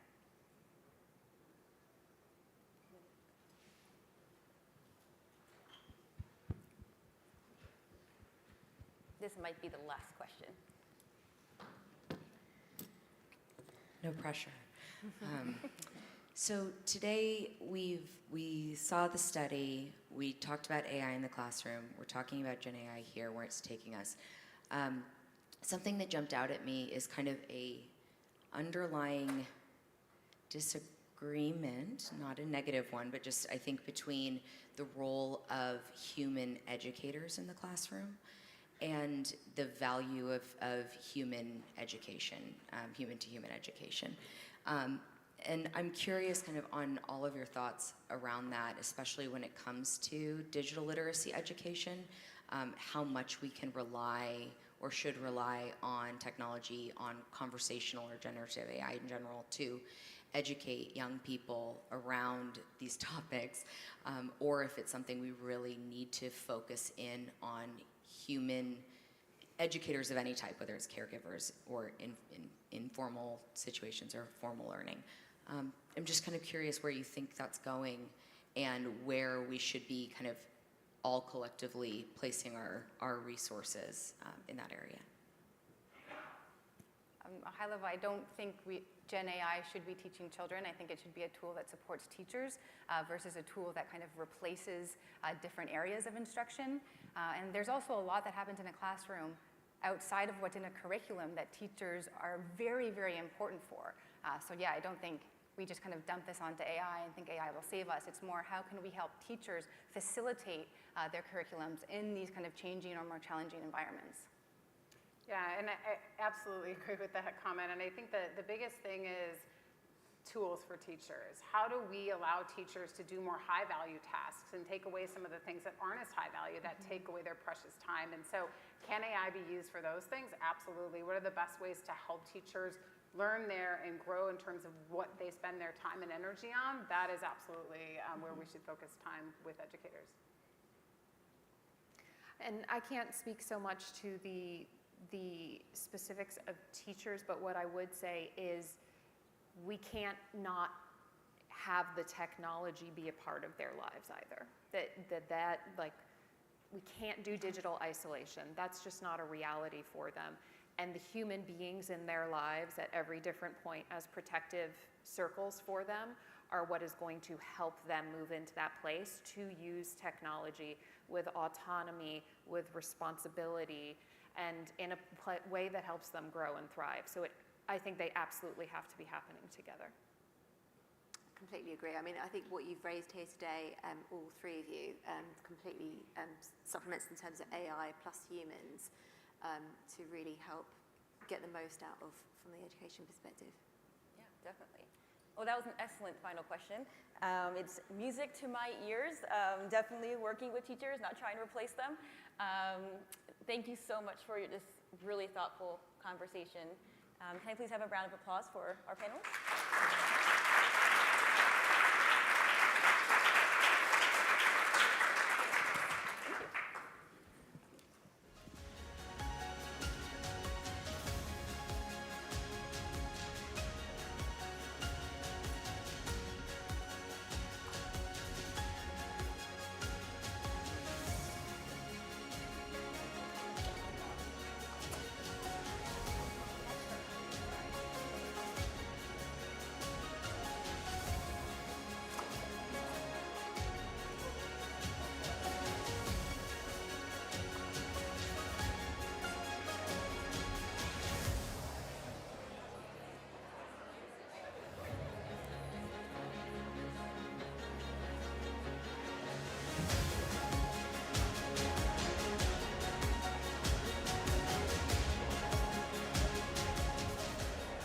Ladies and gentlemen, please welcome to the stage Vice President of Civility and Partnership at Roblox and the Family Online Safety Institute Board Chair, Tammy Baumick.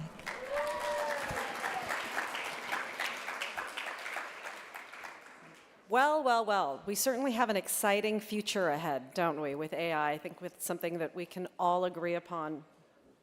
Thank you so much to Tamara and these amazing panelists bringing us through AI and that discussion of the pros and obviously the risks ahead.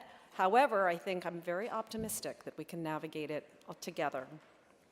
Now, I am honored to introduce our special keynote speaker. The Right Honourable Michelle Donnellan, MP, is the UK Secretary of State for the Department for Science, Innovation and Technology, which works to spur stronger growth, create better jobs and unlock bold new discoveries. As the lead department for the 5 critical technologies of quantum, AI, engineering biology, semiconductors and future telecoms, DSIT is charged with cementing the UK's status as a science and technology superpower by 2030. The Secretary of State was the lead minister in charge of overseeing the passage of the Online Safety Act and comes to us from the recent AI Summit in Bletchley Park. Please join me in welcoming the UK Secretary of State, Michelle Donnellan.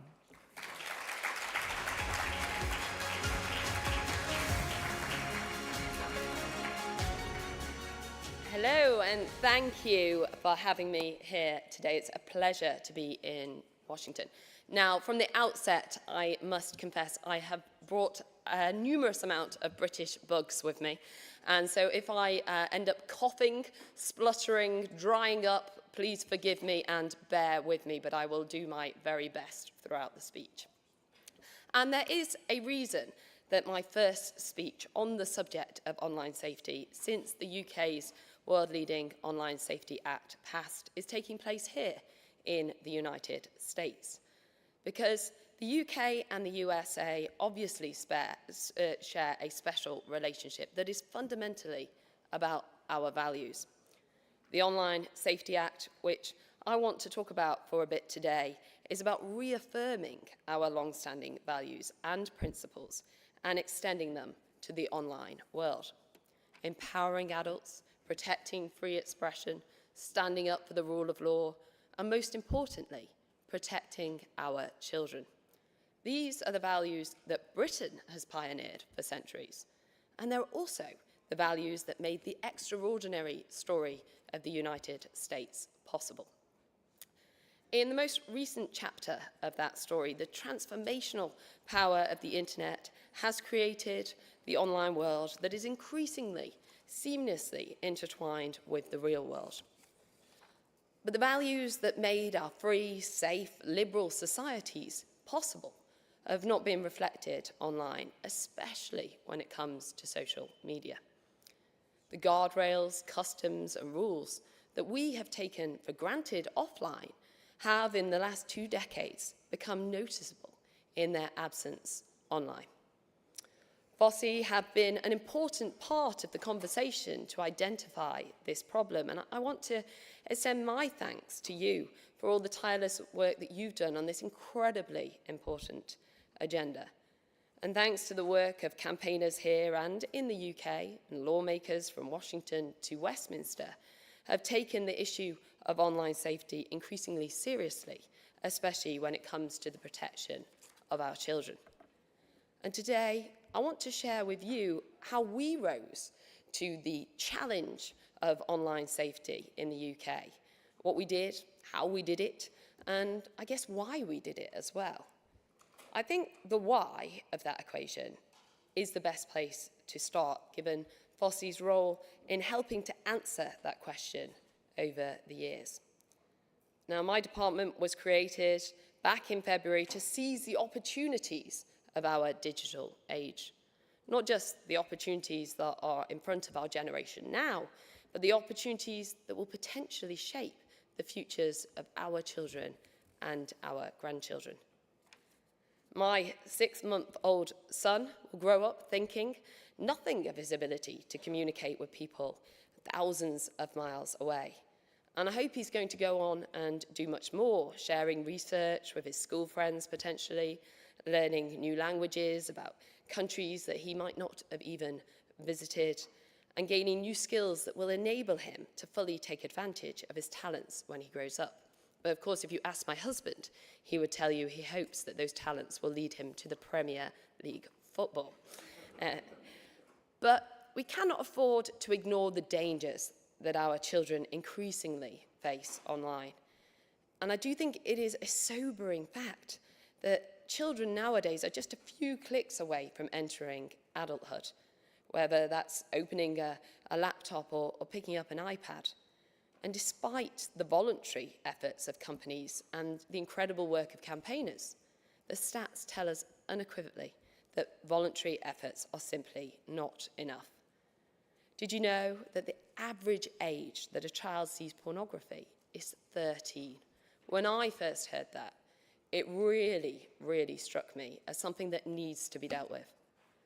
And a staggering 81% of 12 to 15-year-olds have reported coming across inappropriate content when surfing the web, including sites promoting suicide and self-harm. Now, regardless of ideology or political party, I don't think anyone can look at what's happening to our children and suggest that a hands-off approach that has dominated so far is working. I believe that we have a responsibility and, in fact, a duty to act when the most vulnerable in our society are under an increasing threat, especially our children. So when I stood in the House of Commons during the bill's passage, I said, enough is enough, and I meant it. Now, I defy any person who says it cannot or should not be done. As adults, it is our fundamental duty to protect children and be that shield for them against those who wish to do them harm. And that is why in the UK, I've been on somewhat of a mission to shield our children through the Online Safety Act. And we started with the obvious, applying the basic common sense principles of what is illegal offline should actually be illegal online. Quite simply, if it is illegal in the streets, it should be illegal in the tweets. No longer will tech companies be able to run Wild West platforms where they can turn a blind eye to things like terrorism and child abuse. The days of platforms filled with underage users, when even adverts are tailored to those underage users, are now over. If you host content only suitable for adults, then you must use highly effective age assurance tools to prevent children from getting access. We can and we will prevent children from seeing content that they can never unsee: pornography, self-harm, serious violence, eating disorder material. No child in Britain will have to grow up being exposed to that in the future. And I think that that is quite remarkable, because when we consider the impact that that content is having on our children, it is, quite frankly, horrific. Of course, we know that most websites and all the major social media platforms already have some policies in place to safeguard children. In a few days, I'm traveling to Silicon Valley to meet many of them. What I will be telling them is that the Online Safety Act is less about companies doing what the government is asking them to do. It is about the companies doing what their users are asking them to do. Most companies actually do have robust and detailed terms of service. In fact, all of the 10 largest social media platforms in the world ban sexism, they ban racism, homophobia, and just about every other form of illegal abuse imaginable. Yet these terms are worthless unless they are enforced, and too often they are not consistently enforced. So the legislation that we have produced in the UK will mean that social media platforms will be required to uphold their own terms and conditions. For the first time ever, users in Britain can sign up to platforms knowing that the terms they agree with will actually be upheld, and that the platforms will face eye-watering fines if they fail to do so. But do not make the mistake of thinking that this act is anti-business. Far from it. We view the Online Safety Act as a chance to harness the good that social media can do, whilst tackling the bad. And because we believe in proportionality and innovation, we've not been prescriptive in how social media giants and messaging platforms should go about complying. I believe it's never the role of the government to dictate to business which technologies they use. Our approach has remained tech neutral and business friendly. To borrow an American phrase, we are simply ensuring that they step up to the plate and to use their own vast resources and expertise to provide the best possible protections for children. And I know this matters on the other side of the Atlantic too, because the online world does not respect borders, and those who wish to do our children harm should not be undeterred by this sense that they can get away with it in some countries and not in others, or that they should be able to use this to their advantage.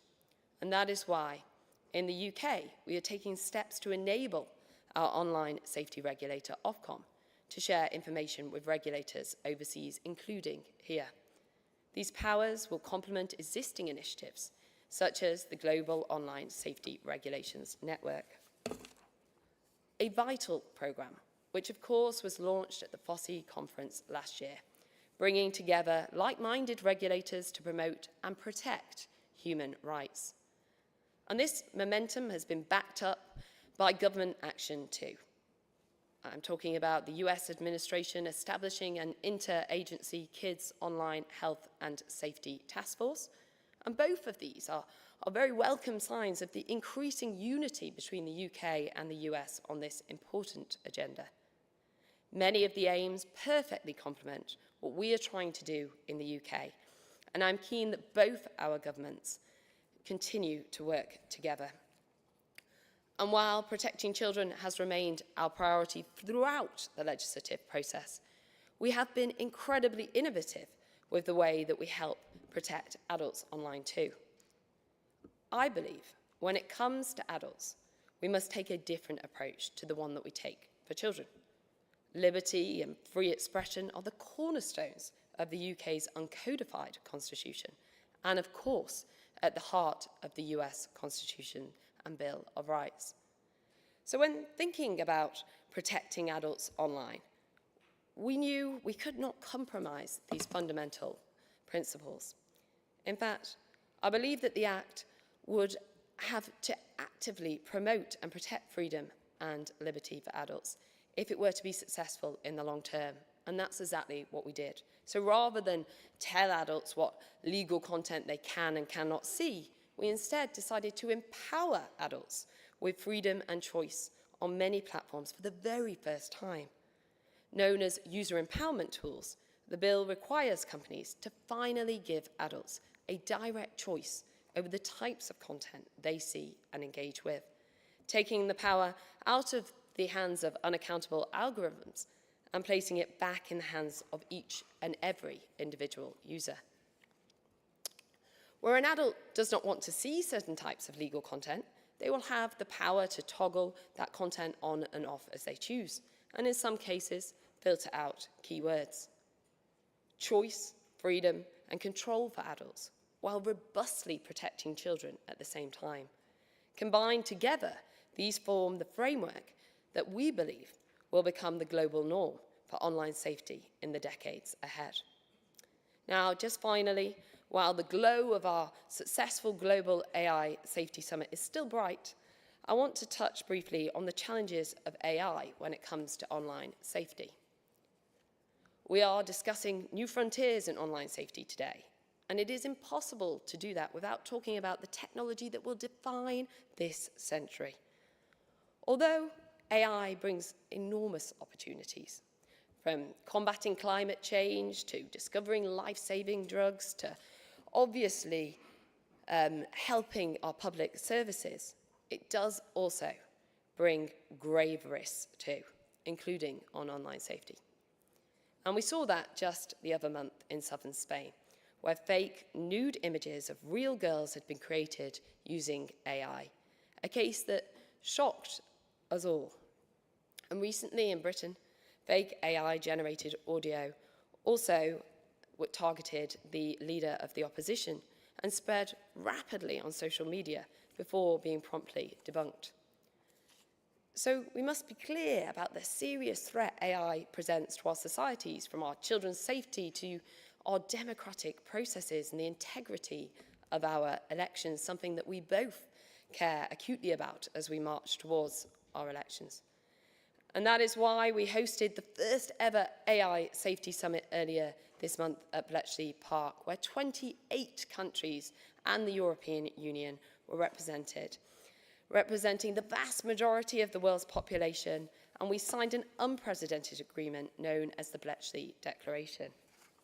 Despite some claiming that such a declaration would be rejected by many countries in attendance, we actually agreed that for the good of all, AI should be designed, developed, deployed, and used in a manner that is safe, in such a way as to be human-centric, trustworthy, and of course responsible.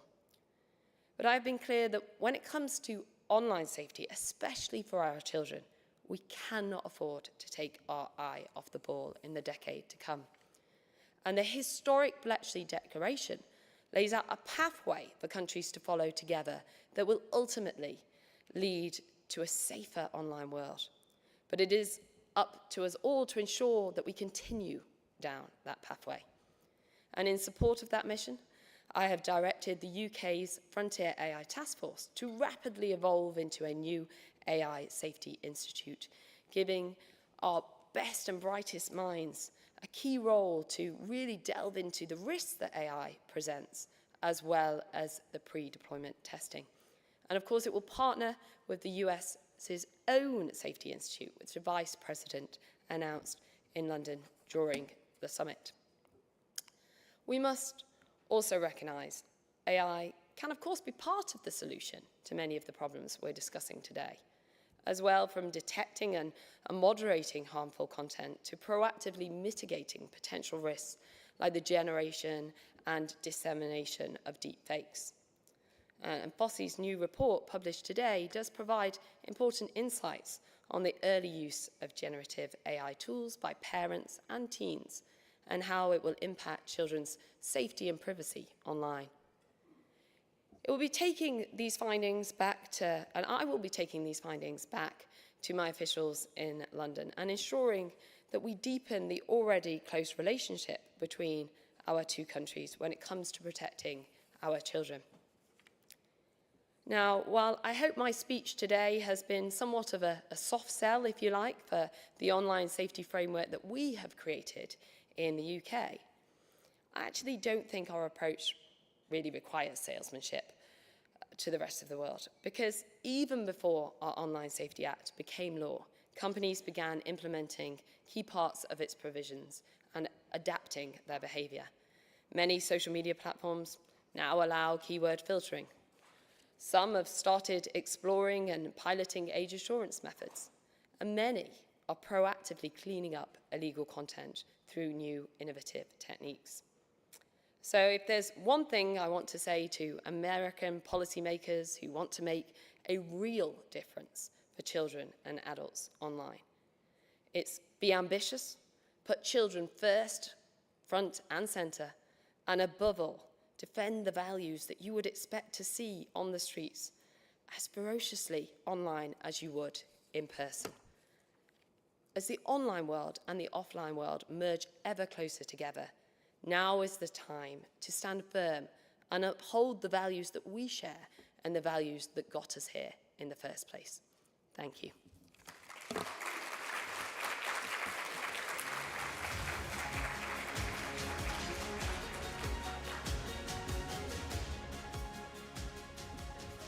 Thank you so much for your remarks and for your leadership in this online safety space.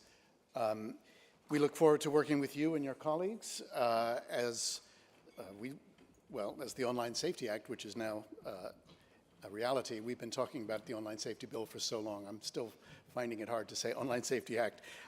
As it begins to be implemented, and as we will definitely stay close in touch with the developments, and particularly those that have come out of the AI Safety Summit, as much as they particularly impact kids and young people. We're just resetting the stage for a second. I want to say good morning to our friends in Australia and New Zealand who've just got up. Thanks. Hello. We know there's quite a few tuning in, so good to see you, and others in the APAC region. So with that, I think my stage manager will give me the thumbs up. Yeah, she gave me the thumbs up. I'll invite our final panel to come onto the stage. And is this microphone's working? Great. Okay.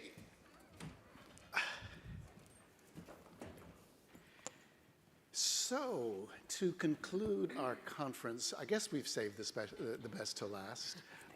We have two very special guests that I've had the privilege of working with on both sides of the Atlantic in the past year or so.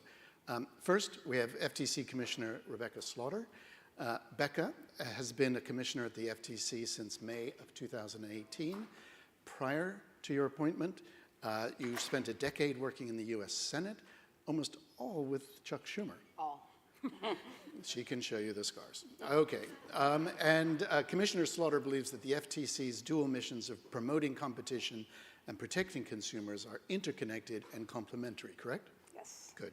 And she's mindful that enforcement or rulemaking in one arena can have far-reaching implications for the other. And most importantly, according to her bio, she has a wonderful husband and 4 amazing children. So that's pretty impressive. Please welcome Rebecca Slaughter.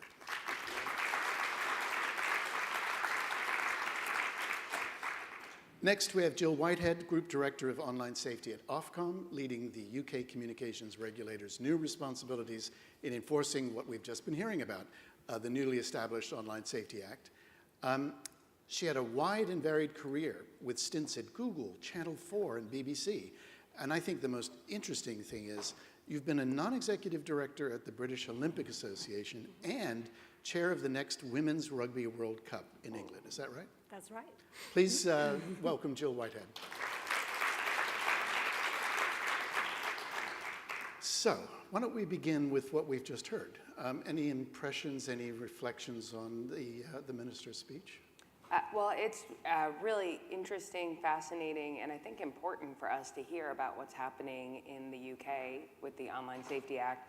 As the minister said, online companies don't really know borders the way we traditionally did, and so what happens in the UK and in other jurisdictions really will have profound implications here, and I think they're going to be really valuable lessons for us to learn as we observe the implementation and hopefully benefit from some of the successes of the Act in practice.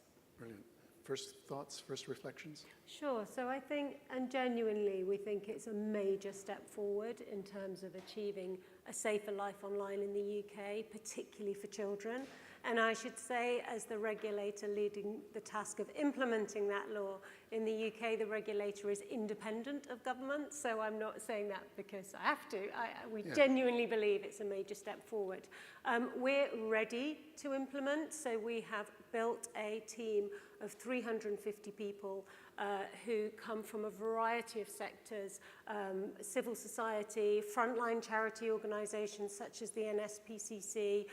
We have many formerly from law enforcement, a lot of people from freedom of expression, journalistic backgrounds. It's really important to balance these things, and some people like me who've spent time in the tech sector and also in academia. So I think the range of expertise is really important. And with that, we have over 100 researchers and analysts, and I think that is testament to a real evidence-based approach to decision making. So we're really interested in the harms and the pathway to harm, but then also what makes for effective mitigations. And so that's kind of, I've been regulated by Ofcom for probably over 15 years in my career, and I think that is what you get from Ofcom, is a really pragmatic, evidence-based regulator that really cares about freedom of expression and cares about proportionality. So I think it all, what we will do is work really closely with tech firms, large and small, so that they understand what they need to do to comply. But we also understand where there is best practice, where there is innovation, where there are different ways of achieving the same goals in terms of making children's life safer online. So I can say this literally because we announced all of our things at the end of, all of our publications at the end of last week. It all starts today. Yeah, I mean, if we just cast our mind back 12 months, what's happened in a year has been the passage of the Act, Yep. long anticipated. We had the formation of the Online Safety Regulators Network on this stage 12 months ago. We've had the AI Safety Summit, which appeared almost out of nowhere. And then, I mean, our own research into Gen AI. And I guess we just bear in mind all of these things that have occurred in the last year. Jill, why don't we start with the release only last week of the first guidelines on how tech firms will have to comply and the consultation process that went with it. Can you talk us through that? Sure, and as you mentioned earlier in your opening speech, in the 17 years of the FOSI conference, it feels like it's rolling news now. I mean, it is really at the moment. So it's an incredible time to be working in the field of online safety. In terms of the Act, the Online Safety Act is vast. There are complexities, as we all know. So what we have done is broken it down into manageable chunks, and we've started with illegal harms. So some of the most egregious, serious online harms that exist today, and that includes child sexual abuse material, it includes grooming, it includes terror, and it includes fraud and fraudulent content. And what we have done is set out what we consider standards, best practice of what firms who have risk in those areas to be able to get that risk down. Now, it's not prescriptive, so if you follow those standards, then that is deemed safe harbor and you're deemed to have complied. But because we are very interested in innovation, if you have alternative ways of reducing the same risk, then we're really open to that, because what we want to do is find solutions that work, and we know for the tech sector, for whom innovation is rife and very welcome, we're keen that those solutions keep pace with the market. And do you have other consultations coming up? We do. We have just in December, we're putting out our views on age assurance, in particular for pornography services. A lot of our evidence shows that children as young as 8 are accidentally stumbling across pornography, often quite serious pornography on the web, and we want to reduce them ordinarily accessing content that is really age inappropriate for them. So that will come out in December, and then in the spring next year will be our wider consultation on protecting children. I want to stay with you because how are you going to harmonize all of this? The Online Safety Act with the DSA in Europe, with the Australian rules that they have developed over a number of years, and for that matter, the regulatory framework in the US. How on earth would you go about? It's a really important question, and we recognise that, we think there's 100,000 services in scope of the UK's Online Safety Act. Many of those operate globally. So we know this is really important harmonisation, and we want to harmonise where possible. So if I think of the DSA in Europe and the Online Safety Act in the UK, I'd say they are regulatory cousins, but they're not identical twins.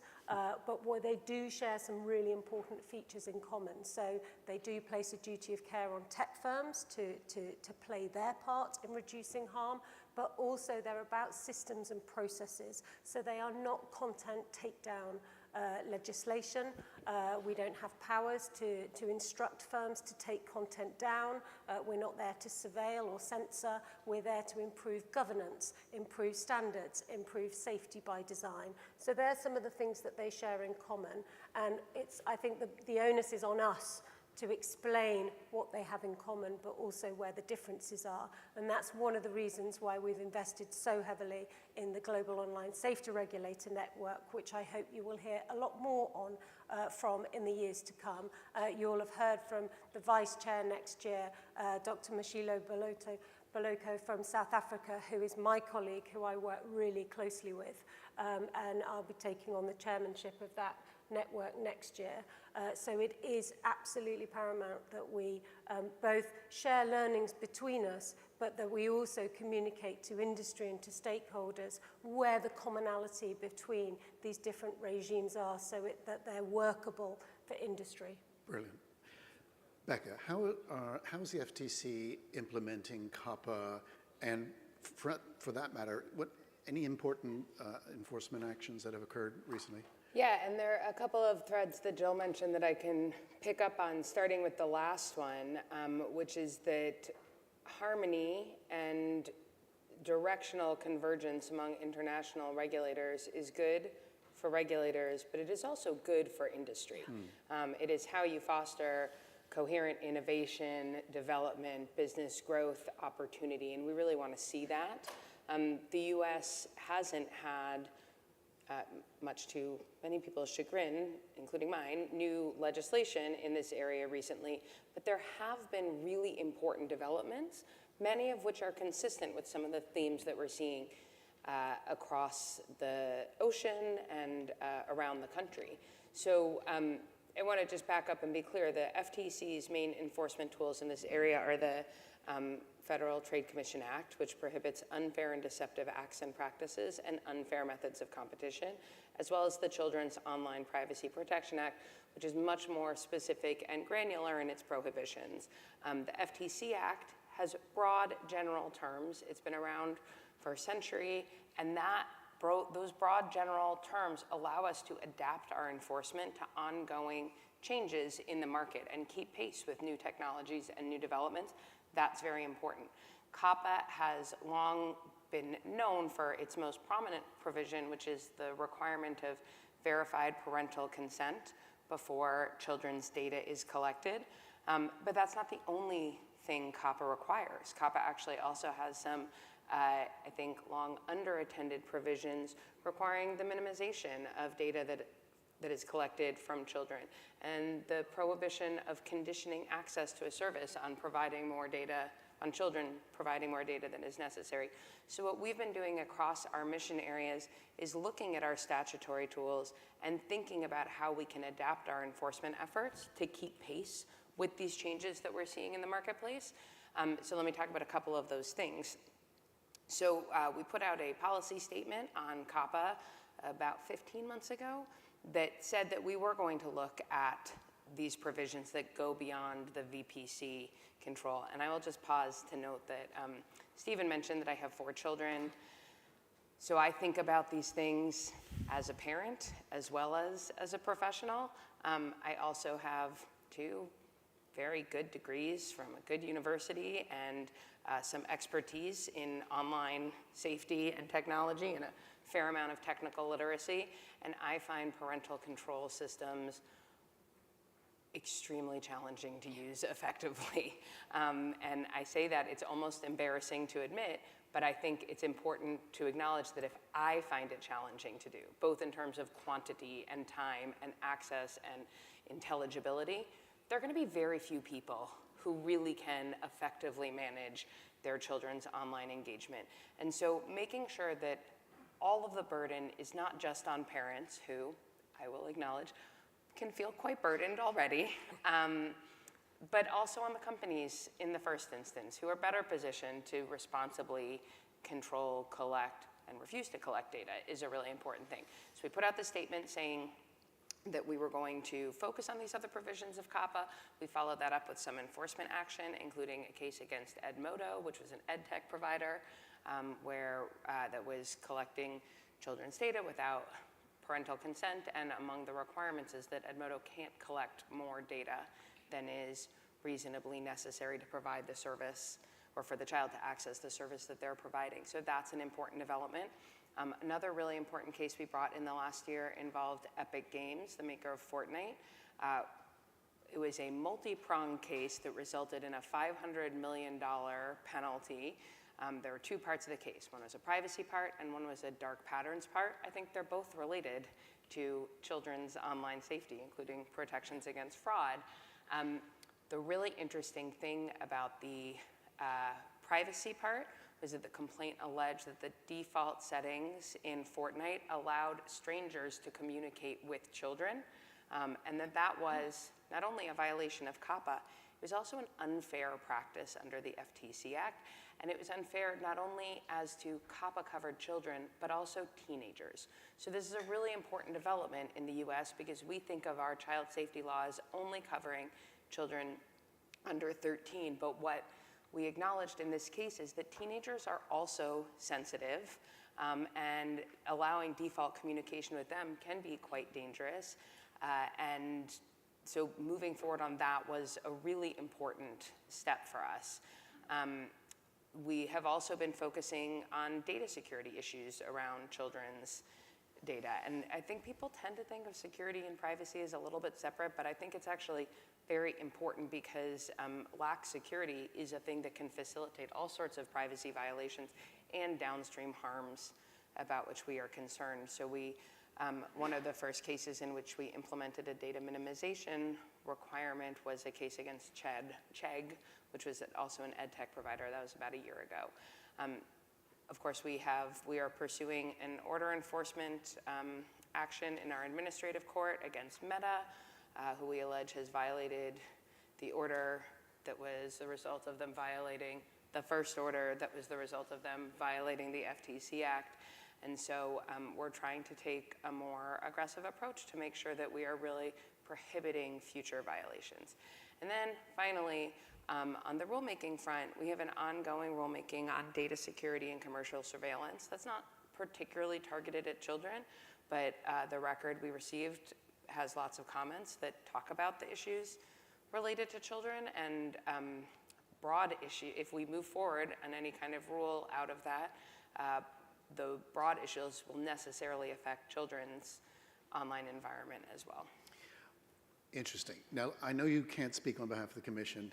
However, is it a frustration within the building that there's still not a federal privacy bill? It's a huge frustration. It's a frustration for me personally, and all of the commissioners have said it is something they want to see have happen too. Also, actually all of the sitting commissioners right now are parents of young children. So we're all, I think, very attuned to children's online safety issues. And my children are a little bit older than my colleagues, so I'm really seeing firsthand with my 9 and 11-year-olds the kinds, I'm afraid of the things that they will have access to, despite, again, all of my best efforts to really impose digital literacy and have conversations with them and have a open and discussing household. So it's hugely frustrating. It's enormously frustrating. It's also not a problem that we can immediately solve. So I will continue to advocate that Congress acts, but I also think it's incumbent on us where we see problems in the market that can be better addressed by current law than they have been in the past, to use that current law to address those problems, right. Which is part of why we have done things like the COPPA policy statement, like the cases that I'm talking about, and like the commercial surveillance and data security rulemaking. We can do less than Congress could do with a new law. We can only by rule address conduct that is already illegal under the FTC Act. That's a lot of things, but it is a much smaller universe than what Congress could do. But we're paying attention to the developments in other jurisdictions and thinking about what are the needs that other people are seeing in the market and whether or not any of those might be covered by existing law.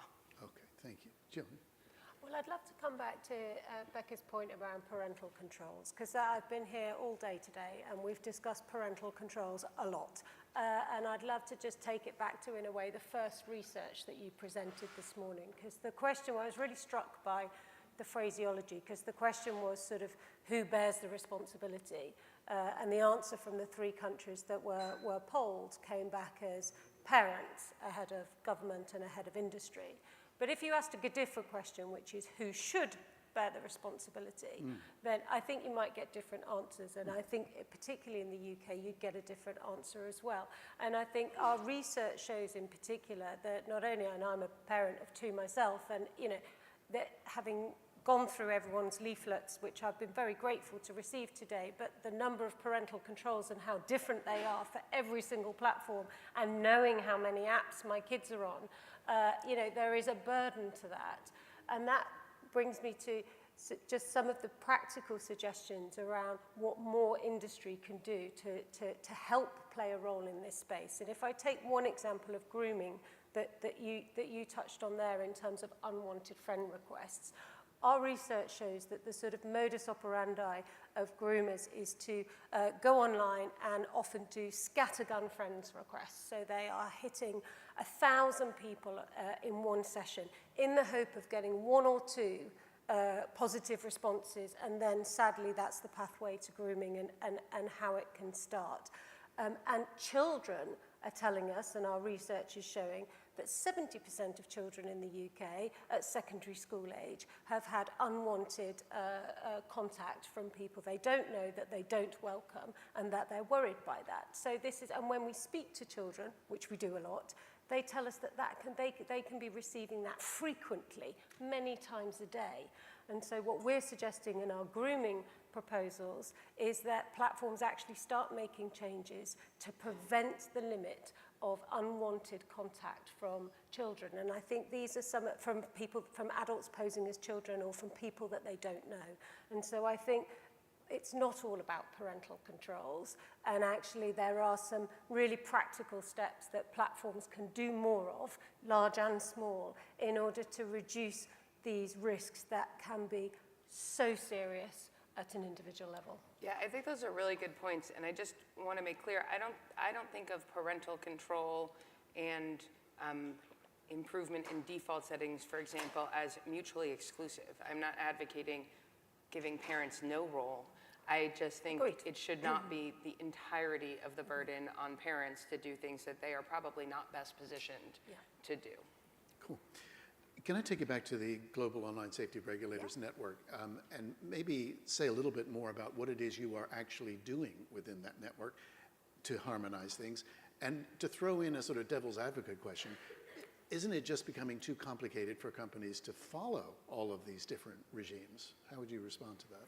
So I think the network which Julie has checked, Julie Immigrant from Australia, e-safety commissioner in Australia, has done an amazing job of chairing the network in its inaugural first year. Obviously it was announced at this point last year, and we've really focused on growing the network in its first year. So the members are regulators who have duties to implement online safety regulation in their respective jurisdiction, and that goes from Korea to Fiji to South Africa to Australia to the UK to Ireland.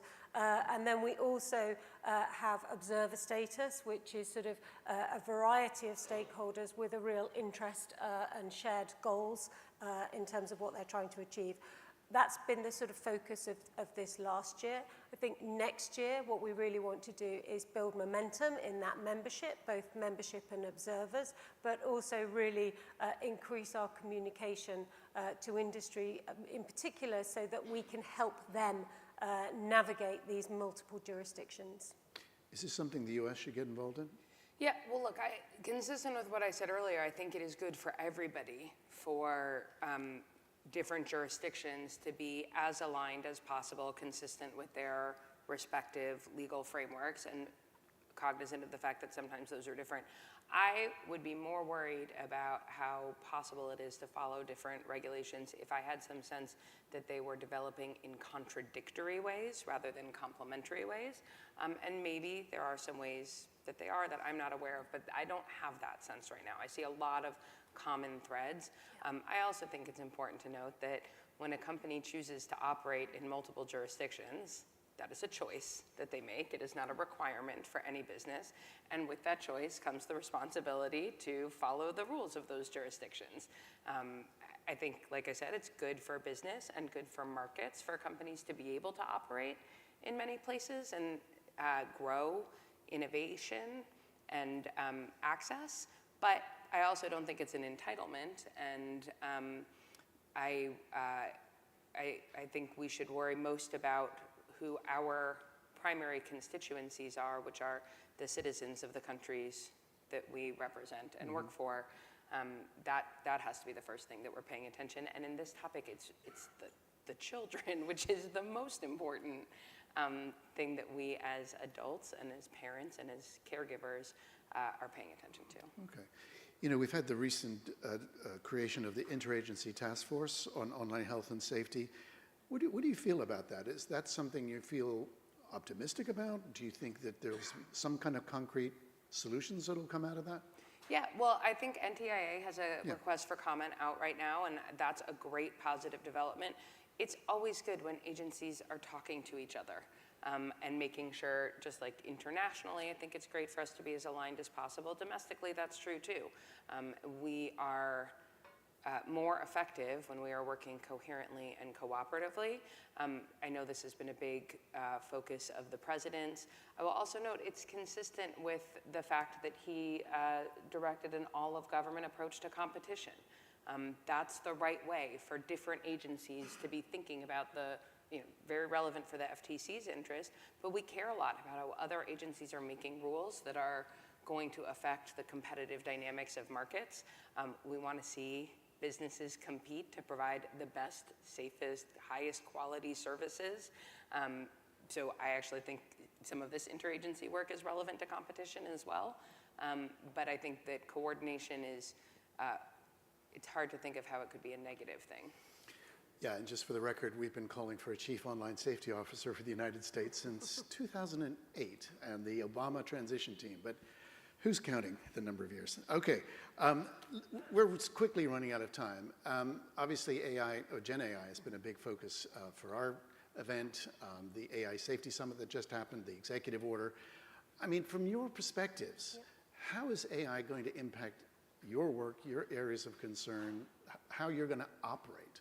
And I mean, folks are saying this is as big as electricity. You know, it's just going to completely change everything. What are your thoughts? So firstly, it's always important to, as regulators, we often start on the risk, but let's start on the opportunity. So, and I really like the framing of the research earlier when it was talking about are you using it for efficiency boosting, or are you using it for analysis, or are you using it for creativity, and how that varied a little bit by generation and by country, and that was really interesting. So from thinking about the work that we do, immediately its potential in terms of digesting and summarizing large text is really relevant to what we do, and some of the applications on boosting efficiency I'm really interested as well. So part of me is thinking about how we use it. On the other side, we've got to think about, where does it pose risks in the area that we are regulating? And actually, the Online Safety Act has been in the UK has been written as a technology neutral piece of legislation. So the idea is we focus on the use case and the context. So we're focusing on the specific risk. The example might be child sexual abuse material or a risk of terrorist content being widely disseminated. So we focus on the risk rather than the technology. And of course, Gen AI having come up through the passage of legislation has been a good litmus test of that. There are plenty of applications and use cases of Gen AI that we can already see today that are fully in scope of the bill. See, I said bill then, not act, it's been signed.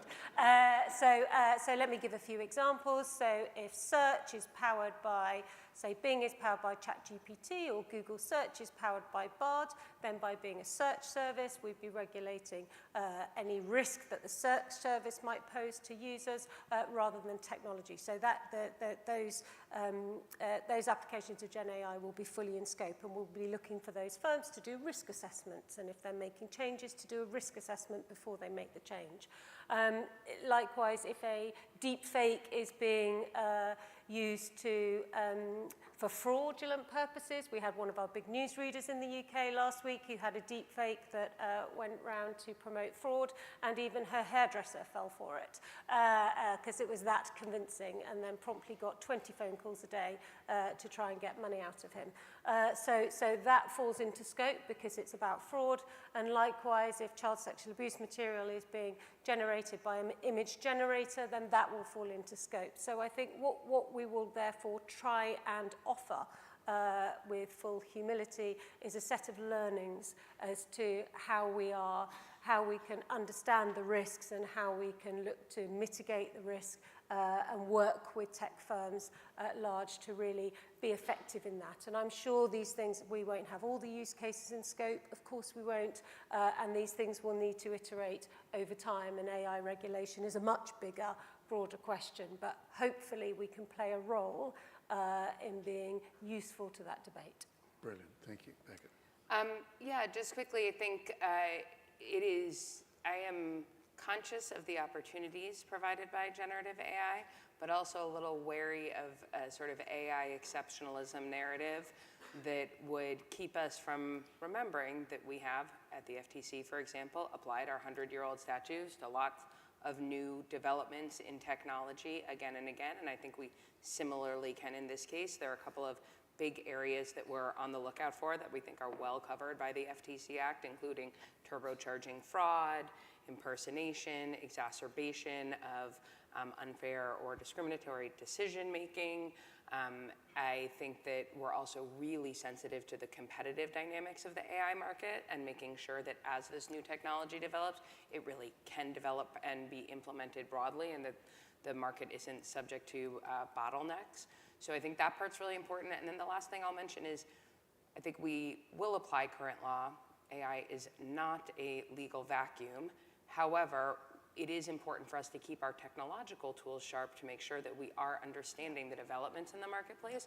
So one other development at the FTC that I haven't mentioned is that we stood up an Office of Technology. And we had an overwhelming interest from brilliant technologists in coming to work for us.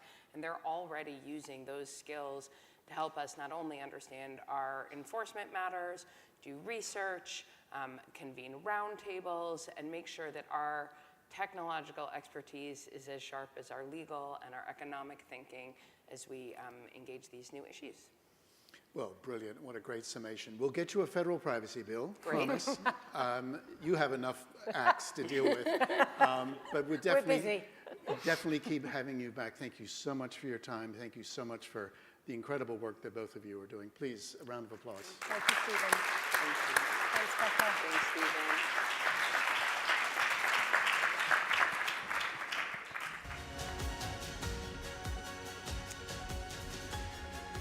Okay, all right. So I'm between you and drinks, so I'll be as quick as I can be. I actually would like to announce, because it was only confirmed this morning, that our next European forum will be at Microsoft's headquarters in Paris on June 5th. And I believe we have a slide for that, so that there you are, there's the Eiffel Tower. We hope we can entice you there. It's a pretty nice town, what I've heard. Anyway, this brings us to the close of this conference. I want to thank once again the sponsors who made it all possible. A hearty thank you to our keynote speakers, our panelists, our moderators, and exhibitors, actually. And there was a lot of activity. I noticed at the Lego one today. And so thank you so much for bringing that energy to our conference. I want to thank all the staff here at this hotel who have worked tirelessly since early this morning and have fed us and looked after us so brilliantly. So a round of applause for the staff here.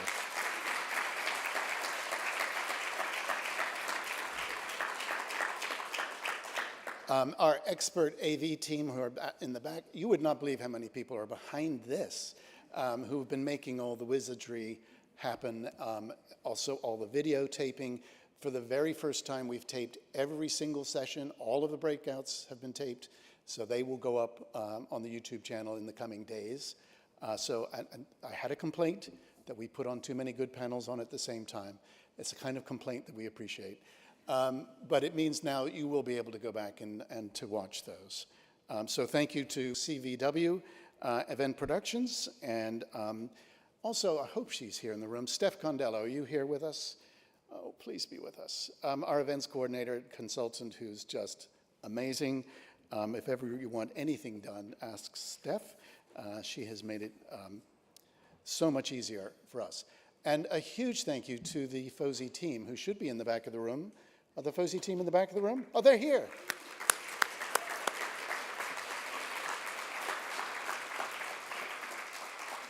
You know, we start planning these conferences the day after the last one, and so this has been a year-long effort, and these guys have worked unbelievable hours to make this, again, look as seamless as it is. There are two people I do want to call out. I hope, again, because I'm being blinded by lights. Maria Conticelli, are you here? And Emily Mulder? Oh, they're being got. They are leaving us. Very sadly, this will be their last conference as FOSI staff, although they promised to keep coming back, because once you join FOSI, you can never really leave. I've noticed that. Very importantly, I have to thank my wife, Jan, who I know is here in the room somewhere. I would not be up here on this platform if it was not for her, so thank you for that. And finally, just a huge thanks to all of you, and to those of you online as well, because you've brought the energy, you brought the excitement, you brought the commitment to this work. And it is such a joy and such a pleasure to be in these gatherings and to see the kind of, light bulb moments that people have, the aha moments that we like to call it. And we just hope that, you take the feelings that you have here today, take them back to your workplace, take them back to your communities, your homes, your countries, and just work it, just keep going. I think it was Woody Allen who said, 80% of success is just showing up. And you guys have showed up, so you're 4/5 of the way there. So just keep it going. It's very difficult and challenging and remarkably complex work that we do, but it is also amazingly rewarding and satisfying. So I thank you for doing that. And now I am finished, and please join us for a drink in Seaport 1 and 2. I'll see you there.